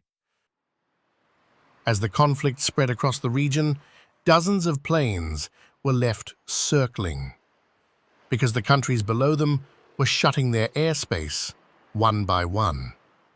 One flight tells the story better than any map. An Air India flight from New Delhi to Tel Aviv was flying over Saudi airspace when the war began. Left with no options, the plane had to turn back and head to Mumbai. This is not just one flight. At airports across the region, the panic is visible.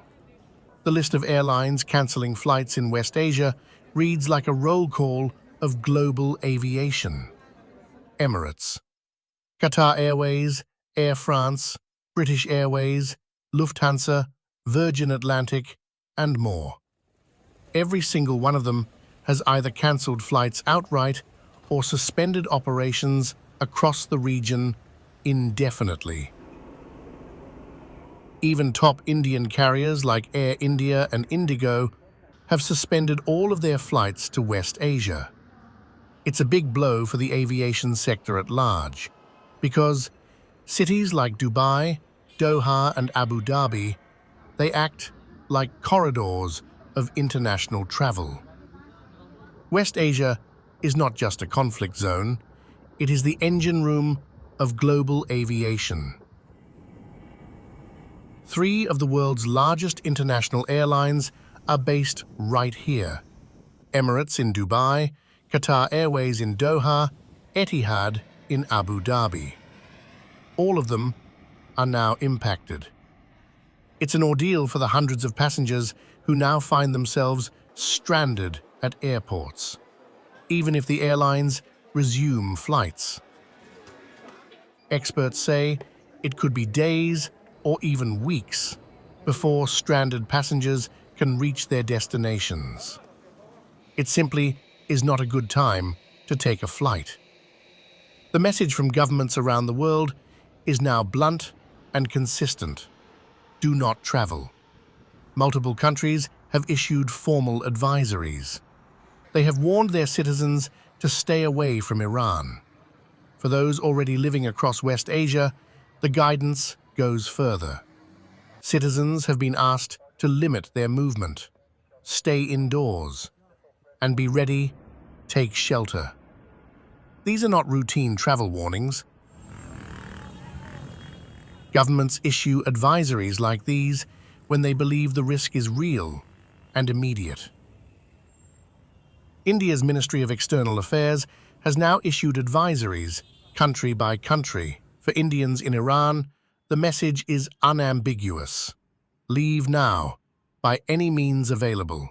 In Israel, Indians have been told to exercise the utmost caution, stay close to designated shelters, and avoid all non-essential travel within the country. Across the Gulf, the UAE, Saudi Arabia, Jordan, the advisory is to avoid unnecessary travel.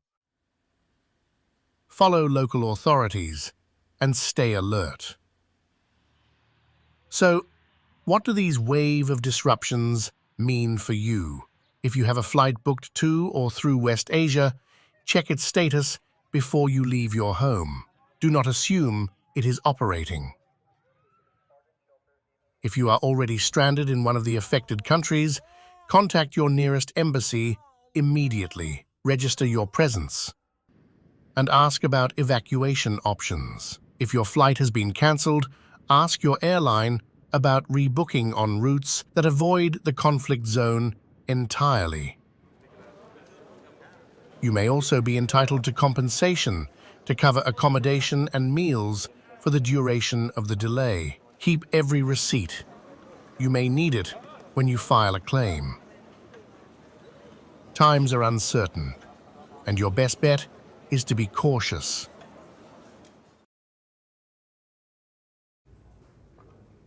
Right now, this is not just a regional flare-up, it's a moment that could redraw fault lines across West Asia and beyond. From the United Nations to Moscow, from Brussels to New Delhi, the reactions are pouring in. Some call it aggression, others call it consequence, but everyone agrees on one thing: the stakes have never been higher. The United Nations Security Council has called for an emergency meeting, which means diplomats will gather in a room, deliver strongly worded speeches, express deep concern, call for maximum restraint, and then adjourn for coffee. It won't change anything, but our next report takes a look at the global reactions. Right now, the question isn't who started it, but who can stop it. As America, Israel, and Iran trade fire, the entire world is holding its breath. Especially the United Nations. The UN's human rights chief, Volker Turk, did not mince words. He condemned both the U.S.-Israel strikes and Iran's retaliation. His message was simple: more attacks will only bring death, destruction, and human misery. Then came Russia. It has condemned the strikes as a pre-planned and unprovoked act of armed aggression. Moscow accused Washington and Tel Aviv of pushing the region toward what it called a possible radiological catastrophe. On the other side, Ukraine blamed Iran. Kiev argued that Tehran's own violent actions domestically and internationally triggered the response. Although Ukrainians never threatened Iran, but the Iranian regime chose to be Putin's accomplice and supplied him with Shahid drones. And not only with the drones themselves, but also with the technology. Iran also provided Russia with other weapons. Two completely different narratives. One sees aggression, the other sees consequence. And that's the global divide in a nutshell. Across Europe, the tone was anxious. The European Union called the situation perilous. European Commission Chief Ursula von der Leyen stressed one thing above all: nuclear safety. France's President Emmanuel Macron went even further. He warned the conflict could have grave consequences for international peace and security. He also called for an urgent UN Security Council meeting. Even the African Union stepped in, calling for immediate de-escalation. But why is Africa worried? It's because a war in West Asia doesn't stay in West Asia. Oil prices spike, food prices rise, shipping routes get disrupted. And it is already happening. Reports suggest some oil companies have suspended fuel shipments in Strait of Hormuz. The strait is the world's most important oil choke point. 20% of the world's oil passes through it. India says it is deeply concerned about the latest developments in Iran and the Gulf. New Delhi's message is clear: restraint, not retaliation. The government has urged all sides to avoid escalation and prioritize civilian safety. It has called for dialogue and diplomacy to cool tensions, while stressing that sovereignty and territorial integrity must be respected. But India isn't just issuing statements. Indian missions across the region are in touch with Indian nationals. Advisories have been issued, asking citizens to remain vigilant, stay connected with embassies, and strictly follow local security guidance. This is important because it directly affects millions of Indians living and working in the Gulf. But not everyone focused on de-escalation. Norway's foreign minister argued Israel broke international law. Under international rules, a preemptive strike is justified only if there is an imminent threat. Norway is basically asking, was there one? But amid all the reactions, there is a very different voice doing the rounds. Reza Pahlavi, son of Iran's last Shah, said, "Final victory is near," and urged Iranians to rebuild the country. That's regime change language. So while governments are calling for restraint, opposition figures are seeing an opportunity here. And that adds another layer to the crisis: internal instability. So the world is asking for restraint. But restraint only works if all sides choose it. Right now, West Asia is a tinderbox. One strike led to retaliation. Retaliation is leading to more escalation. And this could spiral into a global crisis and a wider regional conflict.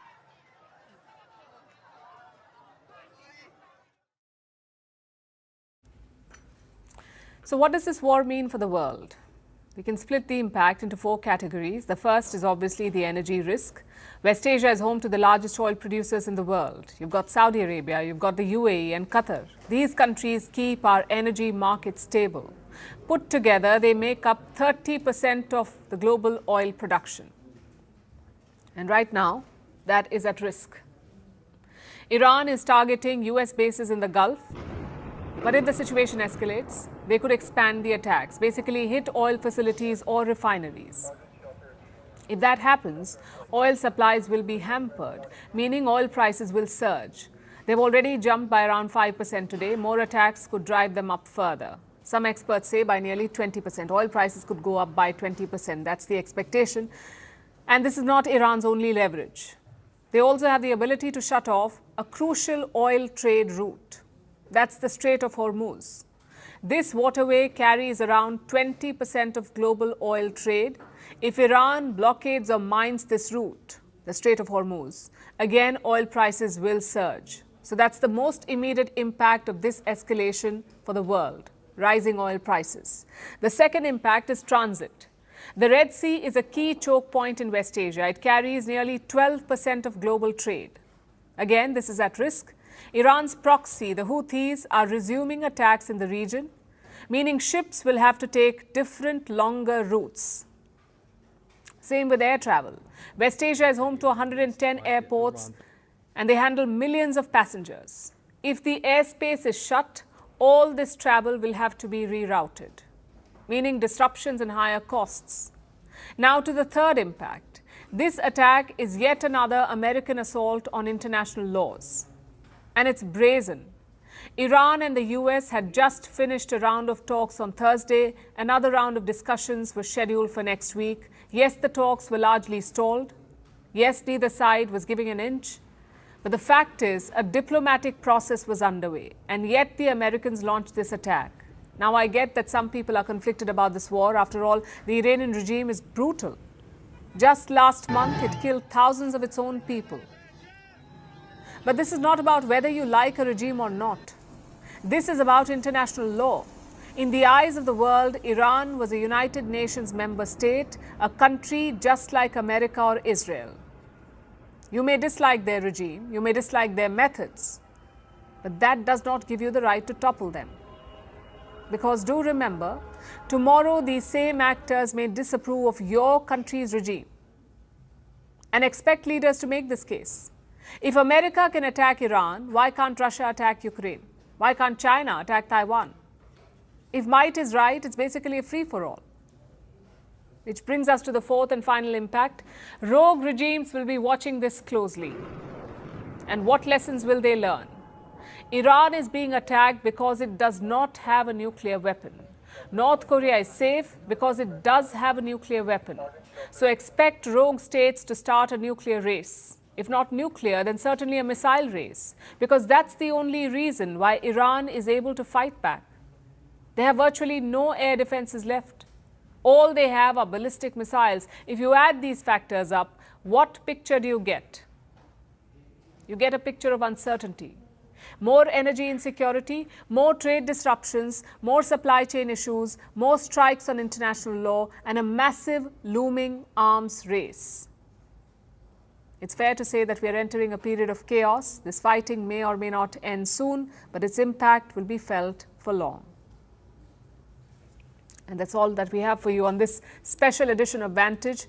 Even as we wrap up, the war is escalating fast.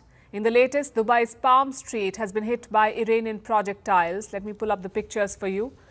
These are pictures from Dubai. They show a raging fire at the Fairmont Hotel on Palm Island. We'll get them up for you shortly. Dubai officials say that the blaze has been brought under control, but 4 people, we understand, have sustained injuries. These are the pictures that we have from Palm Street in Dubai. It is not clear how this projectile hit the hotel. Was it a direct target or was it debris from an interception? That is not confirmed yet. But this is a hotel in Dubai. This is clearly a civilian area. And Dubai, of course, is one of the biggest and most important cities in the world, a nerve center of commerce, tourism, and trade. Now, if incidents like these continue, if civilian sites come under attack like this, we are looking at major consequences.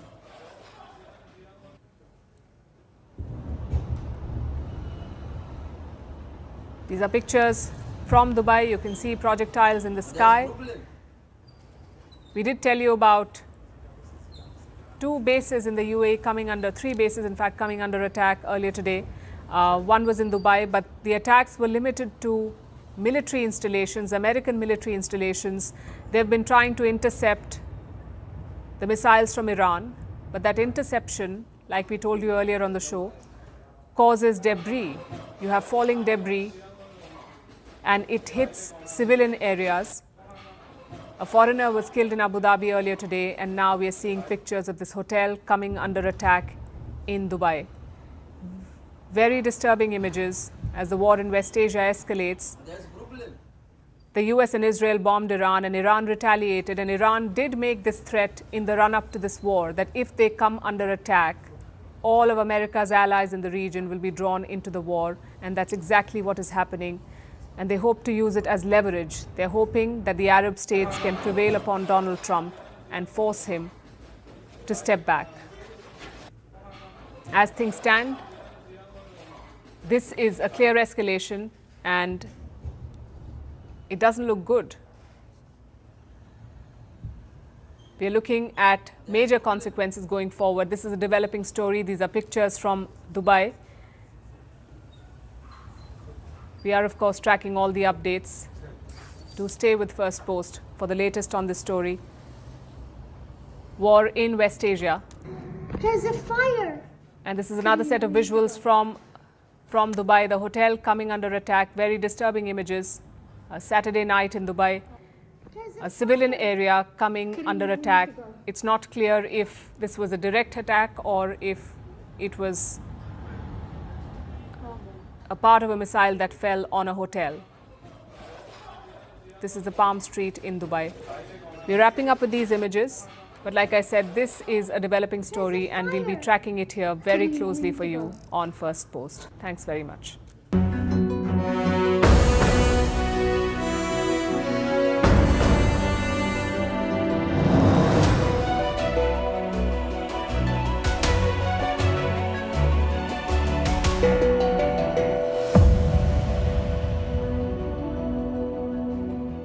All right, so the Canadian Prime Minister throwing his weight entirely behind this American-Israeli operation, military strikes against Iran. I just want to get a quick word in from Michael Kugelman on this. So the Canadian Prime Minister, is this also a way of him trying to sort of soothe the ruffled feathers with President Trump of late? Canada and America have had all kinds of problems when it comes to their trading relationship. Or we're not seeing the Canadian Prime Minister take the same line as, let's say, the French president or the Russian president for that matter? Right. I mean, we've already seen some other leaders from the West appear to come out in support of Israel and the United States. For example, the Australian Prime Minister came out with what came across as a pretty strong statement in support of the Iranian people, the Iranian public, which could be seen as going against the regime. It's going to be very delicate in terms of how America's allies handle things, and particularly those that are geographically located closer to the conflict. So, you know, as we know, some leaders are more concerned than others about upsetting or provoking the president. But, you know, given how explosive a situation this conflict has become, I think that everyone, that all heads of state, heads of government are just going to be very careful about how they message their views on the war, keeping in mind the conflict itself, but also how President Trump might react. Okay, just give me a moment, gentlemen. We're getting another piece of breaking news. Reuters is now reporting that the Iranian Defense Minister Amir Nasirzadeh and the IRGC top commander Mahmoud Pakpour have both been killed in the Israeli attacks. Earlier, Israeli media had also reported that the defense minister and the leading commander of the IRGC both had been eliminated. Now it's been confirmed by a Western news agency in Reuters. These are two big targets, no doubt about it, and this will have far-reaching resonance in Iran and beyond. But the two principal protagonists, which is the Supreme Leader Ayatollah Ali Khamenei and the President Masoud Pezeshkian, both, we don't have any word yet on what is their status, what is their fate, are they still alive? The last we heard about the Supreme Leader was that he was taken into a hidden bunker. Of course, President Trump has made it amply clear that his objective for this military operation, Lion's Roar, is what the Israelis are calling it, Epic Fury is what the Americans are calling it, is regime change. He wants the Ayatollah regime to be deposed, and he wants the Iranian people to take back their government. I want to go back to Ambassador Dogra on this. What do you make of this latest confirmation now from Reuters that the defense minister and one of the lead commanders of the IRGC both have been eliminated in these strikes? Well, even if the supreme leader is eliminated, I think Iranians have already sort of figured for that consequence. They have the second line of leadership who will step in. So hopefully this is a serious blow, but...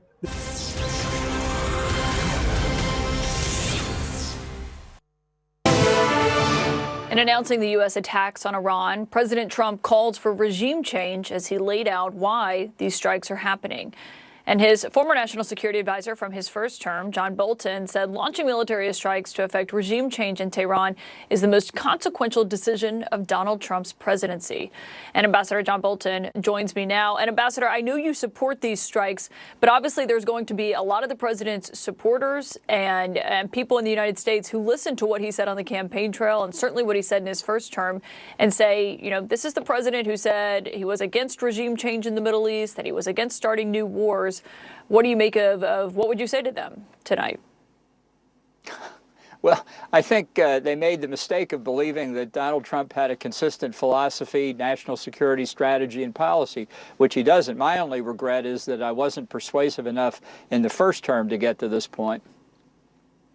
In terms of the regime change that the president is calling for, I mean, we have no idea right now what is the status of Iran's supreme leader. But I think a key question is what would happen next if he is ultimately killed in this attack? Well, I think at this point, really, the Revolutionary Guard is the governing force in Iran, and that's the element of state power that needs to be destroyed. I think that the division of labor between Israel and the United States makes a lot of sense, but I think the real unknown question at this point is how much we and the Israelis have coordinated with the opposition. What we need for the Iranians themselves to be doing is looking for weak links in the leadership, looking for the tensions and the fractures and the divisions that can pull the regime apart at the top and bring significant elements over to the side of the opposition, so that at some point the military refused to fire on civilians. Even the Revolutionary Guard rank and file could break and come over. This is the kind of work behind the scenes that doesn't require us to tell the opposition what we're doing militarily, but requires us to be working with them. I'm not sure that's happening, and that's worrying. Well, that's a question of what this could look like. I know you were pointing to the comments the president made in his video speaking to the Iranian people. When it comes to how long this could go on for, obviously there were considerations about this in the first term. Based on what you've seen so far and what the United States is attacking, but also how Tehran is responding, what do you think the American people should be in for? How long could this last?